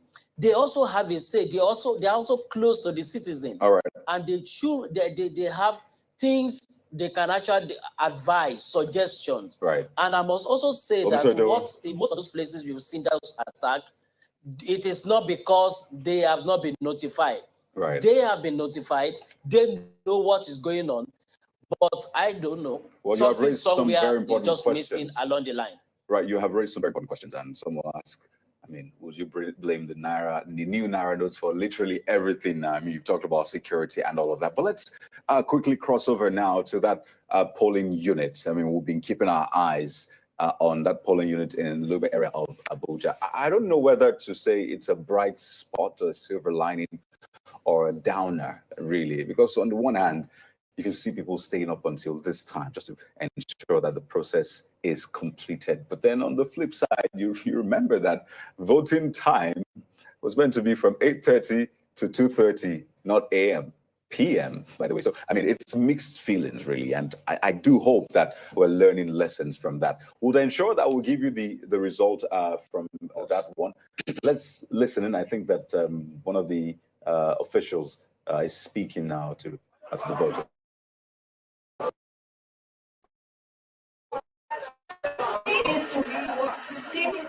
62, sorry.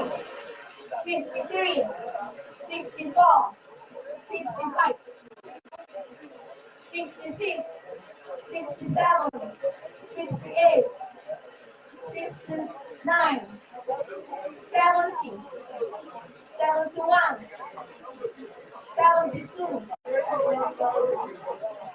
73, 74, 75, 76, 77, 78, 79, 80, 81, 82, 83, 84, 85, 86. So clearly the counting is still ongoing. I'm not sure what is peculiar about that polling unit. It looks like it's taking forever, but we'll ensure that we follow that up until conclusion. We still have our guests in Abuja, and Nkechi Ogbonna is right here in our Lagos studio as well. The conversation continues in a moment, but we need to go on this quick break. I would also take a social media roundup. Don't forget, lots of things are happening on the social media space. So Victor Matthias will be joining us in a few moments to give us a rundown of all of the activities there. And we'll be back to continue with this conversation. You're still watching the 2023 verdict right here on Channels Television.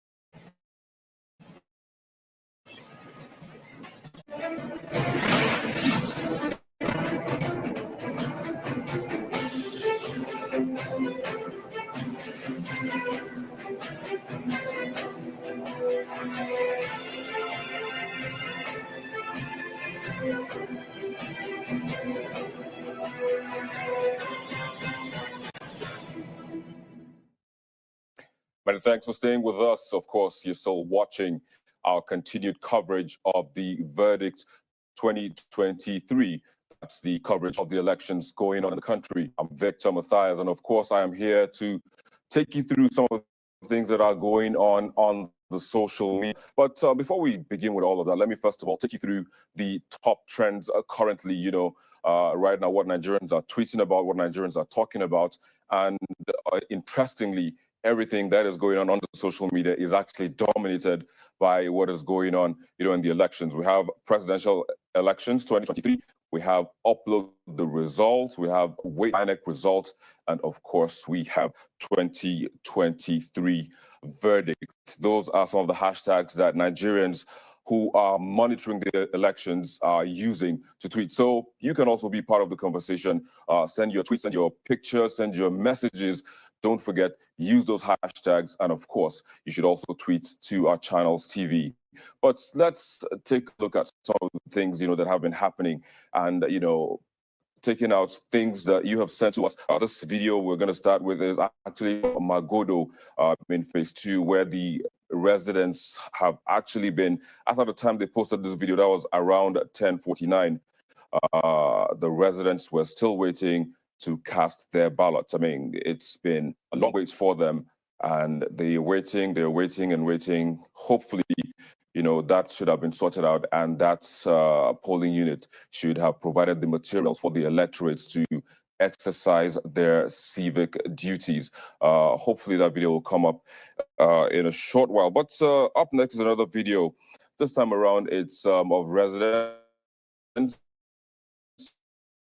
in the Isheri. Their votes, but they are waiting, and hoping that nothing untoward takes place at the polling unit. So they're waiting, they're counting with the polling officers, surrounded by security operatives and officials.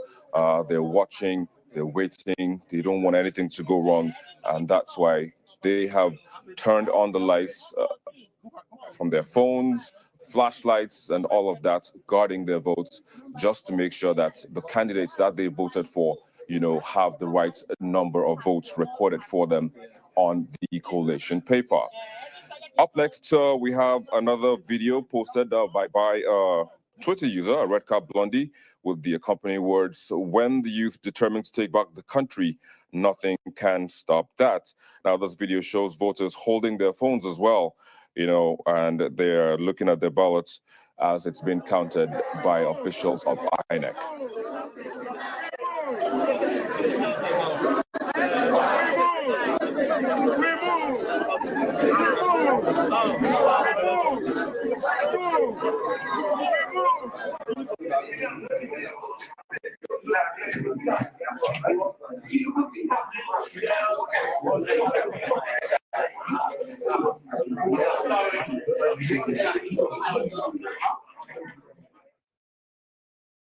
Well, there you go. That's how things have been playing out. But let's take a look at more of the things that are happening on social media. Of course, there have been mixed feelings as to how INEC is handling the upload of election results. So some people say things have been going on well at their own polling unit, while others say things haven't been going so well. So this is a tweet actually, and it says officials of the electoral umpire are yet to start uploading, the results. So this tweet is from FS Yusuf. He says, Nigerians, INEC Nigeria still hasn't started uploading the results that are coming. Raise your voices and call out INEC. It is our right. A swift turn of things, actually. Another voter says that the results have successfully been uploaded in his polling unit. And actually, that tweet is coming from Mr. Macaroni. If we could move to the next tweet. Yeah, that's it coming up there. So he gives us the dates, the time, exact time, that's 11:40 p.m. And he says, also have been in my polling unit. Kudos to the officers. Massive respects to everyone who came out to vote. May the will of the people prevail for a better Nigeria. That's, of course, the tweet from Mr. Macaroni. But the issue of violence has also been a concern, for Nigerians, for those monitoring the elections, and of course for everybody who has been participating, in this. And speaking of violence, I mean, one thing that comes to mind, or one thing that has struck the minds of many, is the next tweet that we would put forward. So someone says, a legendary Lagosian who was attacked by thugs returns to vote with bloodied face. So this picture of this lady has been going round as to how resilient she has been, despite what befell her when she came out to Cube and cast her ballot. She was attacked by thugs, and of course, that's the result of what she got. However, she still returned to the polling units and, of course, to cast her ballot. So that has actually broken the hearts of many. But at the same time, they have praised her enthusiasm, her zeal, her commitment, and her heroism, to come back despite everything to cast her vote. Now, the next one says they broke everything and threw the voting slips inside the gutter. So those who have already voted, their votes are gone. At INEC Nigeria, they know this is not their crowd. We will vote whether they like it or not. Bullies, this person adds.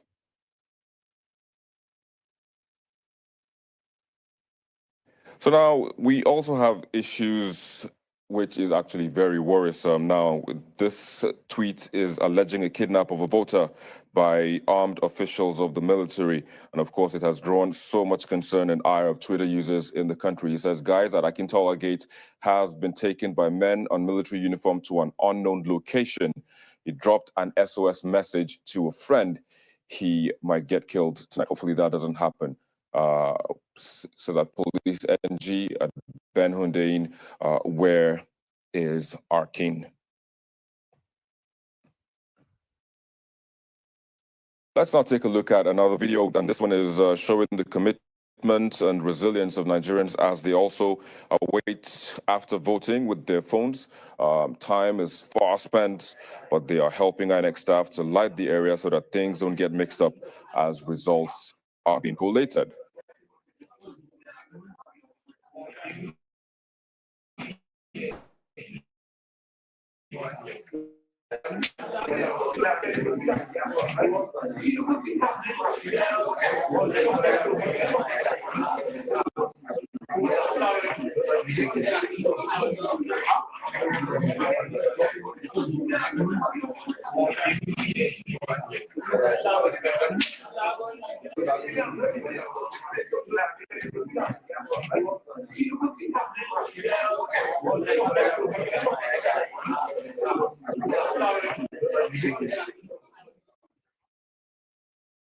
Well, there you go. That's pretty much a roundup of what's going on. Of course, we'll keep tracking all that you have been sending in, so keep them coming.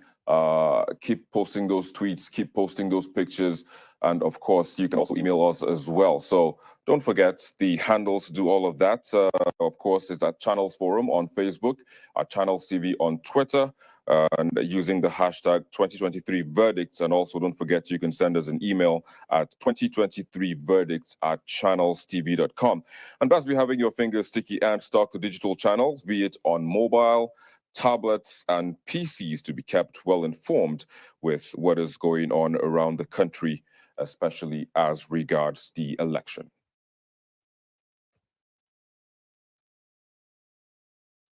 Well, that's the social media roundup for now. I'm Victor Matthias.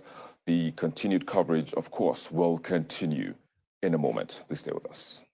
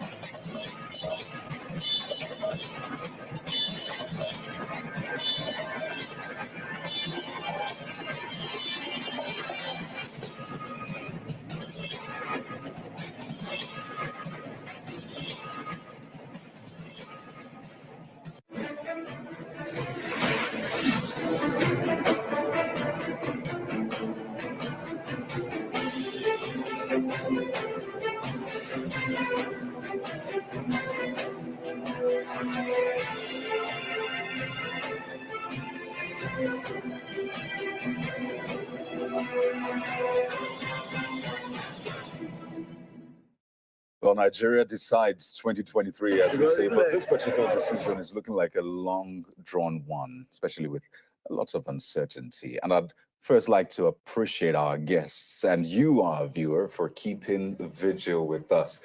I know this is way past your bedtime, but this is a national assignment we all have to get done so that we can at least improve the fortunes of our nation. Cynthia Mbamalu, Mr. Ezenwawagu, Mr. Larry Rogudade, Mr. Bukola Idowu, and of course, Nkechi Ogbonna right here in our Lagos studio. Ladies and gentlemen, thank you so much for keeping vigil with us. I know it's really tough staying up late, especially with the lull we're experiencing. But, you know, we just got some information from social media, and I think that's been one of the major factors that has influenced the build up to this election, the conduct itself, and even the aftermath of the election. Let me quickly bounce this off from Nkechi. I mean, you said you went around polling units in Lagos. I mean, I'll go to Abuja in a moment, but you went around polling units, and I'd just like to know how did the social media play? What did he help? What role did he play in all of the work you had to do in maybe sensitizing the people at the polling units, maybe reporting issues and all of that? Did it play a major role for you from what you saw? Social media played a very significant role at, yes, today's elections. And that's, it's 6:30. I was just scrolling through you know, WhatsApp, Instagram, Facebook, Twitter, and I saw a lady posted something saying around Dowen College in Lekki Phase 1. Right. It was at about 11:30, and you know, officials hadn't arrived. People were seated, they were waiting. No officials, no security, nothing. And I was like, okay, let's just, you know, take a drive round and see what's happening. And then when we got there, they were agitated. So when they saw the BBC cameras and all of that, they began chanting, we must vote, we must vote, we want to vote. And I spoke to a few people there. Some said they were there as early as 7 a.m. and there were still no signs of officials, but they had told them that they were coming. And so we waited with them, you know, tried to pacify them to, you know, wait to see if officials would show up. But what was the funny twist was that whilst there, about 3 buses that were loaded with voting materials there you go. turned up at this location. Guess what? They were lost. They were looking for their particular polling unit. No way. So none of these 3 buses were actually assigned to that polling unit. They were just asking for directions to get to their assigned polling unit. So I found that very interesting. And we waited until after a while we left. But I told the people, once electoral officials show up, kindly let us know. And at about 17:58 p.m., that was when I got the call that electoral officials had shown up. Now, 17:58, that's almost 4 hours after polls were supposed to have closed across the country. And it was just because of the power of social media. If I didn't see those videos or I didn't see those tweets, I wouldn't have known that something like that was happening.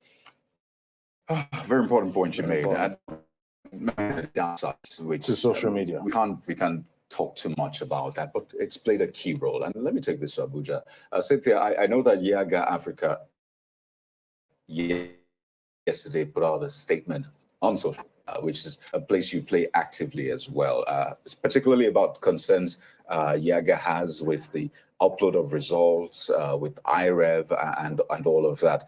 We've seen some other, you know, people also put up the same kind of concerns. And I wonder for you, we're at the start of a new day now. It doesn't look like we're hearing much from INEC. While we can talk about the effect of social media, I mean, social media wouldn't do all of the work. You still need those in charge of either security, election management itself to actually make a move. What are your expectations, having raised those concerns?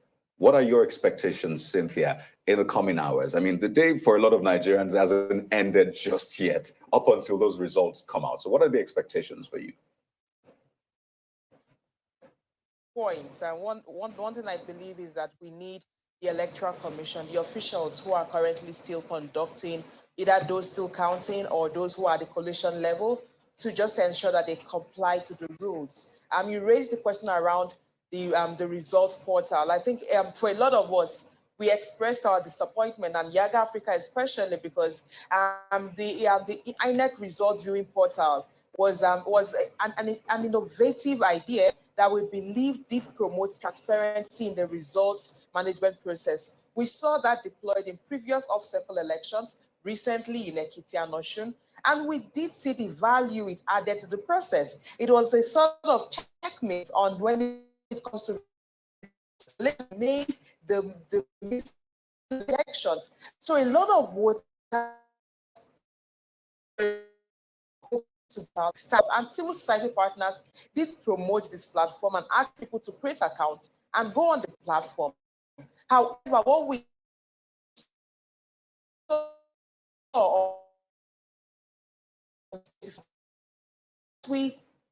it took forever for the results to be uploaded. Now, there are several factors that could have contributed to this. The first was the fact that we did record late commencement of polls across board, meaning that for instances where early in the day, they would have identified a technical problem. Let's say there was a technical issue in part of INEC, but because you had late commencement of polls, it would have taken longer to identify challenges to the system, because first, you need to upload, you need to start having results uploaded on the platform before you can even find out if it's working efficiently. But like what said, beyond just what we saw on social media, we had late commencement of polls across board. However, some regions are this commencement rate, and this is a consistent trend from 2015, 2019, 2023. And it's worrisome that these particular regions that are not necessarily the largest when it comes to landmass, still record very late commencement rate commencement records across successive elections. So it's quite worrisome, and it's not surprising to see these kinds of reports amplified on social media. Which is why it was, we knew results would be coming in late. But now, the major worry for us is there is a reason we had IREV introduced. There's a reason lots of civil society partners worked with the Electoral Commission, want to understand the process, and supported the Electoral Commission in the deployment of this portal. And the remaining hours, as counting is ongoing, what we want to see is that the results are uploaded on the portal. I see it's coming up slowly, but we need to see more results uploaded on the portal. We also need to see better compliance collation. Now, we're not sure how it will play out at the word collation, because by the guidelines at the word collation, the collation officers are supposed to compare the results manually transferred to that uploaded on the result portal. And if there is discrepancy, the result on the portal was supposed to be used to resolve that discrepancy. So we're not even sure if that particular process is going to be adhered to, because already we're wondering if collation is ongoing in some ward level, is there a reliance on what is transmitted, especially if they are not yet uploaded on the platform? So we need better communication from the Electoral Commission on what the process would look like. We also need better communication from the Electoral Commission on issues around compliance, but most importantly, we need INEC to explain to the people really went wrong, because at the end of it all, we should not just end these elections, which is what we're beginning to see. Most times, almost like, let's just go. Once we've had the elections, we move. We had a lot of focus on this process. International communities watching what is happening here. And we still have issues that we've had in previous elections repeated in Nigeria. Now, and for me, the question is, at what do we begin to hold people accountable for failures in responding to their mandate and delivering on the service that they've been employed to deliver on? And that, for me, is the bigger question from these elections. Cynthia, I can clearly see how disappointed you are with everyone's expectation.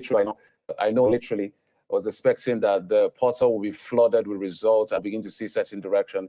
But at the moment, it's quite slow, quite disappointing, as literally everyone in Abuja, you guys in Abuja have pointed out. Let me go to Ms. Anwagu on this particular issue, taking it from where Cynthia talked about.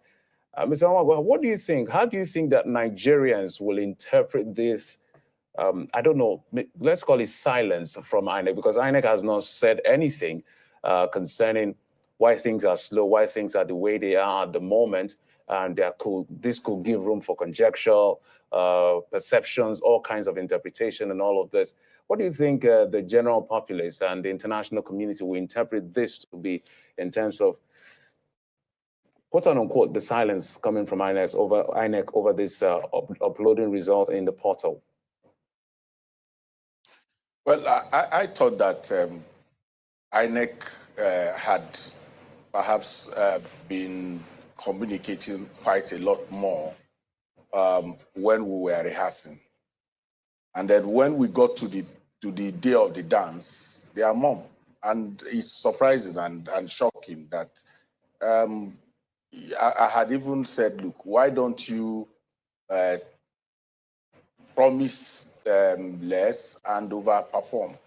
But we have seen more of assurances. I told a colleague to help me catalog the number of assurances that we received from the Commission in the last 1 year, and the assurances that we received from security agencies, assurances. So the challenge is simply that the confidence building mechanism has been weakened in terms of how people will perceive. It is possible there are internal, sabotage. It is possible that, there are even for, everyday engagement with technology, there could be this kind of challenges. But communicating is important. And there were supposed to be daily. We were looking to now tomorrow.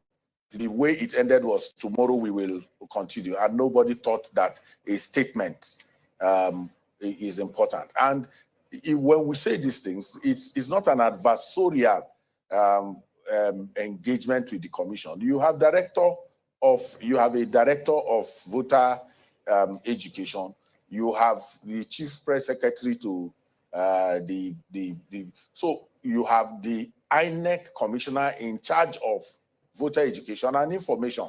So it is not the absence of folks who can, have this converse with the people and put them up, bring them up to scratch on what the challenge is. But as you know, hopefully tomorrow they will explain to us. But the issue is that the IREV is a contribution to increasing the integrity, quotient of the Independent National Electoral Commission. They can tell you that, well, they were the ones who introduced that, that we didn't compel them to do so. But transparency is a key element in election administration. And that's why I said prior to now, on every issue, the Commission had engagement with civil society, political parties, the media, and security agents explaining out. And then when it came to the day of the dance, everywhere is quiet. But whatever it is, I think we need to continue to inspire confidence in the majority of our citizens that things can get better. Ms. Anwago, before we go to Ms. Doe, you touched on something. How will this affect the integrity or the outcome, the integrity of the outcome of this exercise with this delay we're seeing, or this sluggishness in the entire process at the end of the day? Because everybody was quite optimistic that, in fact, the word that was touted around was the BVAS is a game changer.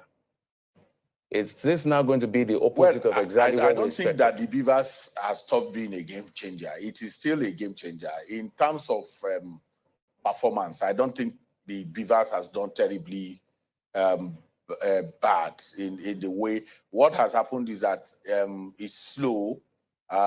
In some places, I know there are reports from certain parts of the Southeast where people bypassed all of that and were voting. But if we are able to engage that, you will still find out that some of those results may be invalid. People called me and were saying, no, They are not using, they are just not capturing fingerprints or facials, and people were going ahead to vote. I said, well, your vote will be void. It's as simple as that. You may have just wasted your day. So the BVAS is still the game changer. The infusion of technology into our electoral process raises and reduces the human element in the process, and can then show up the idea that, but remember that it does not take away the manual, because oftentimes prior to this election, we kept talking about the fact that this is bimodal. Bimodal means that it runs side by side with the manual. So Mr. Nwagu. from EC8A.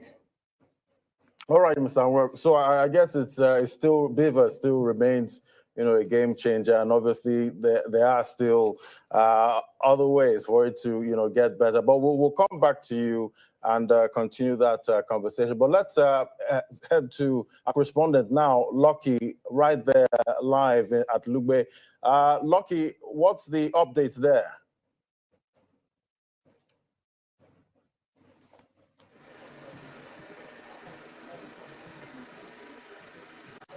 The updates at the moment at the situation is calm. The ballot papers have been sorted for the House of Representatives, and they have been counted, and the figures given to the party agents. Right now, behind me, they are sorting out the votes for the senatorial seats. The agents are also watching. Residents or the voters who are still on ground are also eagerly waiting to see the sorting of the votes. Security agents are also here on ground.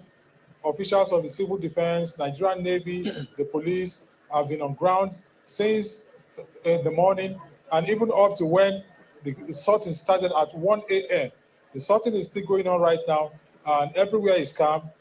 The agents are watching keenly as they await the announcement of results, as they await the counting of the votes for the senatorial seats. That is the situation from polling unit 089, Tremor Estate, Lugbe in Abuja Municipal Area Council. Right. Correct me if I'm wrong, Lucky. I see that it looks like you're in a compound. So is that the polling unit indeed, or it was moved into someone's house or compound so they can have better lighting and some sort of protection? Is it just me, or that's what happened?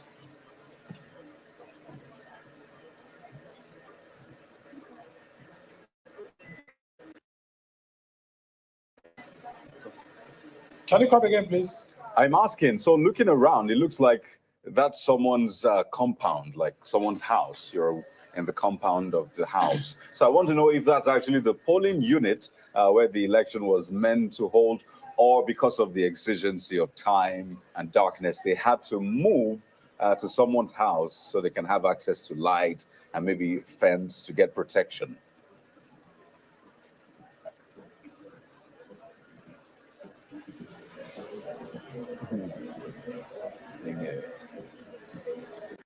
As I said earlier on, the situation is calm. Voters are still on ground, waiting to see the sorting, to see the completion of the sorting of the votes. After the sorting of the votes,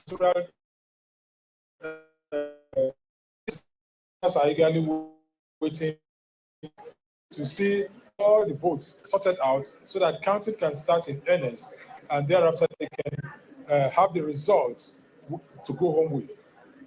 All right, thank you so much, Lucky, right there. And he didn't, looks like he didn't really get Coyote's question there, but it looks like a noisy area. But it does look like a compound. It looks like a compound to me. Actually, and it'll be interesting to get, update on why they're there and if it's actually a compound.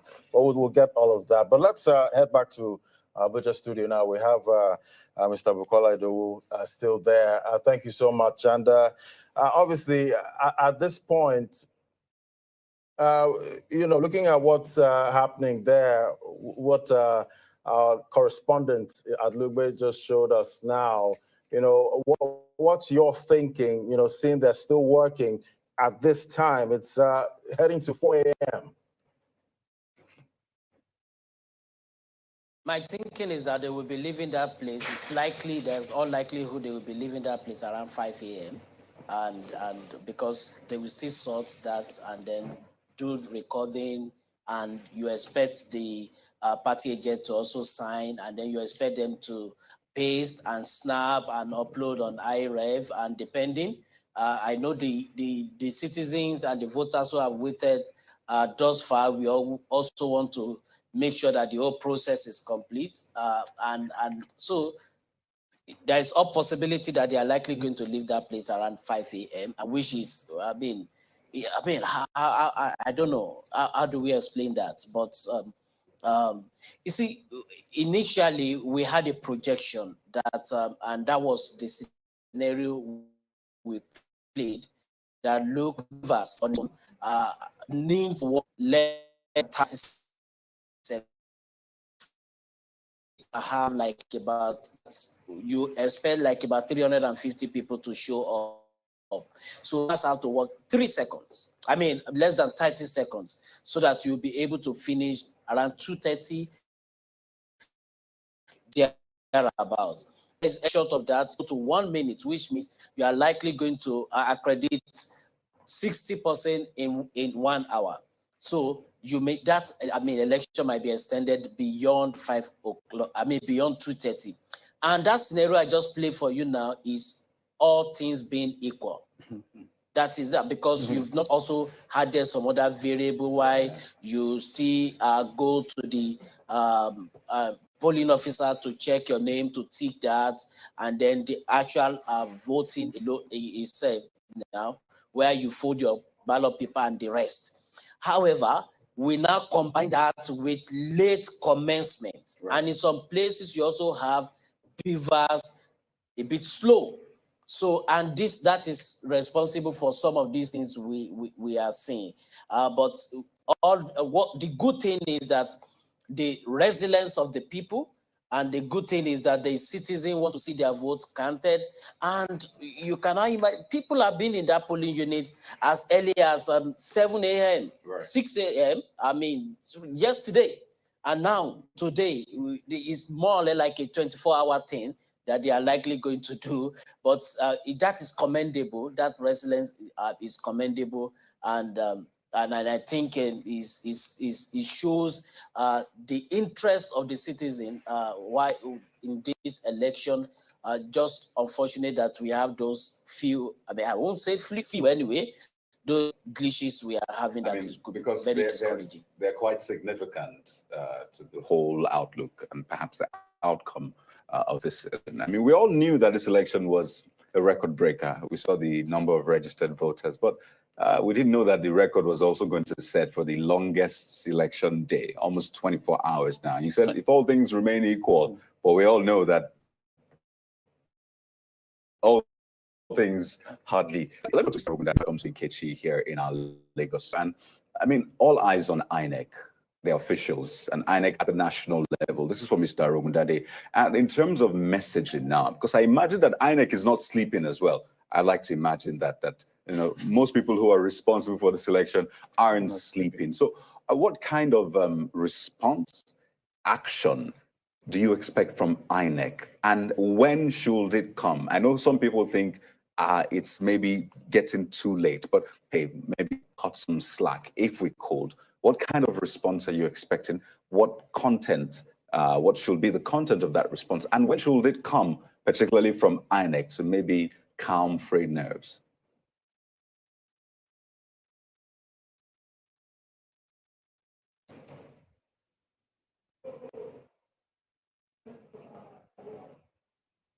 Okay, Mr. Arogundade, we need to sort your audio out. You're speaking, but we can't hear you, and would like to get all of your responses. Very, very important. So we'll try to fix that. But let me come to Nkechi. I don't know really how a lot of people are internalizing this, Nigerians, and I think that's something we've tried to talk about. We don't even know when the results will come in. I know we've had Wednesday in previous times. Some are saying, who knows, maybe this might even be for longer. In terms of coverage, you've covered a series of elections. And at this one, what are your expectations? I know it's usually very tricky. I'm not asking you to call the results, but what are your expectations really as a journalist, having spoken to people? What do you think the people really want, and how do you think we can go about that? First off, I would say that if INEC had been communicating, you see, the thing is, even though things are a bit uncertain, but if the system was transparent enough, updating the people.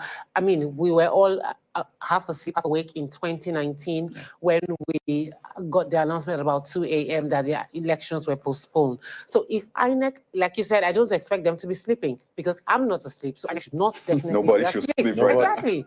So I expected that INEC would, tell us in the middle of the night, give us press conferences, tell us situation reports from the Beavers, from the IREV and all that is happening around the country. Having said that, the thing is, Nigerians are tired.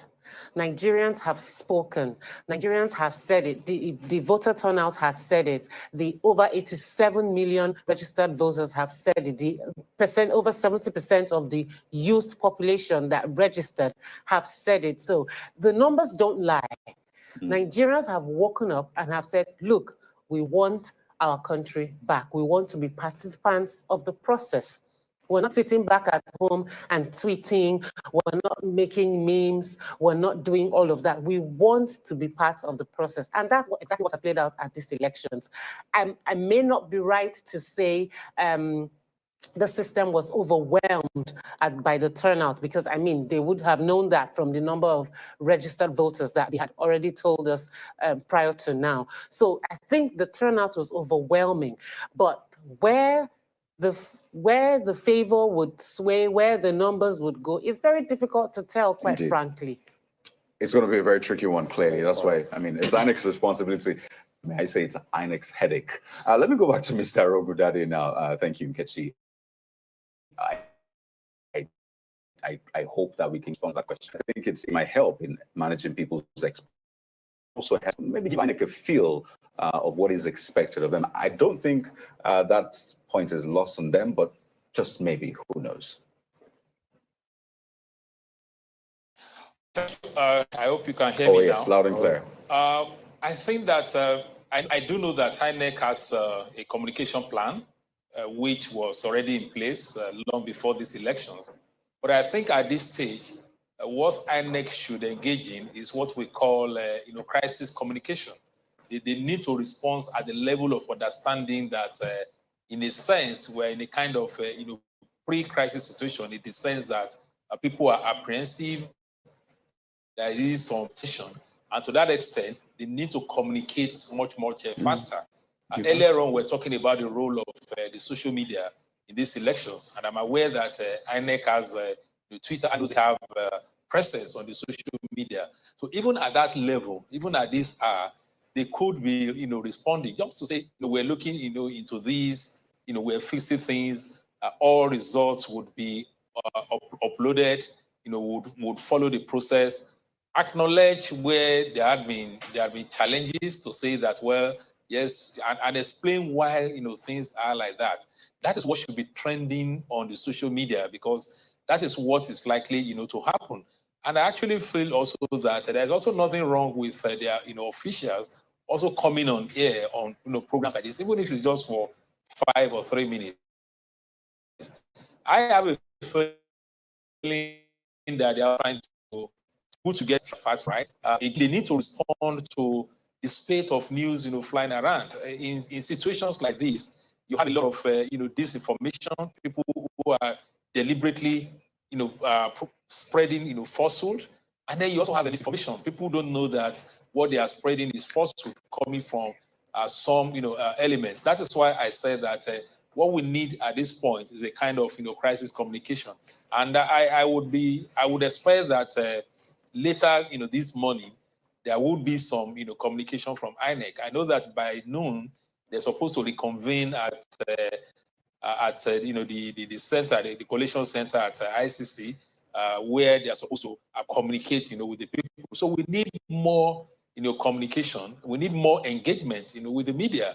Like I said, we're not sleeping. Journalists are not sleeping. The editors are not sleeping.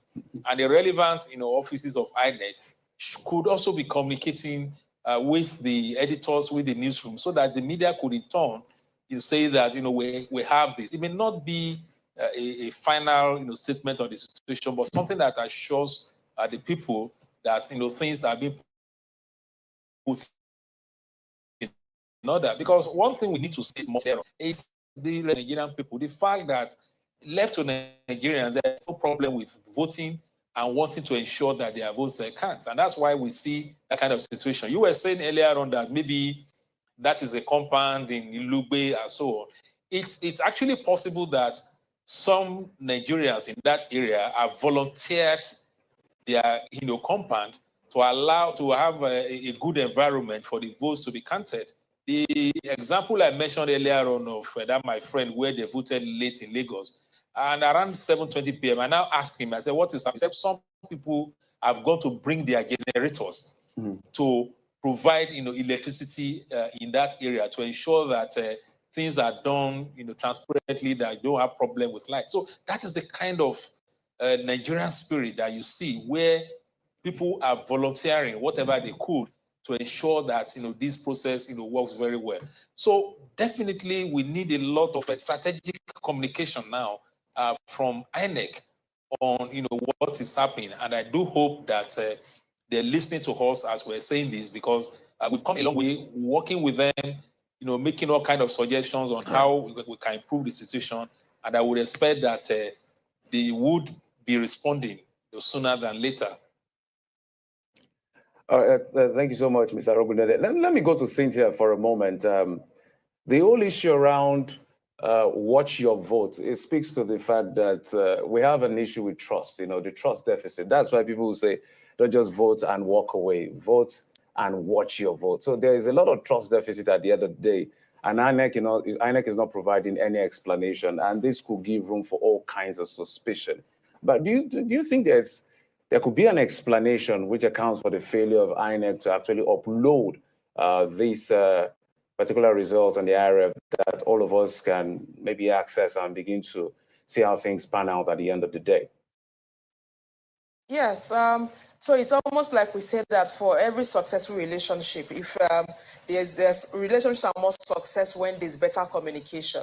It's just as simple as interpersonal relationships that we have on everyday basis. Because if we're not talking to each other, then we would not trust each other. And that is where there's a major challenge, especially in a system like Nigeria, where ordinarily we don't trust government. We don't. It's a growing trust deficit in every space. In the place, a lot of partners, a lot of people invested in building confidence in the process, building confidence in the Electoral Commission, because we believe that if people trust the system, they are more open to participate. And that is why we have this major worry around the silence of the Electoral Commission in these challenges that we've experienced, beginning first from late commencement, and then the IRF, as simple as an explanation. I remember in the evening of the elections day, while the IRF wasn't working, I literally went on INEC's Twitter page, went truly to scroll through to say, okay, is INEC saying, dear citizens, we're experiencing technical challenges. However, the IRF will be up in the next 2-3 hours, and I kept scrolling through, because that is how you build confidence, that when you already know you're dealing with trust deficit, you invest in communication. You invest in providing timely information, just so that people understand that you're working behind the scene to get the system to work. And I'll give you a simple example. The recent Kenyan election, if you follow that election, you see that there were constant communication around the process. So even though their process went into the night because their voting extends for longer hours and hours by their rules, you could see that people were still following you. The commission was still providing information. And a lot of us were saying there are things to learn from Kenya. It may be a smaller country, but there are things to learn that can work here in Nigeria, especially because this is a country where people were still trying to learn, should we trust INEC or not? And for Yaga Africa, we had also called up on the Electoral Commission that we need IRF to work. not because we think that technology answers all questions, but technology is deployed to enable transparency. It's also deployed to ensure that those opportunities for oversight are existing and persisting to create better transparency in the system. But what we have currently is an electoral commission that is not talking to the people, and the people that are now speculating. So if you go on social media, it's a lot of speculation. If you go on social media, you're already giving room for people to create their own narrative around the process. And I think that is where there's a major challenge. Now, whether this would affect the general integrity of the process, this is something we need to wait for, because, you know, there's always a time where you do damage control. It's being now with the result on the portal. But let's see what happens in the later hours of Sunday. Perhaps INEC could come and explain to the people what really went wrong. All right, Cynthia, I just wanted to ask you a question. To boost confidence. I just wanted to ask you a question based on that thought before to my colleague. Is there anything INEC will say right now or tomorrow that will change the process already? What will INEC say? Well, see, the thing is, there's already that trust deficit, right? And however, there's a way you communicate a challenge that people begin to understand you. I know when people say Nigerians are, you know, they say we move on easily. Because if you come Tuesday, Wednesday, you see everyone will just, you know, we continue. But I think what matters now is, yes, there's already that trust deficit. However, the Electoral Commission, there's a way they can communicate and explain what happens, but it's not just that, it's following it with action. So saying these are the things we did see, however, internally we're going to take specific actions and holding people to account, because there was a plan for technology deployment. From the mock accreditation, there was funding when it came to technology. There were people with responsibilities. And I think a lot of Nigerians just want to understand what went wrong. What actions are you taking to address that? Who will be held accountable? Because at the end of the day, if we don't see people being held accountable for some of the breaches, then we will not trust the genuinity in the process. And I think that is what would begin to change perception, that INEC communicates, is sincere in its communication, and giving us actions that it will take to address these challenges. All right, Cynthia, I guess communication is very, very critical right now. But let me talk to Mr. Nwagu now. Obviously, we've been talking about technology and how BVAS is a game changer at this point. But are there any conversations for, you know, some other kind of technology on the horizon that can actually make this voting process in Nigeria easier? And if possible, people can actually vote without having to go to polling units. Are there any conversations in that line? Well, I think that we can stretch it, but we have not tested out the ones that we have deployed already. And we've talked about integrity and trust deficit that has, you know, circled almost all the process that we engage in the electoral environment. So my sense is that people talk about voting from your homes, diaspora voting, and all of those issues. I think that what we need to take away is, if there are any legal obstacles to that, we can get them off the way, and then begin to work out the mechanics of its implementation. That for me is what will happen. Is from 2011 down to now, there has been introduction of different level of technology into the electoral process. Remember that we started with the smart card reader, and the smart card reader was also touted the way we are touting the BVAS as the game changer. You know, the smart card reader is the game changer. And in reality, a lot of people have heard that there was absolutely nothing wrong with the smart card reader. It's just our penchant to always think that there is something better, and there is nothing wrong in looking for something better. Now we have deployed the BVAS. The BVAS is taking is as a result of the challenge that we had with fingerprint identification. And then we said, okay, can we move to facial? There are people who are talking about body odor and all of this right now. So that conversation is there, but I think that they say the biggest room is the room for improvement. Absolutely. But Kayode, before you cut me off, there is something I want to talk about. I mean, I want you to rest. I think so it's important go on. that we. Yes, I think it's important that we talk about that. I hear things like turnout. I hear things like turnout is impressive. Turnout is overwhelming. I think we should be very careful in the use of that kind of language right now, because it has implication for when eventually the fact that you see people in the polling units does not mean that all of them are voters. Indeed. And you have covered the election quite a lot. You will know that there are people who are just enthusiasts, of course, who are just excited about the festival. So to use overwhelming, when the voter turnout eventually comes out, when we use these words, it's challenging. And in the morning we did discuss that. Yeah. And I hear that is a language that Channels does not tolerate. Absolutely. I mean, we stick to the rules. That's the job of INEC, to release the number of registered voters and those who participated in the election. Quite a conversation it's been, but final words from you, Nkechi. It's been a long day, long days now. What are your expectations? Can we still turn this around? Yes, if INEC begins to communicate, if there's transparency, if we can restore confidence in an already broken system, which has been perceived to be prolonged, if we begin to mend the past and INEC begins to speak up, begins to communicate more, then probably we can have some restored confidence in the process. But I believe that Nigerians have decided, and the resilience in the voters in Lugbe, for instance, who are still waiting for their results to come out over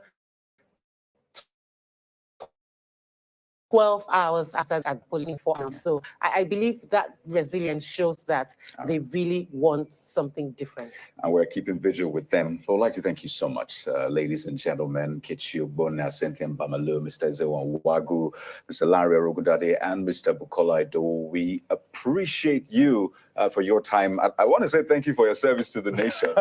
I don't think you've ever joined the military, but thank you so much. Thank you. And it's safe to say sleep tight for everybody. I bet you they're probably not going to sleep. They're not going to sleep. They're not going to sleep. Right? Their eyes are on the ball. But thank you so much.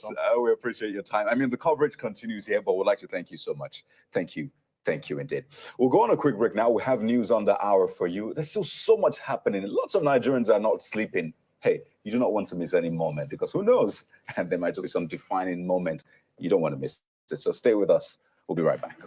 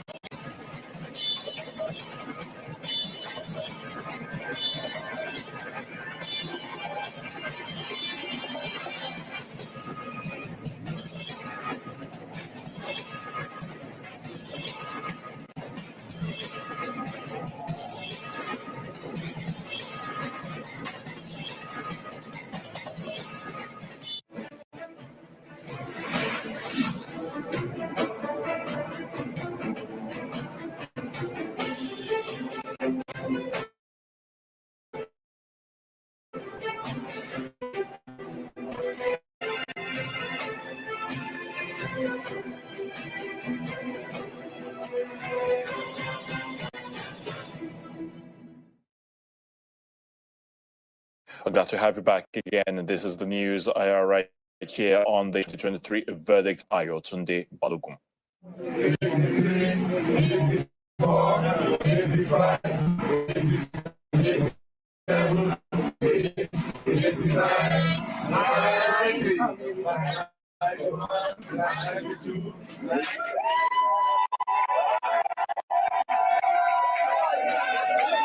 Counting of ballots at polling unit 138, new site Lugbe in the Federal Capital Territory, where the elections were extended beyond the scheduled closing time till this morning. Same also at polling unit 089, Trademore Estate, in another part of Lugbe in Abuja Municipal Area Council. Although the same situation has played out in some other parts of the country, including Lagos, specifically at the Ajao Estate, where the exercise was this morning. Our correspondent Ulu Phillips reports on how it went down there. So it's exactly midnight, and technically you can say it's another day. So today isn't 25th, today is 26th, as it were, isn't it, of February. And we are still having a situation of collation and uploading of results. Can you tell us exactly what the situation here is, where we are, and what the situation has been long before now? All right, I'm Odion Osaro, Ward Chairman, Ajao Waji, Oshodi Solo government. So far, the election we had here across 36 polling units was peaceful, very peaceful. But one of the major challenges we had was the uploading of the result, either offline or online. So we accompanied all the INEC officers with our polling unit agents to the collation center here in Ajao Primary School in Ajao Estate. And the major issue we have right now is the uploading of the polling units 0 to 8. And funny enough, it is my polling unit, and the difference in the vote in that polling unit is massive for my party. And so the result was neither uploaded online or offline. And that is where our interest is.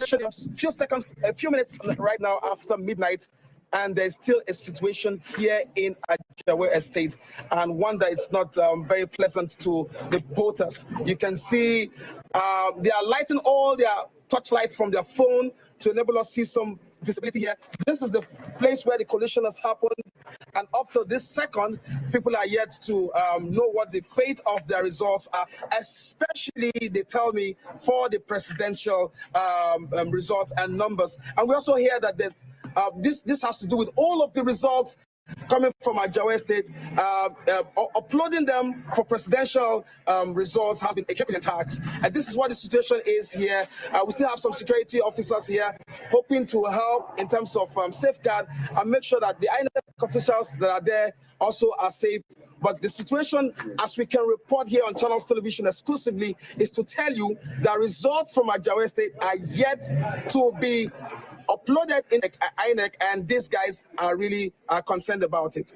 This is the vehicle conveying the INEC officials trying to leave under heavy protection from the Nigerian police, but the agitation is still on because the results were not uploaded, and this is what it is. This is what it is. The vehicle is leaving. It's some minutes after 9. Now, the people here are not happy with the situation. You can see they all have their torchlights on, hoping to have the results uploaded. Yeah, so after 12 midnight, they are on the way. Indeed, security is critical in assessing the overall success of the electoral process. Now, other reports indicate that the presidential election may have been largely peaceful, with pockets of violence in Lagos, Edo, and Delta states. From start to finish, security operatives are part of the electoral process. In this form, voters out early joined the queue and voted. To understand the security plan for the election, we joined the Commissioner of Police in the state for a surveillance tour.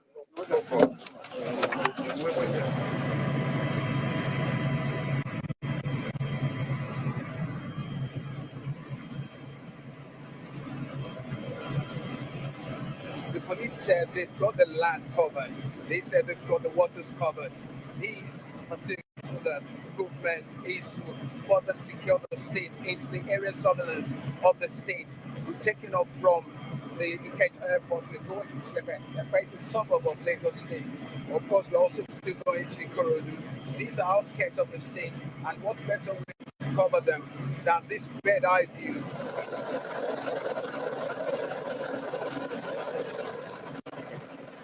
Across the state, it's been the feedback has been that of largely a very peaceful and orderly exercise.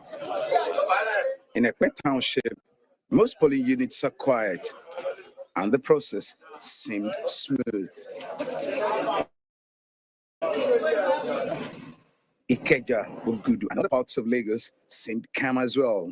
Let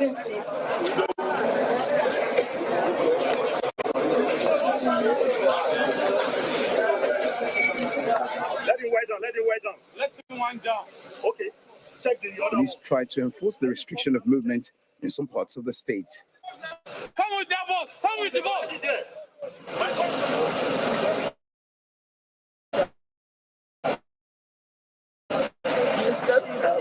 Materials after an attack on some polling units in the area.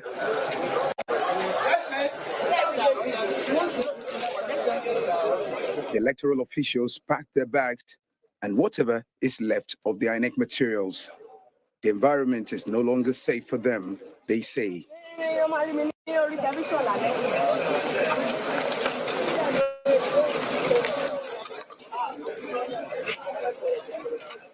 It's an admixture of very peaceful conduct in most parts, but we also recorded isolated instances of thuggery. One was the one we just returned from, which I led with the DC operations at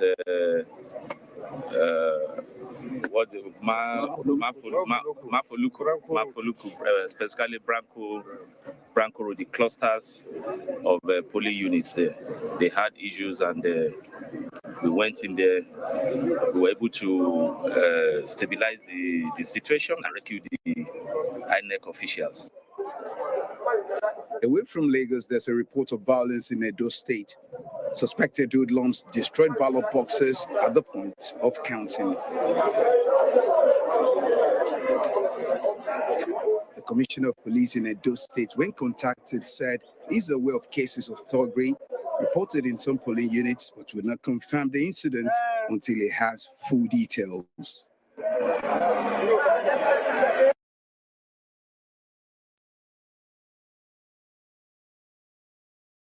Meanwhile, the Inspector General of Police that security across the country.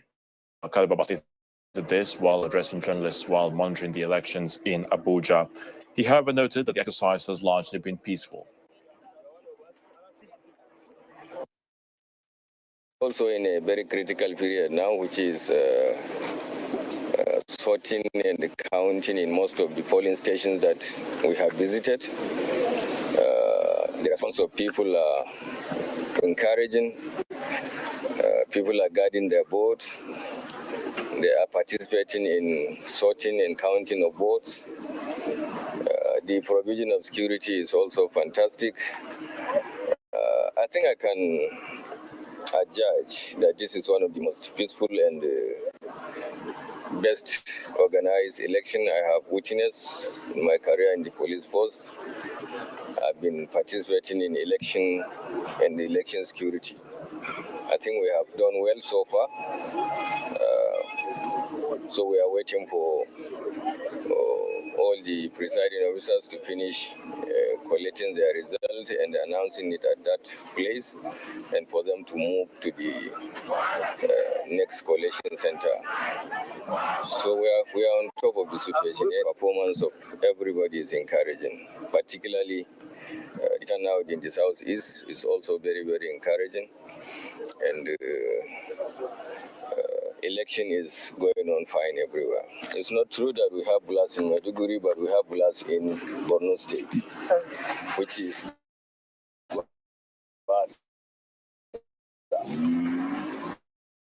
That blast, we expect this kind of situation, and we have made proactive arrangement. Quite all right, the adversaries have sent in some whatever you call, whether blast or missile or whatever, but it has not disrupted the election very well. But we have about 5 injuries and some small damages, but the election is going on there perfectly. And that's News Track at this time. I'm Ayo Tunde Balogun. Do stay with us because the 2023 verdict continues in a moment.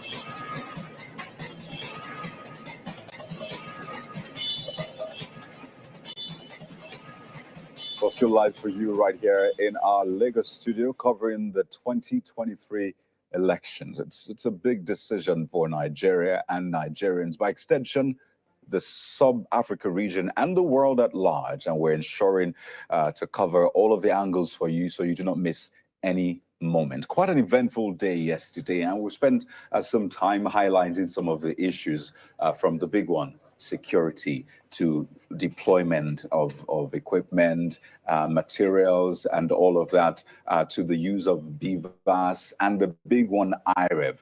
But another issue we've been following for you is the counting at a polling unit in Lugbe area of Abuja. So let's go back there and see what's going on. It's past 4 a.m. in the morning, and who would have thought that counting would still be ongoing? So let's head over to Lugbe, our correspondent, who's not sleeping, clearly. We're not sleeping as well. We're ensuring we cover this one. So let's listen in.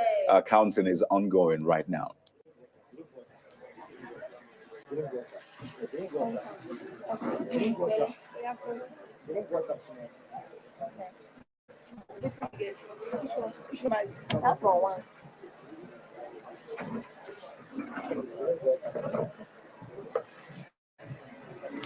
One, 2, 3, 4, 5, 6.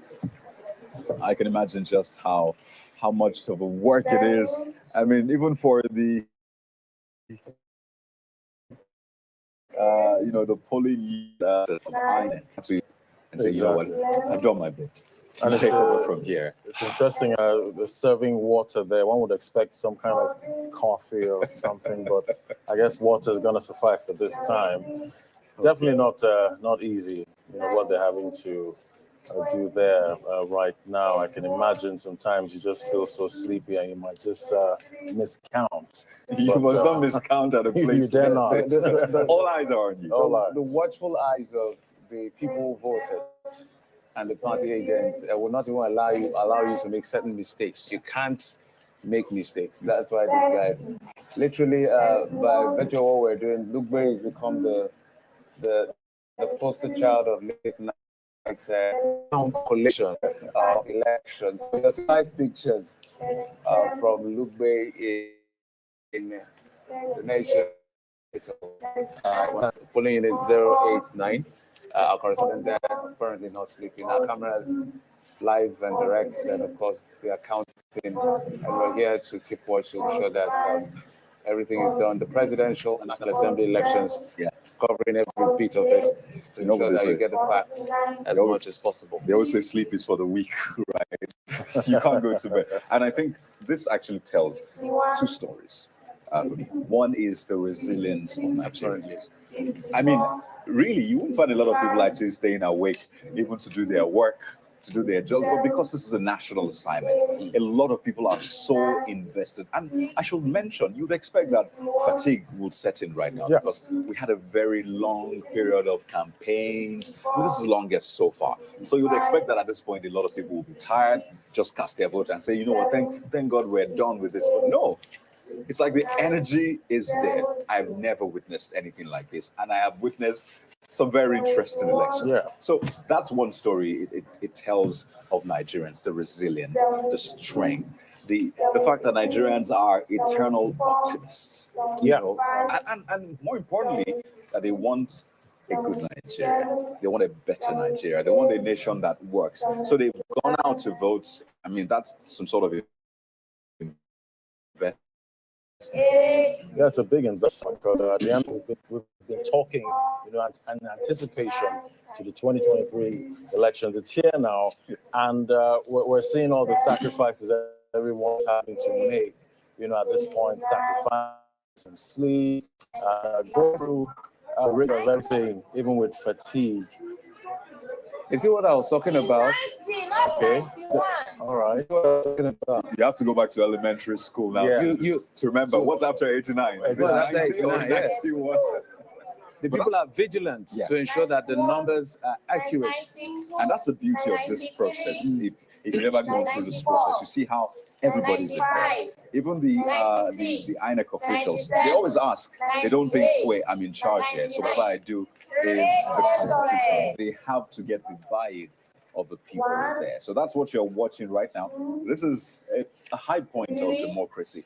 Not in the best of conditions, not in the conditions a lot of people expected or wished or anticipated, but it's happening nonetheless. And I think coming out of this, we should come out as gold. Yeah. We should come out stronger. We should come out with lots of lessons about how to better conduct elections. I know that we're maybe trying to break that whole chains of postponing elections. We had that in 2011, we had that in 2015, in 2019. So I imagine that it was, I mean, for this election, all the signals are pointing to do not postpone this. Maybe from the election management, from the presidency level, who knows? But I mean, sometimes we have to come to terms with the reality of it. But watching this, Kayode, you know, I keep thinking, how can we make this process easier? How can we not allow this process of counting? You know, we have artificial intelligence now, you know, ChatGPT, that's been trending for a while now. And you look at countries like Estonia now, you know, most of them don't even have to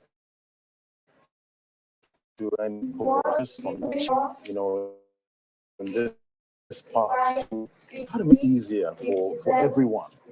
Workers there, the voters, voter welfare. That's one thing I've been thinking about. And we need to just watching this. One of the beauties of this exercise, I would say, is the fact that people are taking ownership. People are literally taking ownership. Like, this is our thing. You know, most of the time we say things like, oh, security is everybody's business. If you see something, say something. When it comes to election, as far as this election is concerned, 2023, everybody is taking ownership. Like, my vote must count, irrespective of whatever anyone says. As I said, people just want to be sure that if they won credibly. If they lost credibly. Not because, you know, anything fishy happened in between and all of that. So this is a true testament. If you're looking for Nigeria, this is Nigeria. Resilient, strong, determined, absolutely dogged to ensure that they follow this to the very end. You can see anytime, whether by omission or chance or whatever, that the polling officer makes any mistake in the counting, they are quick to say no. That's how serious Nigerians are. So this, it just portends a lot of hope. It tells you that there's hope in the horizon. We're not there yet. There's a lot that has to be done, but there's improvement. We're going to see this happen, and we hope the electoral umpire would also do their part as well, as we continue to wait. They've been silent. We'll continue to wait for them to do the needful so that all of this comes in full circle, and we're all going to be excited for it at the end of the day. 2023 is a defining year. 30 years after the June 12 election, young people coming out in their numbers, some first-time voters in their millions. We don't want to give them a bad first impression. We want to come back next time and let elections look like more like a festival. Sure, exactly. You know, I know that there's a projection that they to where your light is from polling unit 089 in the Lugbe area of the nation's capital, Abuja. And we've reported other areas where voting went up until in the late hours of the day, but this case is particularly peculiar. Looks like they have lots of registered voters, so they have to count for a longer time, and they're staying, they're not going, they want to ensure that this particular process works out. Another thing we're looking forward to, as has been said, is INEC's, let's say, explanation, INEC's point of view as to what is going on. By the way, I mean, this is segmented into different areas. This, I mean, what's going on with IREV is not affecting the conduct of, I mean, this process process for IREV is on another level, which then adds up to the final process. So, I mean, this should keep going on. Yes, it's not. So I'm just thinking, probably there are other places in the country where this is ongoing, just like we're live in Lugbe. Are there places? I don't know. I mean, Whether they are other, we saw reports from our state with some voters. I mean, right now, this is about 4:30. Right, 4:30. So they are still somewhere around the country, in the north and the south, wherever, where maybe counting is still ongoing. We do not know, but there's a lot going on, and we're here to make sure that we keep you covered. So we'll stay with this. They are at 1,000 now. 1,001. So we'll get in touch with our reporters across board, just so you can get a sense. It looks like the whole nation is not sleeping clearly, and we cover every moment of that one. So I will take a moment from polling unit 089 in a Lugbe area of the nation's capital. It looks like they're about to actually make a final announcement. If we could just check that again, because it looks like that particular counting is done. But we'll monitor that in the back end. Once perhaps there's time, we'll just link up. Okay, let's go back. We should go Looks back like it's to it. time now. Yeah.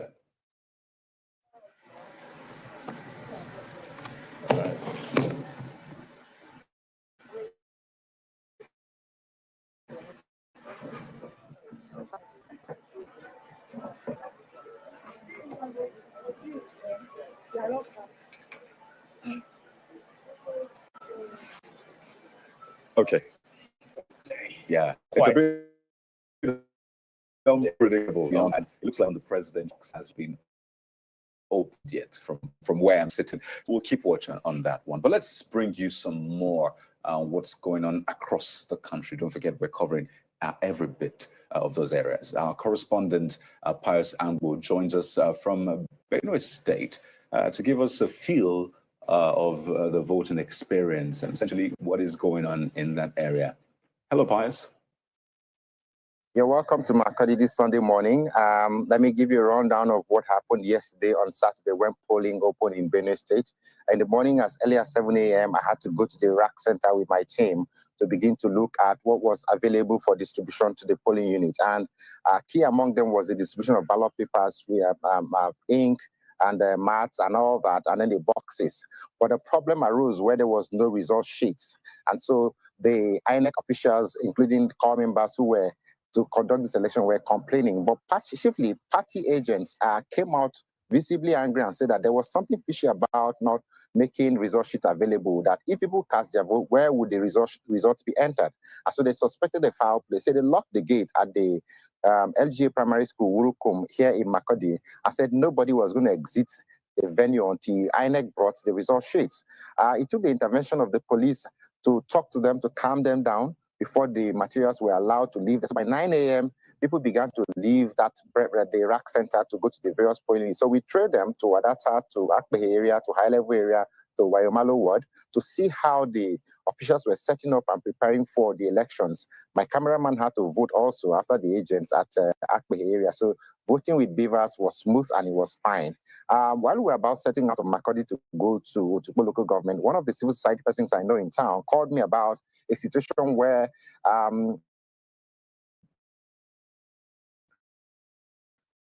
only from details polling unit as in Yima Makodi. And so everybody from B down C, E, D couldn't find their unit from that same polling unit where they used to vote. So much later, before I got to school, she called and said she had found her center way outside the area that she had been voting, somewhere around NUJ in Makodi. Now, anybody that was outside A initials was moved from this polling unit to that polling unit, and it was a huge distance, no communication, no updates, so they were at a loss until they began to probe and got to see where they were supposed to vote. So that was sorted out, but largely beavers worked, because even when I got to my polling unit in my rural community to vote, I was accredited, voted in less than 2 minutes. So it was a smooth exercise. If you went to the rural polling units in Alan and Ogioma in Akpa district of Otukpo local government, it was also a huge turnout. Women, men, children, the young people were all out trying to vote, to get their votes in. And so it was really, really something that people were enthusiastic about on Saturday. Now we're at the ward collation centers where results from the polling units are coming in. And then we're expecting to see that from there, between now and morning, the break of dawn, this Sunday morning now, you will begin to see results move to local government and local government to INEC headquarters in Makurdi. So it's a huge participation and opportunity for Nigerians, especially those who didn't vote in previous elections. They are eager and they've exercised their franchise today. Those who voted previously wanted to make a statement, they went to the poll. So we have had example of good civic exercise today in Benue State. There was polls were largely peaceful. Beavers worked. There were hardly any issues except that the campaign Director General of the People's Democratic Party in Benue State was arrested by the EFCC for possession of funds, according to them. But when we interviewed Governor Samuel Otom, he said it was just only 100,000 that was found on him, and I was wondering why EFCC would have to arrest him. And so he called for his immediate release. But as I speak to you, there are no words about his release yet. So that's the talking point, and the incident. People behaved orderly, and we've had a peaceful poll from Benue. So from here, it's been a wonderful exercise, but we hope that we can bring you more updates tomorrow from the various local governments and see how Benue performed during this election. So it's back to you in studio. Well, our correspondent, Pius Angbo, essentially telling us what's going on there in the state. I mean, if you look at the trend of voting in Benue, I'm actually looking forward to see how Benue is going to turn out this year. We'll bring you a look at some of the past elections and how, states have swung this way. Some seem like a stronghold of a particular party. So I'm actually looking forward to how Benue will swing. But it looks like it's a consistent trend across the board. There's the good, will I say the good, the commendable, the bad, and the ugly. But the goal here, I imagine, for INEC is that the good and the commendable will far outweigh the bad and the ugly, such that you can say that indeed that process was free, fair, and credible. And our sleepless nights will actually pay off. Why are you always on this sleep? I think it's important. You talked about the voting pattern in Benue. Another part I've been thinking about is the FCT. FCT, because this election, people have said a lot of things about this election, whether it's a 2-horse race, a 4-horse race, and all of that. But the dynamics are quite different. Everybody knows that the dynamics are different. We've seen a particular party winning the FCT a couple of times, and including the last elections and all of that. But if what we're looking at in terms of these dynamics of whether it's a 2 or 3 or 4-horse race at the end of the day, the FCT is critical. We must understand that condition that Section 133 has said as a criteria for winning the presidential election, besides the number of votes, is the 25% in at least 2/3 of the states in the federation and the FCT. And looking at that word "and" means it is mandatory because it's a conjunction, and it's a coordinate conjunction. It's not a correlative conjunction. It's not a subordinate conjunction. That means everything in front and everything behind is as important as the other party. So the FCT is a place everybody should be looking at because of the dynamics of this particular election, because the Constitution says 2/3, which is 24 states, and the FCT. So that's a very, very critical part of this election that I'm looking at, because everybody keeps shouting 2/3, 25% of 2/3, 25% of 2/3. We must remember that the FCT counts for something. That could change the dynamics of this election. So, and also today, for the National Assembly, so we'll know. Also, everyone is watching out for seats too. Also, who's gonna get majority of the seats, in the House and in the Senate and all of that. So that is also, a crucial point, because we know a party is actually looking to, hopefully get some seats in the House, even though they didn't have their logo and all of that drama, So we'll definitely be looking out for how that plays out too, going forward. Indeed. Let's expand the conversation now. I mean, it's very interesting because we have a different perspective for you on the program this morning. And we're joined on the 2023 verdict right now by Kayode Abegunde, a Nigerian-American politician. He joins us from the United States, as well as Sandu Wokolo, a security expert. Gentlemen, I know the time zones are different, but nonetheless, we'd like to thank you so much for your patience. It's been a long one, and we know just how challenging it is for you to actually stay up to have this conversation with us. So thank you very much for your patience. Let me begin with Kayode. No bias here. I mean, I'm just starting. I want to get I want to get a diaspora point of view because I mean we know what's going on here. We've traversed the length and breadth of Nigeria. We know our point, our view of the conduct so far. But from where you are, from the reporting you're getting, your expectations, are they matching at this point? What are you thinking? How are you internalizing all of the things going on right now? Yeah, thanks, Kayode. Firstly, I would say the expectation before this election was so high. We're going to do better. You know, I know I've been in the state for over 16 years, and while I was in Nigeria, there were, you know, I participated in some of the elections. You know, it appears to me that we haven't changed. I can tell you, if someone asks me to score the INEC of today, if they ask me to score them, score them D+, because I can, they did that, the job that they did on this particular election, because I know there were a lot of blueprints.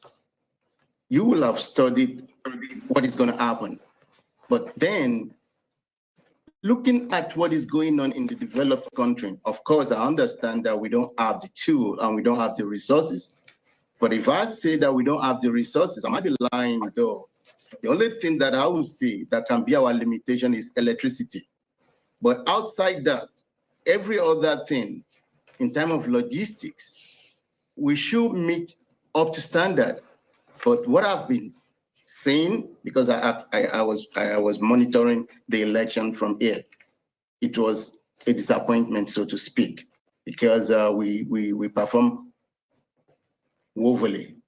That's what I'm gonna say, because I have some advice that I can share, but I know that will come later.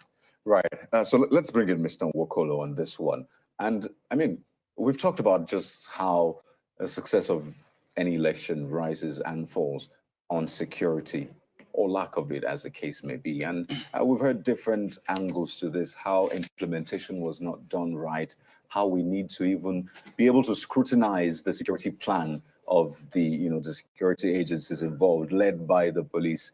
And I wonder for you, have we covered all of the maybe major issues that seem to have been responsible for some of the drawbacks, the sour points we experienced during the course of this election, which, by the way, is still on? I think if you look at what happened yesterday, the major question could be, was it avoidable? Did we de-issue that one? I think the critical answer is no, if you look at exactly what happened. Because for you to understand yesterday, you may have to have looked back at 2019, what happened, especially in places like Lagos, River State, Edo. Incidentally, on an state which is a partner, the chief is released saying how violence could affect the 2023 election. And we most of the local governments and wrote exactly what will happen. And this is what we saw play out yesterday. Am I disappointed? Very disappointed. I'm disappointed because I've sat in so many fora where the INEC chairman was there. And I did say exactly, look at the flashpoints, look at exactly what will happen. So let's use a critical example so that Nigerians will understand why someone like me is so angry.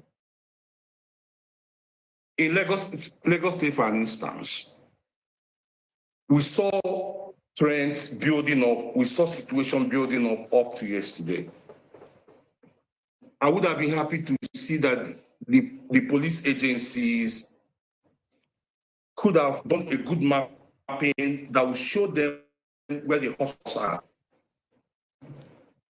If you're looking at what happened yesterday, you could see that they deployed police in some areas that, for me, they were not really needed. Even if they were needed, but not as much as what you have in those areas. You can say Lagos, for instance, you have places where maybe either a particular ethnic group dominates and likely to vote in a particular way. So what do you do to shove up security around the area, knowing that the possibility of attack is there, starting from 2019? This was the same thing in Rivers State, Edo. So, and again, yesterday, on Friday again, Nestle released another report on political vigilantism, knowing that the thoughts will take over areas where they think that the lapses are very low. All right, Mr. Nwaokolo. Hello, Mr. Nwaokolo. So, looking at where we are now, in elections, how do you see the security we're seeing right now? How do you see it shaping, the election going forward? You mean the one done already, or the one that will be happening today? Yes, exactly. What we have right now, and what you think we can do to actually, improve security to make sure that the elections are not negatively impacted. So first, I think the police need to look at who are these perpetrators. What are their tendencies? Do we know them? They need to start bringing them in. Let's look at it again. For some of us who are football enthusiasts or who love football, so why do you think most times you see, like in the UK, they'll invite sports hooligans in and tell them, we know your club is going to play against this club and we know your tendency to do this. So who are these guys? Some of them are known to us. So I'm not even trying to look at existing security threats like issues of secessionism, issues of banditry and all those. I'm only looking at political vigilante groups who are looking at making political gains by attacking opponents. We know them, we know who they are, we know their party. So situation where we keep bringing them in. Some of the showing of strength we were doing were things we could have done at initial. So it has happened, it has happened. So who are they? Pick them up, invite their leaders as early as yesterday. Start talking to them, because this is causing a lot of trust. And once we lose trust, we might be faced by post-election violence. I think this is what we don't want to have. It's getting towards that.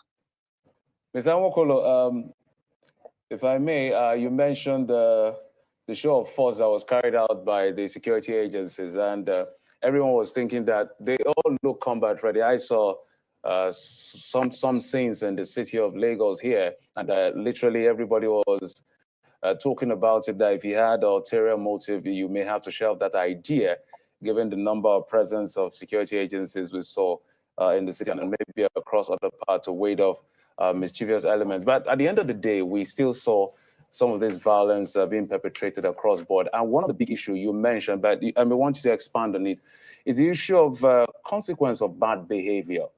The reason we think these things are happening sometimes because, some people think they can just walk away after it's been done. Some may be taken into custody and afterwards they are released for whatever reason. So what exactly can we do to ensure that the culture of consequence for bad behavior is being enforced at all levels, no matter your status? If you're caught doing the wrong thing, if you're caught sponsoring the wrong thing, you face the consequence of that action. Someone say if you can do the crime, it should be ready to do the time. So what exactly is missing that we can start enforcing so that people, when you know you are doing this thing, the law will come for you and you will not go free?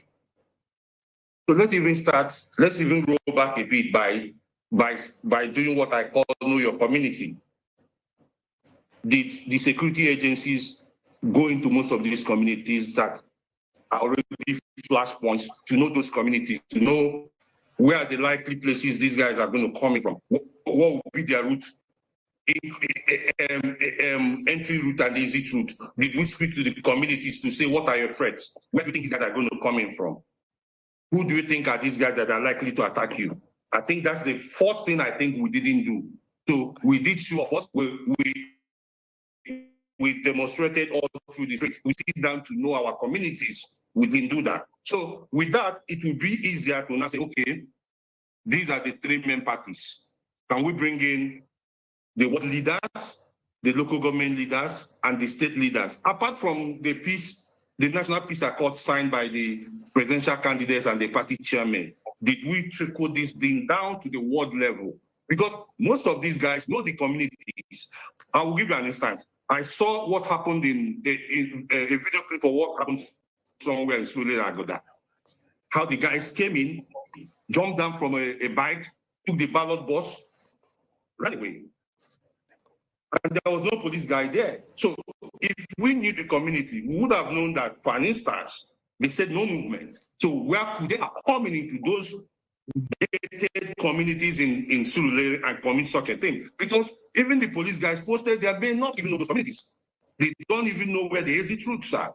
So that's where we started failing in the first instance. So for us to do this, not even about the guys who are carrying the ballot boxes. So who are the paymasters? We start with the paymasters, then it trickles down to them. So I think that's the best thing to do. All right, Mr. Nwokolo. Let me just jump over to Mr. Kayode, who is a politician. Do you think that this scenario in Nigeria, where it's a zero-sum game, winner takes all, is part of the reason why people push for spaces are literally threatened? All measures are put out to ensure that those spaces are retained across the country. I would say yes. And one thing that I noticed is, if you look at the Nigerian political system, you found out that the basis that, or the important things that we need to focus on is that there are so many things that we can do in Nigeria for it to work. In the state here, even when we are talking about the security measure, we don't have to put the police, all of those uniform men to come around. No, we don't need that. Because when the polling unit open at 7 a.m. and 8 p.m., we know that by 8 p.m., everyone is done. And by 8 p.m., when it gets to 8:45 p.m., we should be expecting the results, all right? We can say because the technology is working. But in Nigeria, look at the situation where even, the population of Nigeria, the registered voters, the blueprint that will always be a strategy. If they need to bring in early voting in Nigeria, then they have to embrace it. And they need to see how it's going to work, because they already know their population. They know the number of people that during the election period, it's number one, they have problem of electricity. So there's possibility that even when they start the election very late, there's tendency that they have to stay a bit late, all right? So some of the challenges in Nigeria, you understand that. Then number two, why do you have to wait until the last minute before you put measure in? So it tells me that INEC, they are not prepared. From all aspects, they are not. Nobody can tell me that they have a commission. That commission is a failure. Because from what I've been seeing, there should be more strategy. You already know you learn from mistakes from previous elections. We already know our strength in Nigeria. We know our weaknesses. We know our opportunity. We know our threat.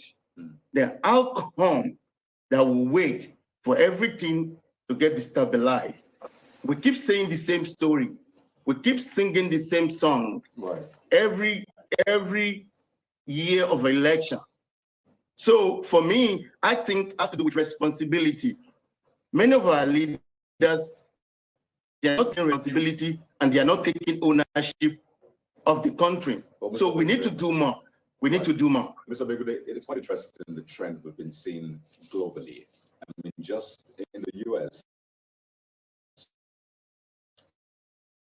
not too long ago, we saw built in. We've seen what happened in Brazil. And if there's anything that has been said about this election in Nigeria, it is that essentially it is meant to deepen democracy, especially in the region. But we've seen a trend essentially across the board where it looks like democracy is under intense pressure.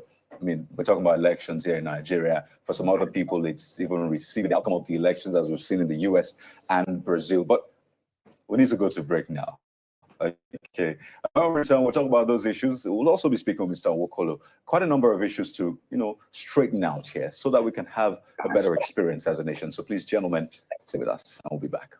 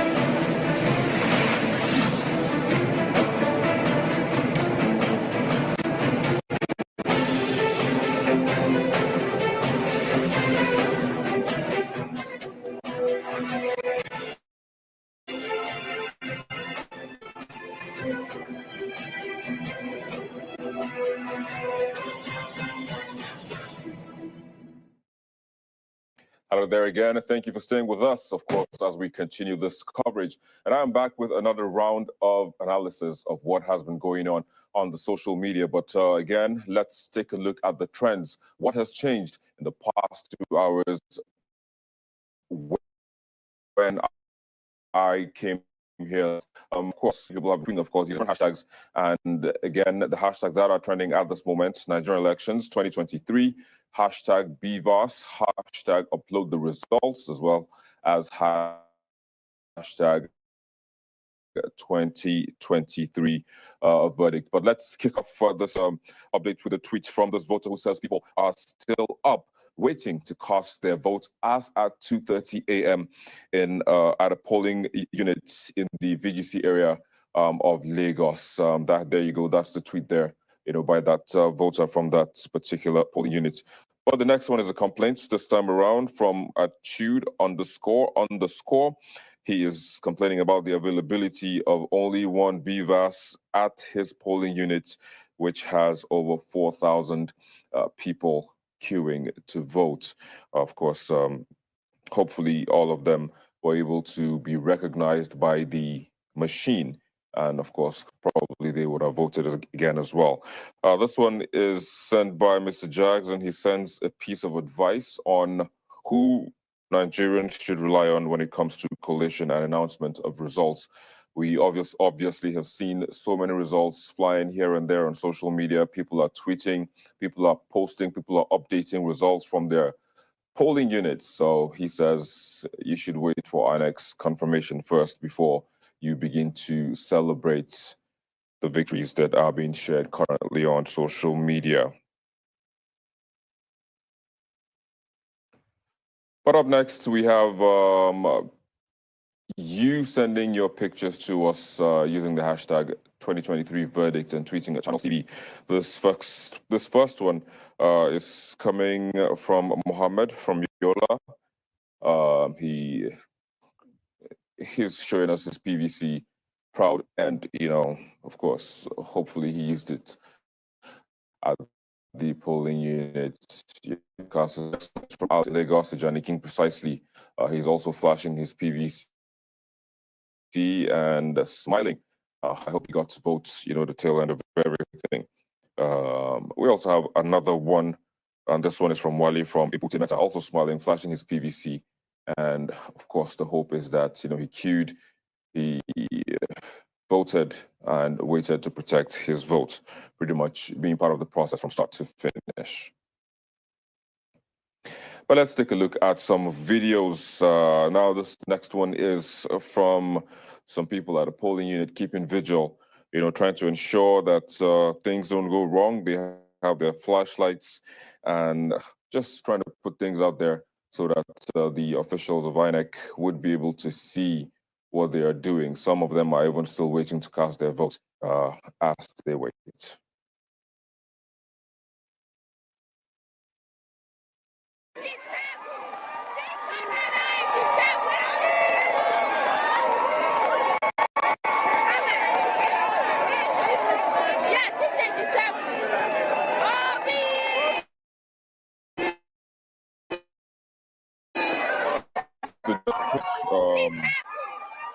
They're keeping their eye on as they have followed the counts. They're counting alongside the INEC officials, and that's their situation. I mean, they're pretty much just there keeping a tab on everything that is going on at their polling units.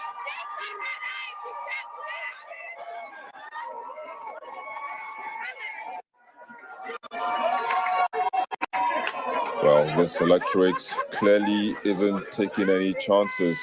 So he volunteers his generating sets to ensure that, power wouldn't be an impediment, to the announcement of results or to making sure things go as planned, by the officials of INEC. So he's bringing his generating sets, providing power just in case they need to power up their computers or the BVAS or any of the materials or machines that they brought forth for the election.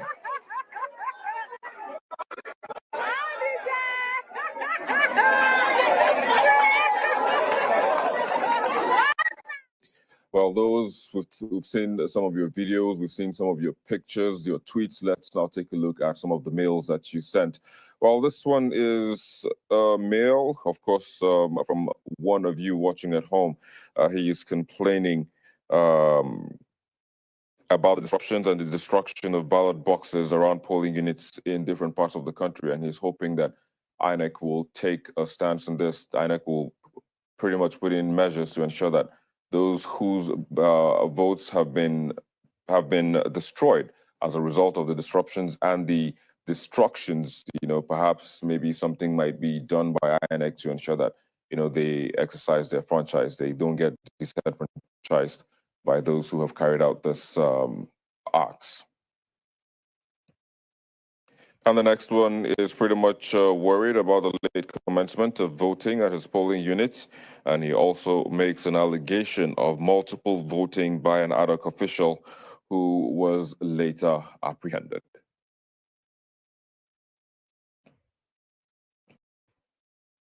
Well, that's it for now. Of course, again, I would implore you to keep sending those messages, those tweets, those pictures, those emails. The accounts are at Channels Forum on Facebook, at Channels TV on Twitter using the hashtag 2023verdict, and also the email address is 2023verdict@channelstv.com.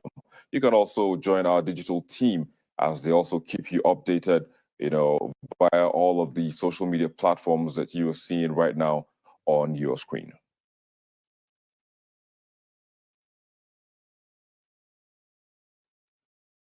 Activities on social media. I'm Victor Matthias. The program will continue in a moment. Please stay with us.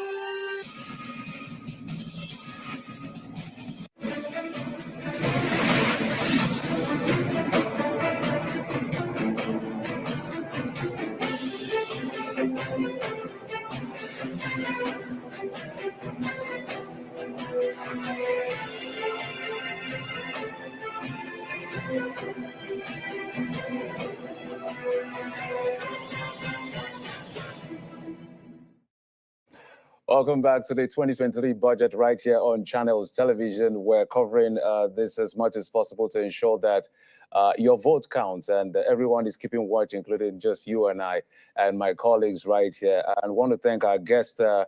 Ndu Wokola, security expert, and Mr. Kayode Adegunde, an Nigerian-American politician. We'll be having conversations with them just before our colleague Victor came to update us on what's been happening on the social media. And Victor is right here with us, right in the studio, just to give us a feel. Victor, I know it's been a busy day for you, I can imagine. So, I mean, that's the thing, busy day indeed. Tons and tons of data going on social media. You have to see through all of those. But, some are just striking that you can't let them slip through your fingers. Yeah. I mean, imagine someone waiting at 2 a.m., at 2:30 a.m., to cast his vote. So, that's one of many. Someone also said they are somewhere in Abuja at 2:33, yet to cast their vote. So there are just too many things, too striking. Someone had to bring his generator, his generating set, just to make sure that things are going well at his polling unit.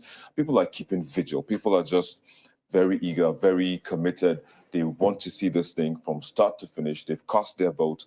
They're protecting their votes, and they're ensuring that, the INEC officials immediately send those results, transmit those. So that's one of the things that has been bringing a lot of confusion here and there, at polling units, because some of the officials believe or are saying that they need to go somewhere else before, they send the results. If you track back a little bit to when Ulu was here, he talked about how the polling officer was saying he needs to go somewhere to Oshodi, and they're like, oh no, you can't go anywhere. So we've had there are a series of such complaints on social media, and it's just and Victor, I did notice different people there putting out some are debating other results that they're seeing on social media.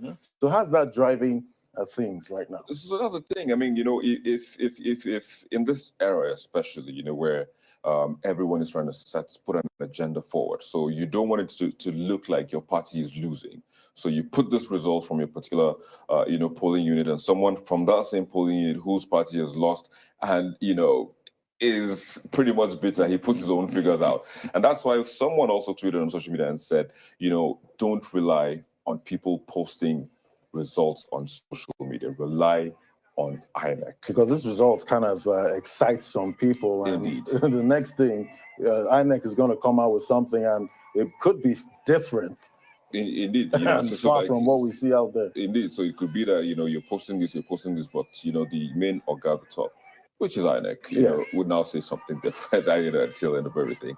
And we've seen parties also, involved in something like that now. So they post a particular video, this party says it's from a particular location, and then the other party posts that same video and says it's from another location. So you begin to think, this party says this is A point A, and then this party posts the same video and says this is point B. I guess it's at some point you have to silence all the noise on social media. You just have to silence all of the noise. Yeah. By the way, I mean, if you're putting up results, that's document falsification. It's a crime. It's a wrong result. So, but you see, and that's the thing. Speaking about crimes, I mean, if you want to go that route, honestly, the number of people that will be prosecuted from the number one citizen of this country, because he voted, he showed his ballot paper, right, which the Electoral Act is against. Because it's an open, secret ballot. Indeed. So if you want to go that route, trust me, we won't be done with the litigation in the next 5 years. It's like the space is a crime scene, right? Absolutely, absolutely. Well, just don't get caught. Don't get caught at all. Well, Victor Matthias is also our technology correspondent. I was going to pick you up on the bit about network and all of that, but we'll have this conversation again. Definitely. Let's make it a cliffhanger. Okay. So let's let Victor to go back to the social media space. Thank you so much, Victor. It's been a pleasure having you. Thank you. Well, let's head over to Lugbe now. Apparently, we're at a definitive point at that polling unit. Don't forget, we'll be following proceedings at polling unit 089. Let's go there. Okay, we promise to see this up So you listening to the papers for the presidential election. So please listen in.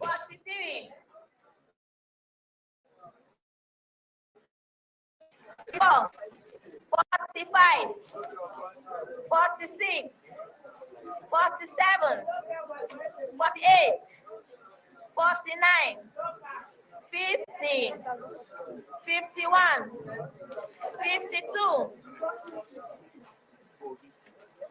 53, 54, 55, 56, 57, 58, 59, 60. Please, you people should minimize your noise, please.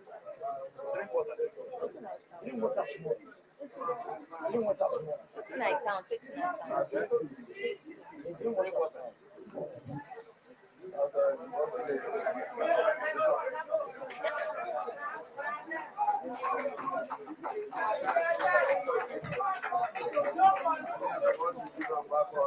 61, 62, 63, 64, 65, 66. It's just a mixed bag, really. Did you see people clap when she paused to drink water? Just different things going on right there. So counting is long going for the presidential election. They've done the House of Reps and the Senate. So we'll come back to Lugbe Polling Unit 089 just to let you know how this ends. I know a lot of people are looking forward to see how this polling unit would at least end eventually. But let's rejoin our guests who join us virtually this morning. We still have with us Mr. Kayode, who is a politician, Kayode Abegude, who is a Nigerian politician in the United States, as well as Mr. Andu Wokolo. Gentlemen, thank you so much for your time. We had to cover a lot of grounds, and I do hope that you understand. Mr. Abegude, I was speaking about, democracy across the globe. Look at the visuals we're seeing. It's a big one for those people there, the biggest one, the presidential election. And for a lot of people, that's where the focus is usually on. It's high stakes. And I wonder, from where you add your practice or your experience in politics, it looks like the movement of this end across the globe that we can actually surmount. And I'd like to know what the thinking is on your side or from your own circle as to how to protect democracy such that when we go to elections, we get to elect the right people who we want and have good governance. Yeah, thank you, Kayode. When you look at America, they've been practicing democracy for over 200 years, all right? Nigeria, where I can say we are still a baby practicing democracy. However, I'll tell you that there are so many things that we can do, to strengthen democracy. And going back to INEC, INEC is a commission, and I think the responsibility that their task, they seems not to live up to that standard and expectation, and I will tell you why. I think they have to break the responsibility of INEC, whereby if they are the one coordinating elections, let them know that they are the one putting the logistics together. So, but when it comes to collation, in America here, each state responsible for collation, responsible to put the logistics together, and they responsible because for me, it is decentralized. Unlike Nigeria, that everything has to be on federal. I think at this point in Nigeria, if we want to be successful and if truly we want to practice democracy, each state should be able to plan and act swiftly to make sure that everyone, all citizens, depending on the strategy they put together, that they have the ability to vote and protect democracy. But it shouldn't be things that federal will be planning for, it should be state. I think that's what is working in most developed countries. All right, Mr. Mr. Begunde, you know, there's still that debate about the presidential system of government here in Nigeria. Some have said it's too expensive. It's costing us a lot to maintain it. And some have said we should, you know, maybe try the parliamentary system. What do you think? I think when you look at Nigeria, right now, Nigeria has gotten to that point where we have the resources. If anyone tells me that, oh, we are still can't do it, it is a lie. Nigeria can literally practice a parliamentary system whereby in each state, they will saddle them with responsibility. Of course, they can have an oversight from the federal level, but each state will be tasked with that responsibility to stand alone. When they stand alone, all the results afterwards will be sent back to people that will be in charge, or to the commission that will be in charge of integrity, election integrity. So for me, if anyone is still saying to us that, oh, we are too young, we can't practice it, maybe they really don't know what they're talking about, because right now we're having a lot of problem in Nigeria when it comes to putting the electoral process together. Even the Electoral Act, it tells me right now that it doesn't work. I mean, you can tell from what you are seeing. Look at people, the people in charge of the voters. So what they did is that even when they are counting, you see them putting their hands in their mouth, you know, to touch their saliva in touching the voter's card. I mean, there is no way that I really can't just imagine that we are still behaving like as if everything we are doing, we are more of a, like the way we were in the olden days, that people still practice that. But now, number one, we shouldn't be counting manually. I can tell you, there should be a machine, there should be a system for that. So they are putting, go ahead. All right, Mr. Kaya, let me go over to Ms. Anwokolo on this one. Let's go back to the security issue, because it has dented part of the electoral process in this election. Although people are saying it's not widespread, but as it affects one, it affects the other person. So the issue of sometimes it feels like politicians have certain people that are for nuisance value, more like the people they call thugs or hoodlums and all of this. And that can backtrack to the issues of unemployment and all of that. So there are these people that are kept for sometimes purposes like this to come disrupt processes. Is there a way that the security agencies or the system or the politicians themselves, or I don't know, who is going to be responsible for this, to ensure that we begin to work on reducing this critical mass so that they no longer become fallback to when it comes to who are we going to pay or hire to go and disrupt processes? We see thugs all over the place, whether in Lagos, in Port Harcourt, there are thugs everywhere. And these people, as like this, they come with certain level of nuisance value to be able to pull off certain things for. How can we address this? We may not be able to eradicate, but how do we bring it down? How do we minimize it?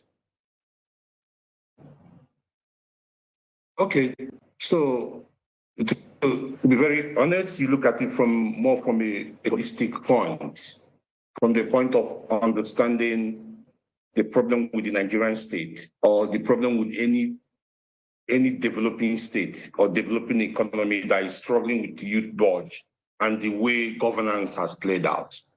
So in Nigeria, we have a problem which obviously is not a Nigerian problem, but it seems to be a problem democracy is facing across the world. So I remember a book by Moses Nam, where he talked about revenge of power. He talked about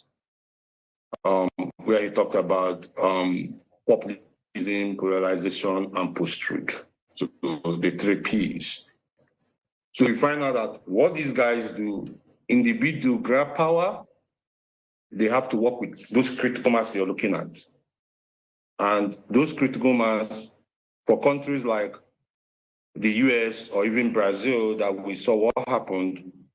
So you use populism and post-truth to continue to bring those people down. You hold them to a certain comfort that they continue to play to the sound of the music you're playing. So if we flip it on the side of the Nigerian state, what we're seeing now, why those critical mass in places like the US may have their day job, they really don't have to be because they come to you for daily bread to be able to do what you want them to do. But in places like Nigeria, you use them because they don't know where their next meal is going to come from. So the informal arrangements, you try to use them. So, for instance, while politicians are campaigning for election, they will promise them a lot of things. They will know that if he wins, more of a prebendal or neo-patrimonial system, so they will be compensated. Now, the funny thing is that when they win, they won't compensate them as much as they should be. So it goes to whoever is the paymaster in terms of people who control them, because it's almost like a gang system. Now, those of them who are the foot soldiers in next year's report Friday, we call them the political vigilantes. So they are the foot soldiers. Most times, if whoever wins is in the same level, you find most of them as the touts that become the tax collectors, harassing people here and there. So you keep them at that level because you need them the next election. You don't need to make them big boss, because you make them big boss, they might not, because of course they want to be like you too. They like good life. They All right, don't Mr. want Wokolo, the situation. Mr. Wokolo, it looks like poverty is playing a lot, into all of this. We did get that exactly. So MBS report. what I'm trying to do is to show you how they play it. Play this way. In developed countries, you have you have such people, but you find them mostly in the social media doing the same post-truth work, unless or except in the US where the insurrection is saw them moving in. But in Nigeria, or in most developing countries, with such youth unemployment, you use them to perpetuate violence, especially during the election, like what we saw yesterday. And like I said, you don't keep them in such a way that they become so comfortable that they wouldn't want to work for you in the next election. So you put them in such a way they continue to serve, to deny them education, as we see in northern Nigeria. So it does to a deliberate, I don't want to say a deliberate state policy, but a deliberate government policy. As a political scientist, there's a difference between a state and a government. A deliberate government policy, so that they don't get educated and wouldn't want to do those bits. So that's where poverty coming. Now, most of these things come as a structural violence. These are structural violence that you perpetrate on these people to continue to bring them down. You can reflect this to what happened in Niger Delta. You can reflect this to the Almajiri. You can refer them to all these youth unemployment or youth rascality we're having in the country because the state is not taking care of them, because the political class, the elite class, we want to continue to dump them because we want to use them to do what we want to do. All right, so that play, you see, poverty, inclusion play a role. Yeah, so at the end of the day, we did get that report from the MBS that about 133 million Nigerians are multidimensionally poor. So I'm thinking if we can lift a good number out of poverty, then we might as well reduce thuggery at the same time. It's like killing two birds with one stone. Sure. And like they say, if we don't get our SDG rights, you will continue to have most of these people, down the pyramid and continue to cost. Because, for instance, if Any guy is in a very paid job. So why would he want to be a top for anybody? Why would I want to be a top for someone? I wouldn't want to do that. So if they continue to be in that level of poverty, they will continue to be thugs to the political class. Ms. Anwokolo, just stay with us, as well as Mr.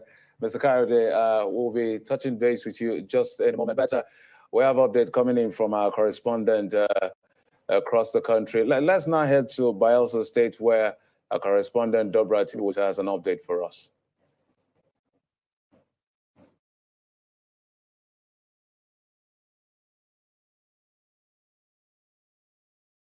It's been an eventful day over here in Bayelsa State.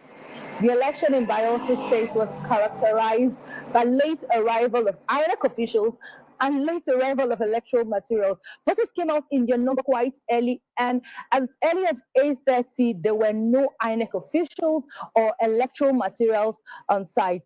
Governor Doye Jiri voted at Sampo, and he applauded the process and says he can't wait for a day when INEC will opt for electronic voting. At in Ogya local government area, former President Goodluck Jonathan had to go to his polling unit twice before he could vote. It went as early as 8:30, and there were no INEC officials on site, and had to go back home and waited. And the INEC officials came to his polling unit around 11 a.m., had to set out their materials, and he had to vote by 11:31 a.m. alongside his wife and his mother. At nearby Opome community, still in Ogya local government area, they didn't have an inch-free experience of the election process. In fact, the beavers were malfunctioning. People were with their PVCs moving from polling unit to polling unit, looking for their names as their earlier anticipated polling units. They went there and they were told by the INEC officials that no, their names could not be found, so they should go to the next polling unit. There were some that at the end of the day, after visiting up to 3 polling units, eventually found their names and could vote. Others were not so lucky, as at the time we're leaving Opome community. We also went to Kolo community in a local government area, and they had a semblance of a smooth process. Now, in Yenagoa, there was a protest, as 4 wards in Yenagoa didn't see any electoral material, and there were no INEC officials on site to give an explanation on the reasons for the election not taking place.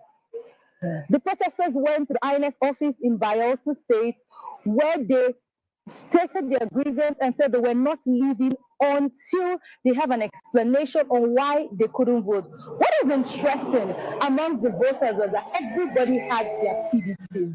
It was glaring that these people actually wanted to vote. In fact, at the first time they got to the INEC office, security officers themselves, they were just, troubleshooters who were looking for, an easy way to scuttle the process. And they said, if you were voters, your registered voters, show us your PVC. And these protesters actually brought out their PVCs and said, look at my PVC, I want to vote. And they started chanting, we want to vote, we want to vote, New Nigeria, that is what we want to vote. It was a sight to see people from all walks of life across different ages chanting that they want to vote. There were mothers there that said they had to leave their children at home just to come out and exercise their franchise, and they couldn't stomach the fact that materials were not there, INEC officials were not there. But due to that protest, INEC chairman has announced that the election has been rescheduled for tomorrow. So everybody that's supposed to vote at Ward 4, Ward 6, Ward 8, and Ward 14 in Yenagoa, the election has been rescheduled at 10 a.m. tomorrow, and the voting will last till 4 p.m. For these polling units that were lucky to have officials and materials, they actually voted, but now, due to the late arrival of material, they couldn't begin at 8:30 as expected. So voting took place much late in the night. As of the moment of filing this report, as we're speaking now, sorting and counting is going on across most polling units and wards in Bayelsa State, and I will keep you updated until the sorting and counting is done. So it's back to you in the studio.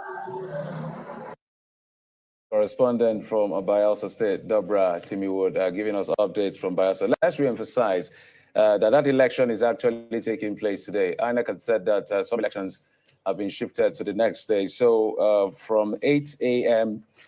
Till 12 p.m. rather, today, Sunday, the 26th of February, elections will be taking place in some parts of the country. We have the Bakassi local government area elections will take place there as well. Day Spring 1 and 2, Poor Island, and some polling units and wards. Elections will be taking place in those areas because of some glitches that occurred during the elections. We still have guests across board. We have Mr. Ndunwokole, a security expert. They've been analyzing and talking to us about the issue of security, as well as Kayode Begunde, who is in the United States, is a Nigerian-American politician. And Mr. Kayode, let's come to you in a moment. One of the things causing anxiety in the country, perhaps, is the uploading of the results on, excuse me, on the IREV, which everybody expected should have been done by now. What are you thinking on this particular development as people will be waking up to hear what exactly went wrong or what happened from INEC? Yeah, thanks. One of the important areas that I think INEC is missing, so to speak, is this. Before knowing that the election, this kind of election is being prepared and planned for quite some time now. All logistics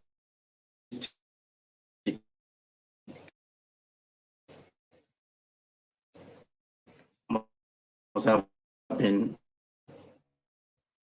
made available. But you can see that I can say it again. And another fact